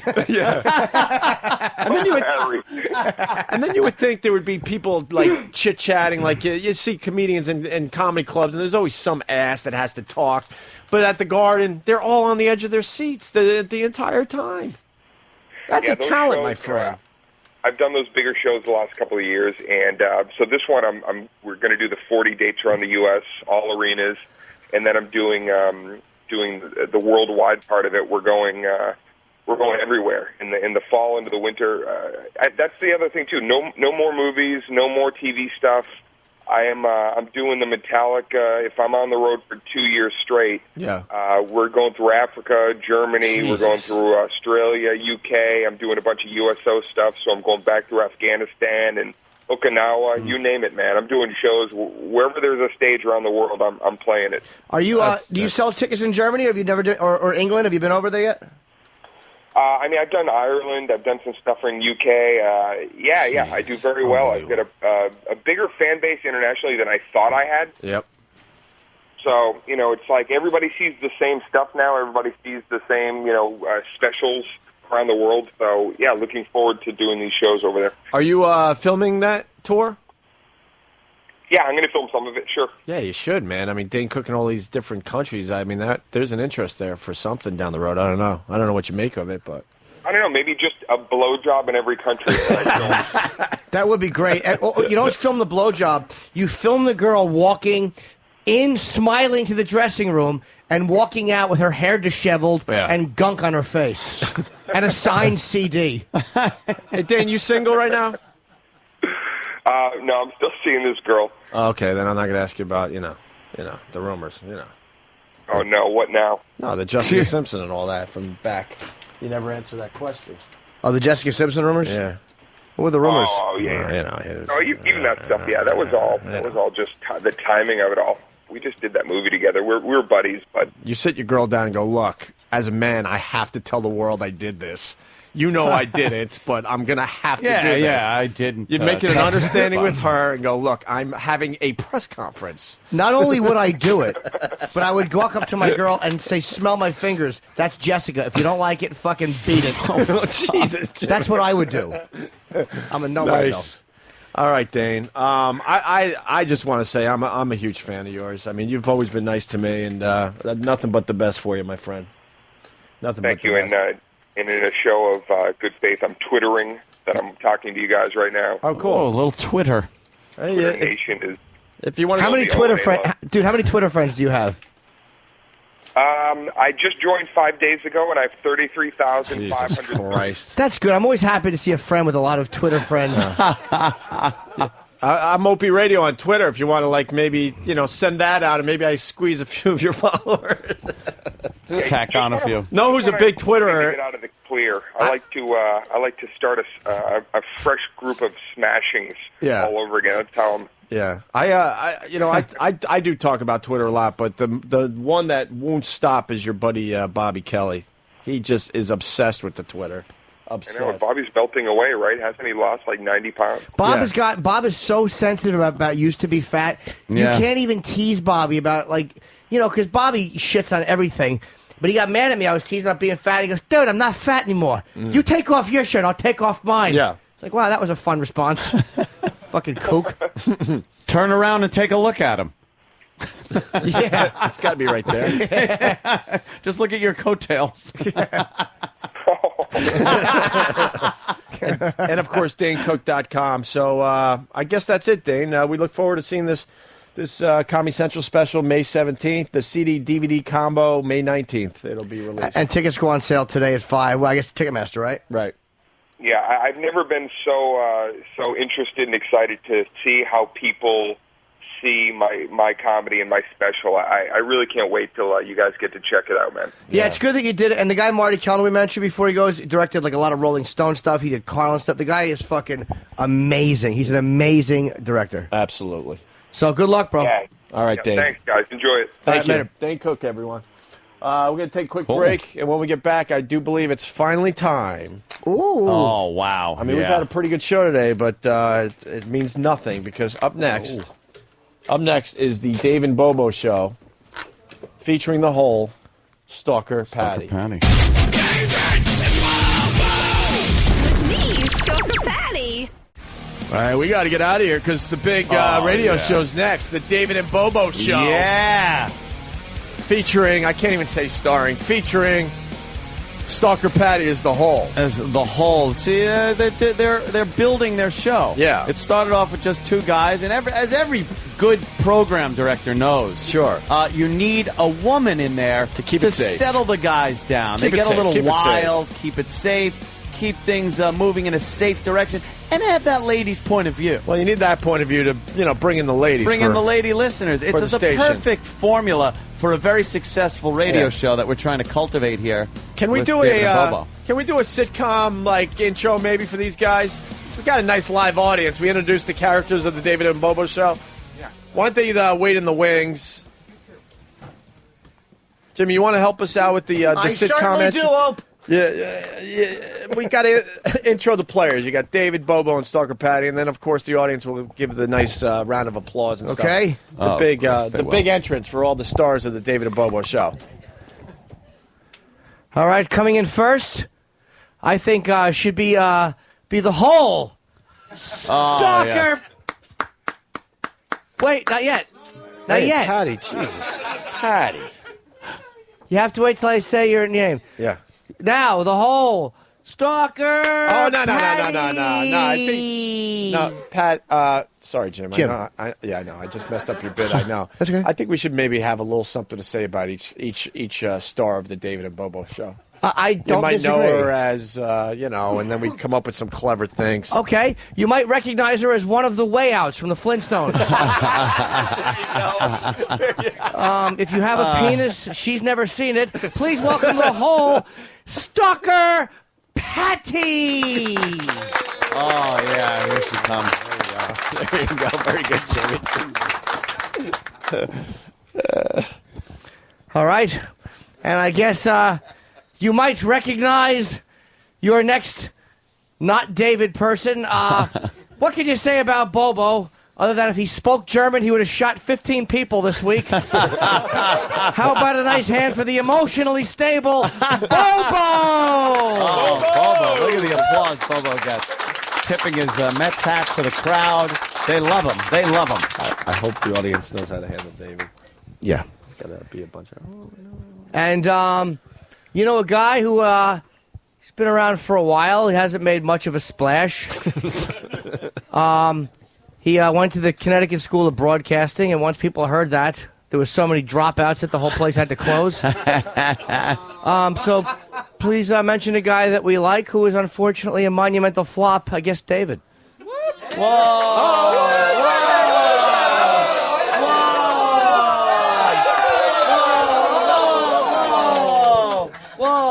I feel bad about that intro. You want a new one? All right, you produce the show. Wow. Yes, good idea. That's why someday he'll be running radio. Yeah. All right. Who's this Claude just walked in the door? Oh, it's Kenny. Hi. Okay.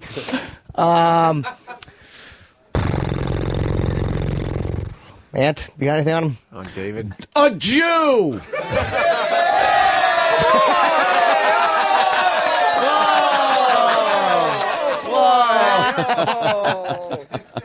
All right, you guys ready for the David and Bobo show or what?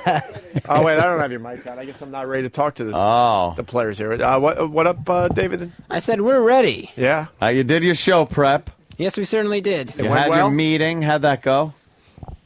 It went very well. Bobo had tons and tons of ideas. Really? Yeah. Oh, you're liking Tons Bobo of now. ideas. Bobo's the idea man, right? Yep, that's right. Yep, You're the that's idea right. man, and then what are you?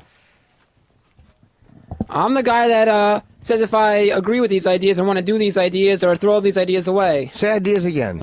Ideas. That repeating thing. Always good to say it in eights. Yeah. So Patty, He's the wordsmith, and he's the melody man. what is that? What is that? Get the fuck out! Patty? Ice the hole. That's some of that wonderful, wonderful Improv. improvisation that I'm so looking forward to hearing. Do you understand? I could listen to Patty improv for hours. Yes. That's a good thing, Patty, by the way. Yes, I love when you improv. I think you're quick on your feet. You always come out with something interesting and quirky. Bobo? A couple words before we start the David and Bobo show officially? Well, I am going to say that everybody that Why would the calls, mic be on? everybody that calls in has to Here, give him that mic. Has to drop a name. Has to drop a name in the pool of who's going to be the next David. Yeah, you're obsessed with getting rid of David, aren't you, Bobo? No, I'm not. I'm not obsessed with it. It's just I do know that he's an intern, and I know that at some point his internship is going to be up. So we need someone who's going to be the next David. Yes, Bobo. We know you want to replace. Bobo wants to replace me with Rich Voss.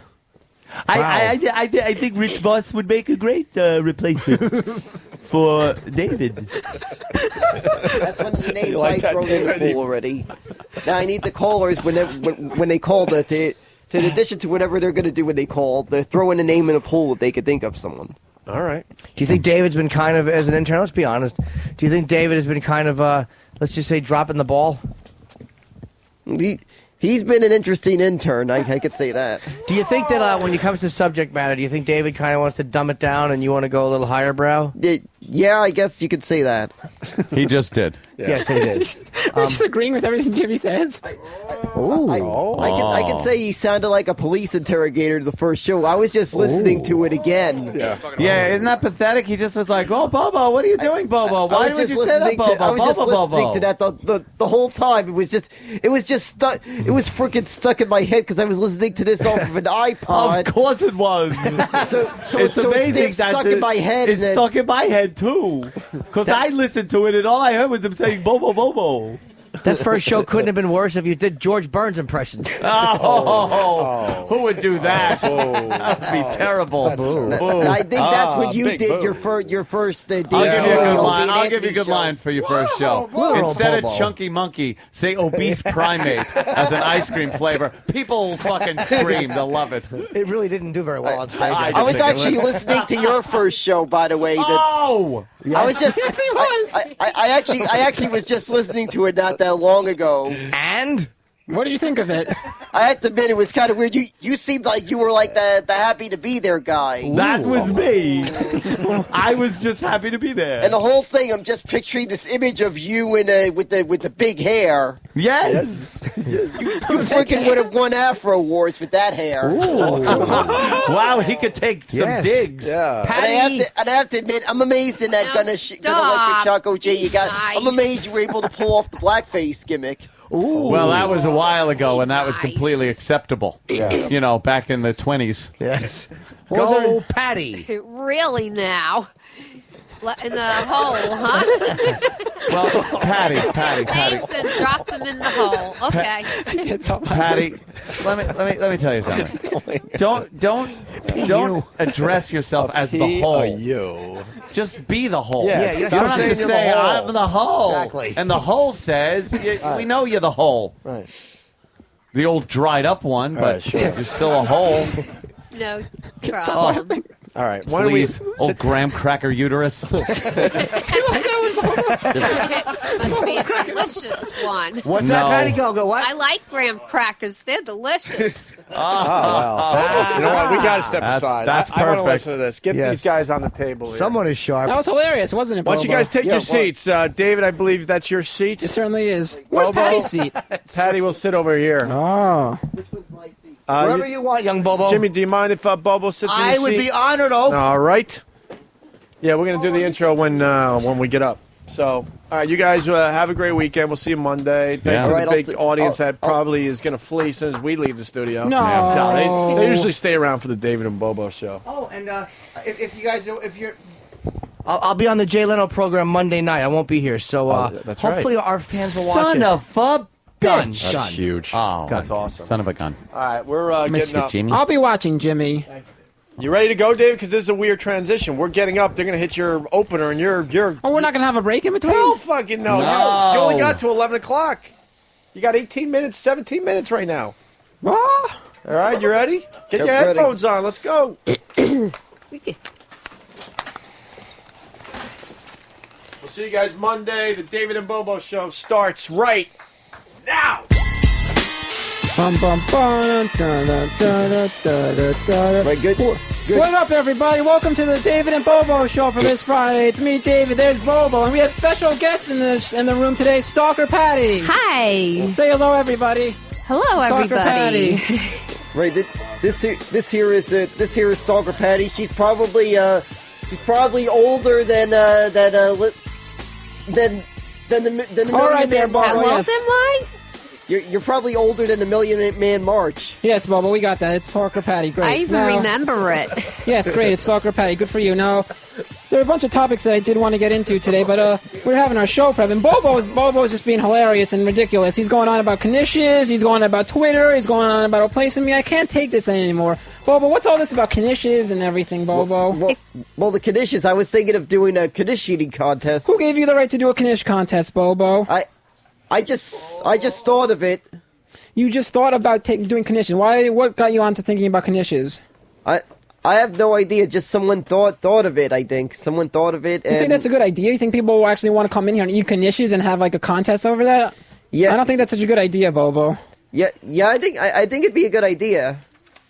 Why? Well, what's such a good idea about it? People are just gonna be eating Knishes and seeing how many they can eat in 10 minutes. That's stupid. Oh, they have pizza eating contest. I'm sure they can have a Knish eating contest, but what about the arrangements? And, got to call the people up and whatever. I don't know. I think this is a really stupid idea. Just because I'm a Jew, Bobo? Because I'm a Jew, you want to eat Knishes around and for the next show? Well, I was trying to. Yeah, that's part of it. It is also because I'm a Jew. Is that it? My mother thought of the joke. All right, it was my mother that thought of it. So. Oh yeah. She probably likes Knishes and potatoes. Yeah, probably. I have a good recipe for that. For those of you guys that have no clue what we're talking about, Bobo came up with a really fabulous idea that he wants to have a contest to see who can eat the most Knishes in 10 minutes. I think this is a stupid idea, but Bobo wants to do it. So the callers can call up and voice their opinions on what they think about and it. see who wants to eat Knishes. And by the way, everybody that calls in has to, if they want, they could drop in a name in the pool because we need someone to be the next David because after all he is an intern, so we need someone to be the next this David. obsession with David. Yes. I don't understand Neither that. do Why I. do you want to Bobo's get on the- rid of David? Yeah, Bobo's on the You impression. can't wait to replace him fast enough. My God. That is true, Patty. Bobo has this idea that he wants to get rid of me all of a sudden because I'm an intern, I'm leaving, and I'm no good or something like that. No, I'm not. I'm not trying to get rid of you. All right, you're in the David and Bobo show as long as you're an intern. Oh yeah. But I do know that there's a clock, and there needs to be someone that'll fill that void. when What the time if comes. they decide to take him on as a paid person? What if he finds a job? Yeah, You what don't about that? know. Yeah, what about you're right, Patty. What about that, if they Bobo? hire him? If that happens, then that's even better. You If- won't have a problem anymore. Yeah, then I'm not going to be replaced by Rich You won't have Voss. to worry For those about of you who's that don't know, replacing who. Bobo wants to replace me with Rich Voss out of all people. So, I don't know. I think he would be interesting. So one of Bobo's things today is that he wants to, when all the listeners call in, they want to voice their opinion on who they want to replace with me. I don't know about this, Bobo. I think I'm going to be and Bobo! David! And Bobo! So anyway, I'm going to For this one, I'm going to be nice to Bobo and say if a caller calls in and they have someone that they think they want to replace with me, go ahead and amuse Bobo and drop your name in the pool. Well, here's how it works. You tell him, Bobo. If David becomes a paid person here, he'll still be here, but we'll add this person to the show. Oh, so even if I am still here, you still want to replace me? Is that No, what it is? we're not going to replace you. Right. We're gonna add. Now, be nice. We're gonna add the Do guy that. to the show. All right, guys, hold on for 1 minute. We got a caller on the line here. We're going to take some calls now. We got Marcos on line 4. Hello, Marcos. What's up, man? Hey, David, could I ask you a question? Yes, you can ask me a question. What's on your mind, man? David, why do they call you David? They call me David because I was born. That's how I was born, and my parents chose the name David for me. You got a problem with that? Why did your parents name you David? I don't understand. Why did your parents name you fucking Marcos? Because my name is cool and your name sucks. Who said Marcos is the coolest name of all? I'm David. That's a cool name. Please, everyone's named David. What about David Bobo? You got a problem with the Hasselhoff. name? What about Bobo? You got a problem with that name too? That's not my real name. No, Bobo's a cool name.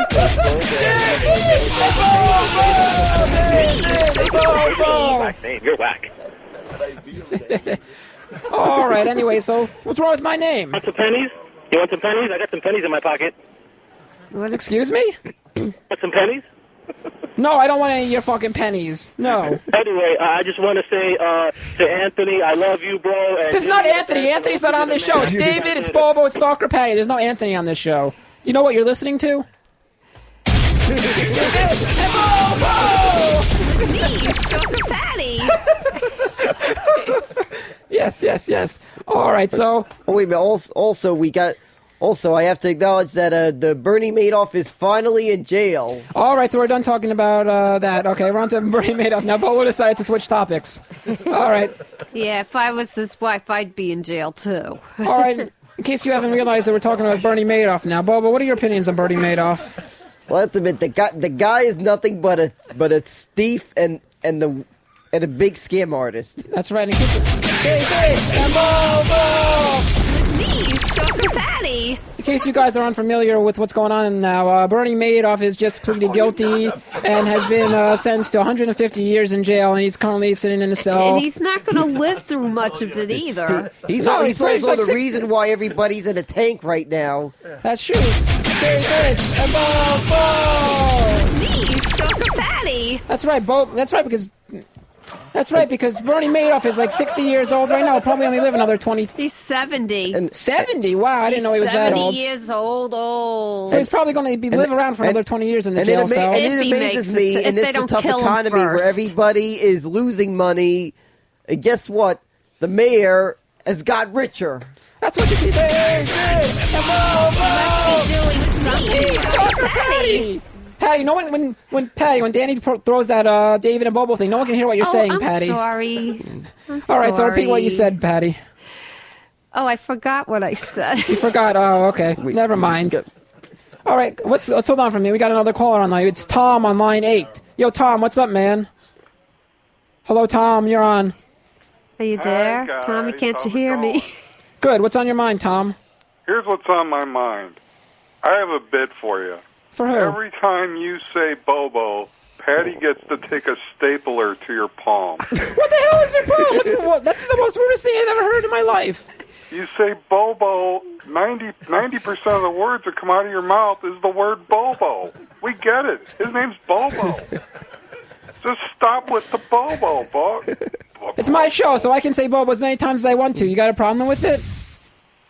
Well, it's your career. I mean, if you want to get on a show and just repeat a word over and over and over and over. Well, you're listening to it, aren't you? Just for the sheer idiocy of it. If you have a problem with me saying Bobo, Bobo, Bobo, then why are you listening and calling in about it? Stop listening if you don't like me saying Bobo, Bobo, Bobo. I'll say Bobo, Bobo, Bobo, Bobo, Bobo all the time I want to, Bobo.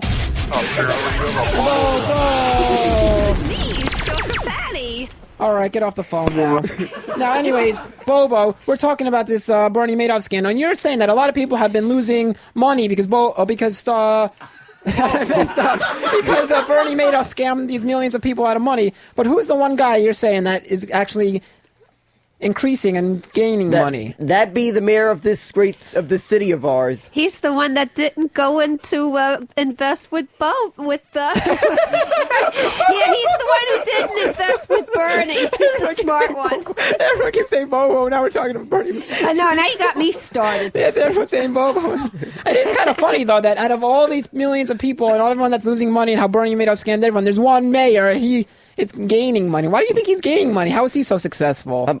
I have no idea why the heck he's gaining money, but we got a Tony on line 5. We're going to the phone now. Tony, what's up, man? You're on the air. Hello, Tony. What's up? Man, you sound great. Hey, what time is this over? What time is this over? Why are you so interested when it's over? Yeah, because I want it to be over very fast. If you're wondering about why it's over, why the fuck do you just stop listening right now and stop calling? Then it'll be over. Time it's over. We're having a discussion here. Do you have any thoughts about the Bernie Madoff scandal? Why don't you chime in? That's right. You have nothing to say about it. That's right. That's what I thought. He didn't invest with Bernie either. Keep going. Keep talking. Relax a little bit. Just let it out. Let it out. What the hell is your problem? Just let it out. Relax. Talk.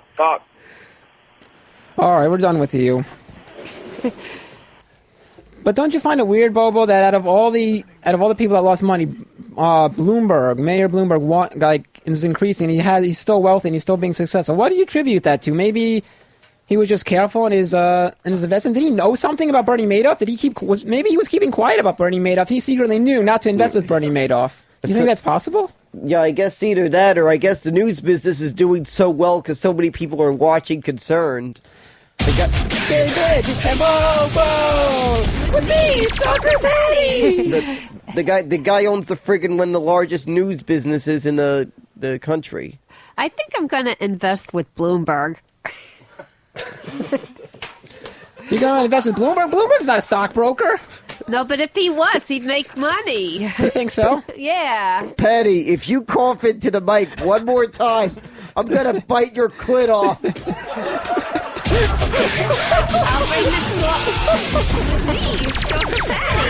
I'll bring the salt, pepper, and ketchup in, or maybe mustard. But Bobo, do you think Mayor Bloomberg was hiding secret information from everybody about the Bernie Madoff scandal? Do you think he knew information about it and was decided not to tell people about this? I think he was the only one that had any freaking sense of this, but because of him not telling people about it, he sure cost everybody millions. But that's rude, though. He's the mayor of New York City. He runs the whole city. Wouldn't you think he would tell his citizens what's going on in the world and to be careful about all their stock investments and all that? I think that's kind of rude. He's nothing but a guy with a bunch of money bags. That's what he is. And we got Marcon on line 4. Marcon? I don't know how to pronounce the guy's name. Isn't the same Marcos as before? No, this is Mark, not Marcos. Oh, he said Marcon. Oh, Mark online for Bobo. You gotta enunciate better, Bobo. Marcon. Hey, David. Yes, Mark. When are you going to die and get replaced? Fuck you, you piece of shit. I hope you die on the way out of here. I hope a bus hits you as soon as you walk out of the building. Fuck you, piece of shit. Why don't you go suck my balls, all right? Fuck you. You hope I die? What the hell is wrong with you? That's the worst thing I ever heard. That's the worst thing I ever heard in my entire life. Why would you tell me to die? Go fuck yourself, you piece of shit. Me, Soccer Patty. Get off the line.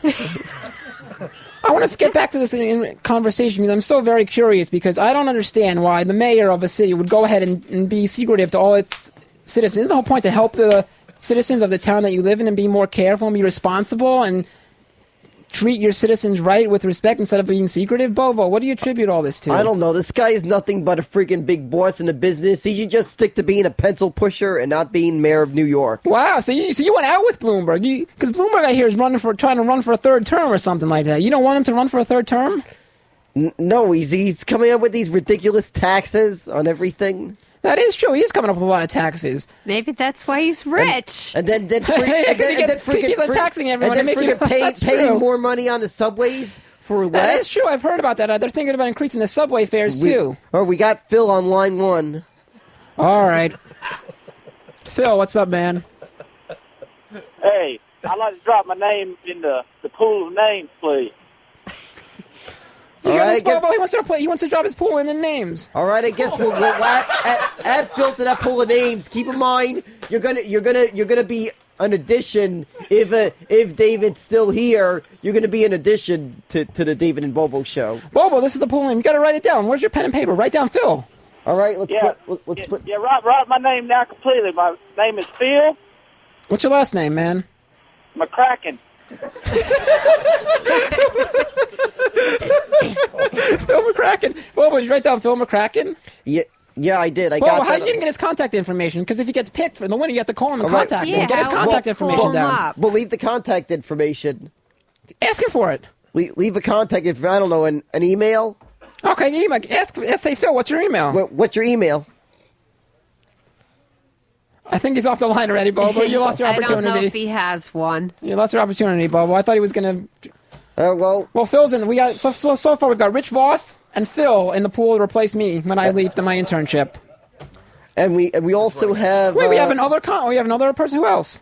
We also got the Nick DiPaolo. When was this? I never heard about this. Nick DiPaolo is in the pool now. Oh, he's cool. When was Nick DiPaolo in the pool? You never told me about this. I thought he'd make a good addition to the pool. Okay. All right, if you say so, Nick DiPaolo. Okay, well... And we also... Let's see, let me put Rich... All right, enough of this, Bobo. We got Rich Voss, we got Phil, and we got Nick DiPaolo in the pool. Got it. Now, there's another thing that's on my mind that I wanted to talk about, because we were discussing in the back room about flight safety. Flight safety is a very important topic to me, and I'm interested in it because there's all these flights that are having issues. Like this, there's just the report that the one flight in at JFK yesterday, there was debris that was on the runway and apparently blew into the engines of the airplane that was taken off from JFK, an American Airlines flight, and it caused the plane. We got a Bentley on line 8. Whoa, Bobo, what are you doing? I'm talking something. You just cut me off in the sentence, He's Bobo. not done talking Not yet. done I'm trying to explain the story about the flight from right. JFK. Well, I have to say is that... Bobo, what are you doing? You're interrupting me in the middle of my... Well, what I got to say about this is that I refuse to take any planes that are taking off from Teterboro. The place has got a bad history. Bobo, I don't think the fans know what the hell we're talking. I'm trying to explain the situation yesterday about the debris falling into the engines of the plane taken off from JFK, and you're fucking interrupting me. Bobo, you're fucking interrupting me. We got Bentley on line 8. Bobo, you're interrupting me. Nobody got hurt. A Bentley, Hey, David. David. Yes. I'd like to tell you, I'd like to swiftly replace you with a 2x4 to the head. Bobo, why the hell are you laughing? I'm your co-host. Don't laugh at that, Bobo. What the fuck is wrong with you? That would hurt somebody. Don't laugh at these... Yes, it would hurt. Yes, Patty, great. Yes, Patty, you certainly would. All right. Right. Well, anyway, what I was saying screw is the that... call. Yes, Bobo, let me finish saying. So the point that I'm trying to make is yesterday, the debris from the runway fell into the engine, blew into the engine of the plane, and caused the plane to skid on the runway, and the flight definitely didn't take off on time. And the point I'm trying to make about flight safety is that there's all these planes that just keep on fucking up. Well, this plane crashes into the house in Buffalo. This plane skids off the runway in Colorado. This plane crashes into the Hudson River and Sully's there. This plane now with the engine. What the hell is going on here? Are they checking the planes? Are they checking the pilots? I think part of the issue is these planes are not safe enough, and these FAAs and all these people are not checking the planes and doing their jobs. What do you think about this, Bobo? Well, I think these planes need to be checked more often. I also prefer pilots that have flight experience, that have maybe flown in the Air Force or something, like a guy that maybe I was a fighter pilot in Iraq, that kind of pilot. That's actually true. I'm starting to believe something like that. I don't think these pilots know what they're doing. It's maybe it's the people that make the airplanes that don't know what they're doing with Someone the doesn't know what parts. they're doing, because these planes are I don't even know what the hell is wrong with these planes, but something is wrong with that. And I go on a lot of family vacations and I fly a lot. Now I'm starting to get scared to fly. I'm really starting to worry about this. I want to know, what is the FAA going to do? With every single minute I'm flipping on the newspaper, this plane is crashing, this plane is skidding, this plane is in the water. It's ridiculous. I'm sick and tired of this. They got to take every plane and inspect them before they go up. They definitely got to do. Yeah. You got to do something. Bobo, You if you do something with those planes. Patty, if you're going to open your mouth, at least stuff a cock in it. Now bring the swamp back from the Patty. But Bobo, I want to get into something related to this flight safety issue, because you were saying that there's one particular there's one particular airport that you refuse now to take off from. What airport is that? I refuse to take off from Teterboro. Teterboro Airport. What's Teterboro Airport as opposed to all the other airports? Because these planes are fucking up in Buffalo and JFK and Newark. What's wrong with Teterboro, Bobo? We got Carl on line 2. Carl, you're on David and Bobo. Oh, good for you, Bobo. David. Yes. Bobo, David, I am such a big fan, long-time listener. Long-time listener. It's been on for 3 weeks. You're a long-time listener. What the hell is wrong with you? That's a long time. 3 weeks is a long time, Patty? I'm so excited. Patty, I have the ragingest boner for you. Oh, my God. David, listen to me. I have one suggestion for your show. David, do you hear me, David? No, I don't hear you. Can you hear me? No. David, the one suggestion I have to make your show perfect, put a fucking hand grenade in your mouth and pull the pin, you dick. Go away. Do you hear me? I don't know. I hear you. You know what I have to say to you? Whatever you are... I have to say, shut the fuck up, cockface.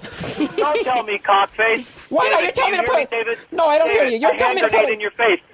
Fuck you. A little volatile there. I'm volatile. He's telling me to put a hand grenade in my face and blow myself up. What the fuck is wrong with you? Patty, keep your mouth shut. David, it hurts to listen to you. I would rather give birth to a flaming porcupine than listen to this bullshit. But Patty, I would still bang you. Absolutely. I love you, Patty, and Bobo. I love you, Bobo. You know what I do? You know what I do to you? I'd finger your anus. I'd finger your anus, bitch ass. Hello? That's what I thought. Yeah, you hang up on us. So back to the flight safety. Bobo, what is your issue with Teterboro? Why that airline? This place has a bad history, a very bad history of plane crashes. Most notably, the Corey Lytle thing that happened a few years ago. That is true. Corey Lytle did take off from Teterboro, and there was also the one before that, I believe, with the airplane taking off from Teterboro and skidding into the warehouse, right? Yeah, but unfortunately, this is because this place interferes with the flight path of Newark Airport, and because of this, it can easily cause a possibility of plane crashes. Because of this, I would refuse to take off from here if I was one of those celebrities, since I understand Teterboro mostly private jets take off from there. What does that have to do with anything, Bobo, in terms of being a celebrity? I mean, I'm just saying that I would refuse to take off from this airport. Yeah, but what does a celebrity status have to do with it? I mean, if you're just a regular, ordinary person on a business trip, he's a local commuter business airline. And anybody that's taking...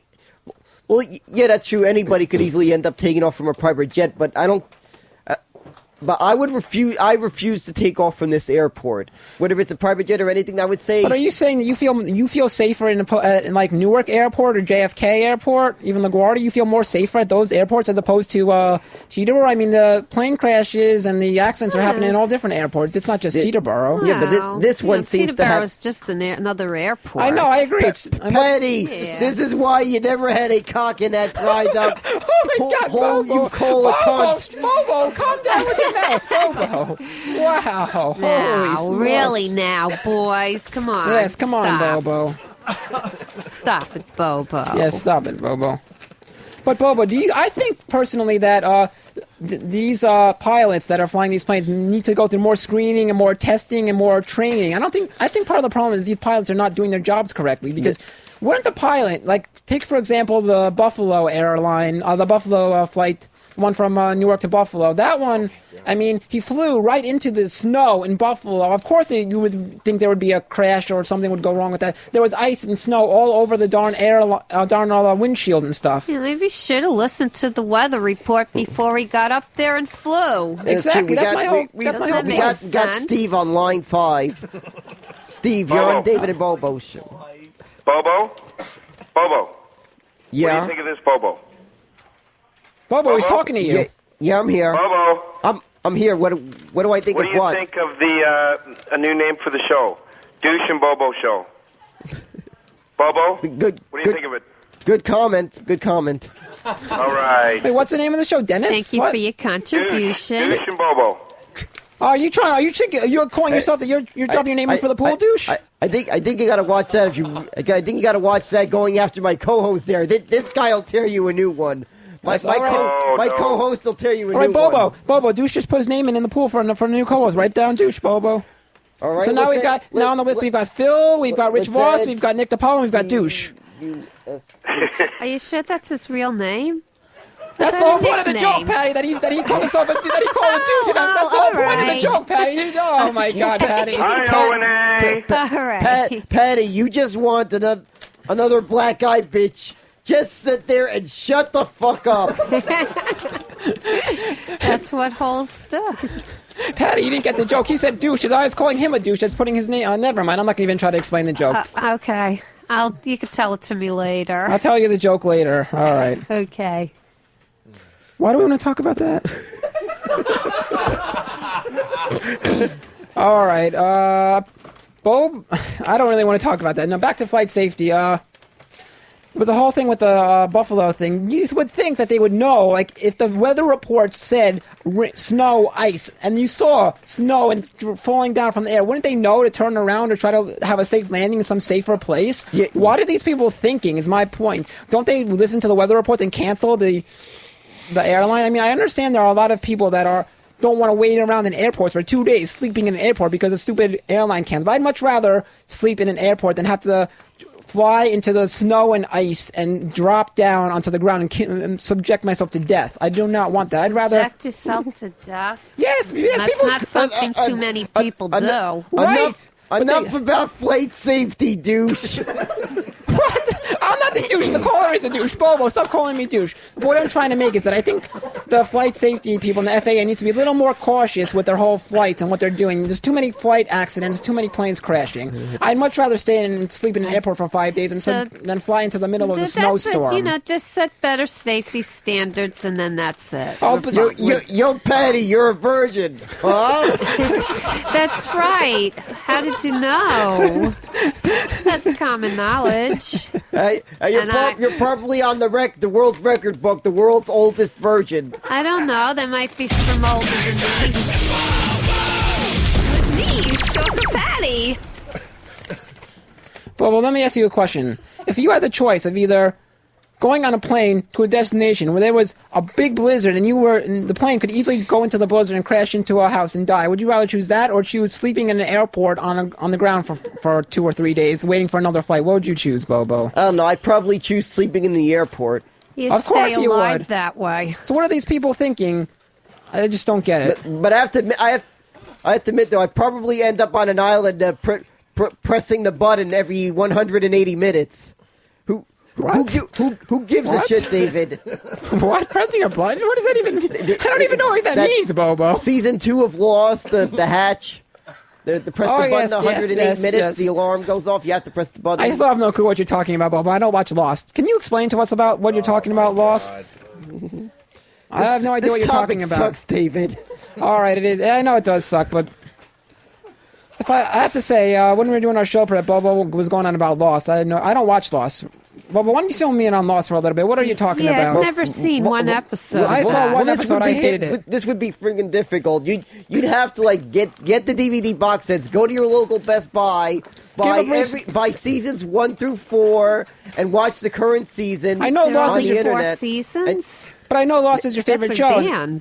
I know Lost is your favorite show, though, and I want to give the fans a little taste of what it is, because there's a lot of fans that don't watch it. So give a brief 2-minute synopsis of what is Lost about and why you're saying about pushing a button, because I'm confused. Patty, you should get Lost. That's right. I should get that DVD and watch all 4 seasons. You're right. Actually, there's a fifth season. After you finish the 4th season, you can watch all the recent episodes online. Yeah, but you said I should get Lost, Patty, so I have to go to the library and look for it. No, Patty, the jokes are just... Patty, the jokes are just flying over your head, aren't they? You're just listening to jokes. Like the planes that you were talking about. No, that's not what we were talking. No, Patty, no. The jokes are flying over your head, Patty. Oh, no. So, Bobo, give a quick 2-minute synopsis on Lost so people can know what the hell you're talking about with pushing a darn button, because I'm lost. I'm lost about Lost. Seriously, Patty. Hit the bricks, bitch. Is that another one in the wall? Lost, basically, it's about these people that got stuck in an island, a plane crash, Oceanic Flight 815. Gets into a plane crash, some kind of weird thing that happens on the island, and there's a bunch of weird stuff on the island. I got you now, Bobo. So your point is that if the destination of your flight, there was like a big storm or something, you'd rather revert the plane to some deserted island where you'd rather be in a deserted island to be in the middle of a snowstorm subjecting yourself to death. That's what you're saying. You'd rather end up in a deserted island, right? Yeah, I'd rather end up on end up on the island and lost than be in a... All right. I gotcha. We're going to go back to the phones because we got another caller. Tim, we got Tim on line 7. Yo, Tim, man, what's up? How are you? Good. I never thought I'd hear the day when Stalker Patty was better than anybody at anything, and it's happening today. Happy birthday, Jimmy Abu. Jimmy's not here right now. This is not the Jimmy show. It's David, Bobo, and Stalker Patty. There's no Jimmy Norton here. Where do you see Jimmy Norton? You hear his voice? No. Don't be talking about Jimmy Norton. He's not here in the studio. Patty, tell us more about your twat. What do you want to know about him? Okay. Patty, my delivery is drier than your worthless pussy. You mean my dryer's better than Effie, my cat? I don't even have a dryer, but I do have a cat. Oh my God, Bobo, where do you come up with this material, Bobo? Where the hell do you come up with this Stalker Patty? That's me, Stalker Patty. Where do you come up with this darn material, Bobo? Here he goes again. Here he goes. David is one incompetent.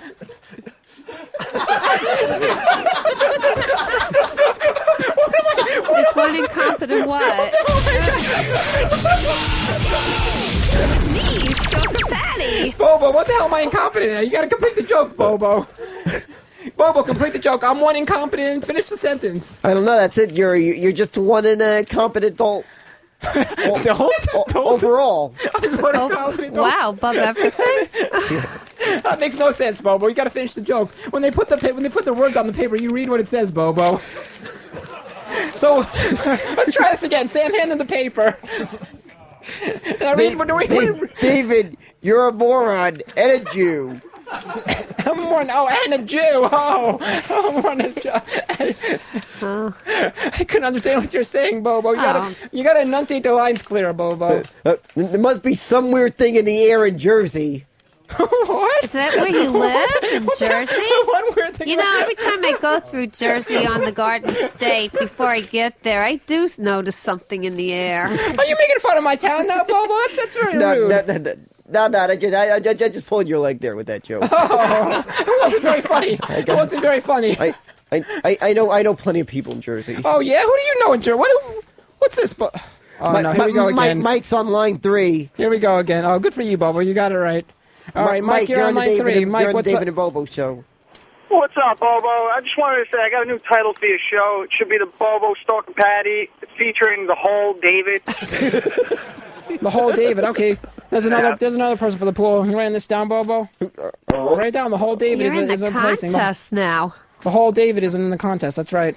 Are you calling me a hole now, Patty? How dare you? No, I just said the guy's in the contest. By the way, I have to acknowledge it. He just wrote him down. Joe from Three Sons Pizza. If you are listening, please call in. You know what you're talking about. You're the guy who delivers the pizzas to my place. Oh, yes. Apparently, for the listeners that don't know what we're talking about, Bobo, you know about Bobo's knish eating contest. The prize that Bobo wants to give for his knish eating contest is a free pizza from his favorite pizza place down wherever the hell he lives. That's what he's talking about. All right, now make Bobo. Slow down. Read the words on the paper. Right, we got to give away some ribs. Who should we give away the ribs to? Let's see. Let's see. Everybody, this is Carson's Ribs we're talking about for those of you that don't know. You and that shirt there with the stripes. All right, guys. This is Carson for Carson's Ribs. We're supporting here, and we're giving away free Carson's Ribs. Carson's Ribs, mouth-watering meals from America's premier barbecue restaurant, delivered right to your door in a safe and sophisticated cooler. It's a guaranteed fantastic meal with no fuss. To order, call 888-999-RIBS, or you can order online at ribs.com. So we're giving away the free meal with the ribs. Bobo, who did you choose? This guy here in the red shirt there. It's like it's got these stripes. Okay, guy in the red shirt with stripes. Great. What's your name, sir? Rob. Hello. All right, Rob. You just won yourself some ribs. You won yourself a free meal at Carson's Ribs. What do you say to you? What do you have to say for yourself, a guy in the red striped shirt? Nothing about it. Nothing. Hello. Say something. You won the ribs. Are you excited? Not really. No. Bobo, do you think we should give the gift card to this guy if he's not excited? You got to be more enthusiastic about that if you want the free ribs, all right? These are freaking ribs you're talking about. Why don't you make him say a number? Shut your dumpster, cunt. Yeah, I should All pick right. a number from 1 All right, to Bobo. 10, whoever gets the number. All right, Bobo. Who do you think should really win? Who do you think out in that thing? Look at the crowd. Look at the crowd and see who's laughing and who's really funny. Who do you think should really win that ribs? All right, let's see. Whoever could remove the hat from that guy wearing the Phillies hat, because I'm a Met fan, and these Philly fans freaking annoy me. So whoever could remove that, first person to remove the hat from that guy gets the ribs. Okay, there it is. The first person to remove that. Don't all go at once. Don't all go at once, guys. The first guy to remove. That's how we're going to do it. All right. The first guy to remove the Phillies hat from that guy's head wins the Carson's Ribs gift certificate. All right. On your marks. We're going to get in 3 seconds. Ready? On your marks. Marks? Get sex. More than one? Go. Bobo, get him enthusiastic. Bobo, cheer him up. All right, come on. Is the hat Come on, off? somebody remove the hat. Is the hat Remove the hat, all right? I need somebody here to keep. Think they I let need him knock somebody his here to hat keep off? track. Let me know who removed it. Come on, somebody, let me know who removed it. Removed the hat. So somebody remove the hat. Come on, pull off the hat removal service. She just removed it. Bobo, who removed it, Bobo? Tell him. Who removed it? Martha. All right. Martha, Bobo. you just won the ribs. Hooray! Congratulations. There you it just is. got yourself some ribs. Congratulations, Martha. I'm sorry. But David, I wish a black guy could remove your hat in a vestibule. I don't even know what the hell that means, Bobo. Vestibule. A vestibule is a hallway I know or what a something, vestibule or is, but entranceway. I'm not even wearing a hat, Bobo. What the hell's wrong with you? I'm not wearing a hat. Basically, a vestibule is where the peanut butter and jelly incident happened. I know what the hell a vestibule is, Bobo. I'm saying I'm not wearing a darn hat. No, I'm not going to say that, Sam. The Mets all have to be my favorite team. I'm not going to say that. I just want to say I'm sorry for the guy in the red striped shirt. You didn't win the ribs. Congratulations to Martha. She won the ribs. Now, Bobo, you wanted to mention a couple of words about CSB, didn't you, before the show ends? Because you were pretty upset for me, because you know I went to the Connecticut Schools of Broadcasting. You're sad for that, aren't you? That's got to be freaking tough for you. The freaking place must lose lost a lot. You lose all that money. There's going to be some lawsuits there, I'm guessing. Well, they took the money. There definitely are going to be a lot of lawsuits. There are I people don't that see paid them a lot of giving money it to back. register for the next.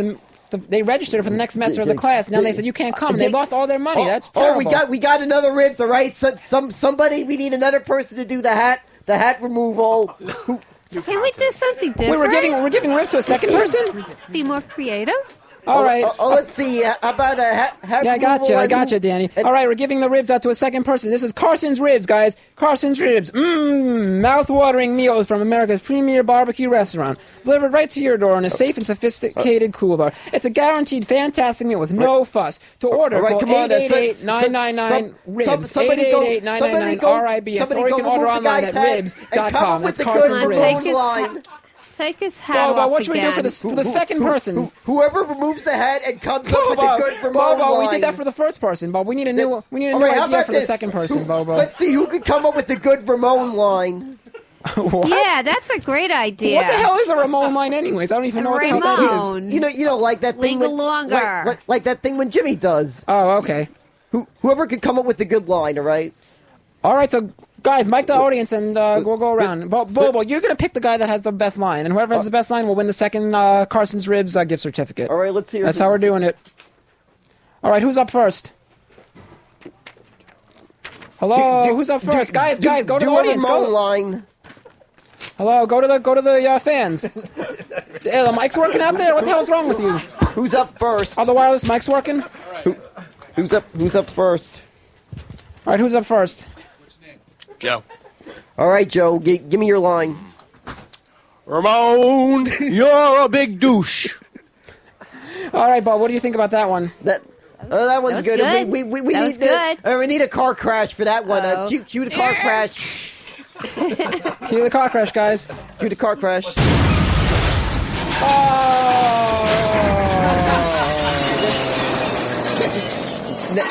All right. Next. All right, there you go, Bubba. Who's next? Evan. That's my name. Yes. All right, Evan. Bobo, tell him what to do. All right. Give the Ramon line. Ramon, shoot me in the fucking head. I want this day to be over. Oh, Bobo's laughing. That was actually a good one. That's two. Okay. That one was a good one. All right. That's better than the first one, right? That one's better. Let's add that to the list of one of the ones that'll be considered. No, Bobo's. This is the Carson's Ribs. This is going to be one of the lines that'll be considered. We need at least two more to pick from. Okay, all right. We need another Ramon line. All right, we got two more. We're doing four, so two more. Who's up next? Sean. All right, Sean, give us your best Ramon line. Ramon, someone should abort this fetus named David. Bobo, why are you laughing at that, Bobo? That's me. Don't laugh, Bobo. That's the whole point of this line, all right? Oh, okay. That's the whole point of how it goes, all right? You don't know how a Ramon line works? Linger longer? All right, so that's number three. Three is the best all right, so far. And what's the name of this guy? Okay, well, this is the last guy that's in the contestant, as the last contestant to win the Carson's Ribs gift certificate. Number 4, what's your name? Anyone? Who's the fourth contestant? Who's the fourth contestant? Anybody? Jerry. I'm Jerry. All right, Norton. All right, Jerry. All right, Ramon! I'd rather win ribs from Robert Reed. He was kind of skinny. Oh, Norton. What do you think about that one, Bobo? I have to admit, that one wins the ribs. Oh, Jerry! Oh, okay. All right, so it looks like, Jerry, you win the ribs. Right, you can give two $100 gift certificates. All right, we got... Start there. All right, stop there. All right, Carson's Ribs, mouth-watering meals from America's premier barbecue restaurant, delivered right to your door in a safe, sophisticated cooler. It's a guaranteed fantastic meal with no fuss. Order call 1-888-999-RIBS or at ribs.com. That's Carson's Ribs, everybody. Congratulations to the two winners.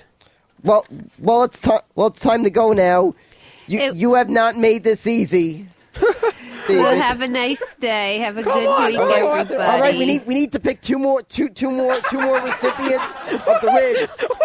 Two more recipients. Bobo, who said we're picking two more?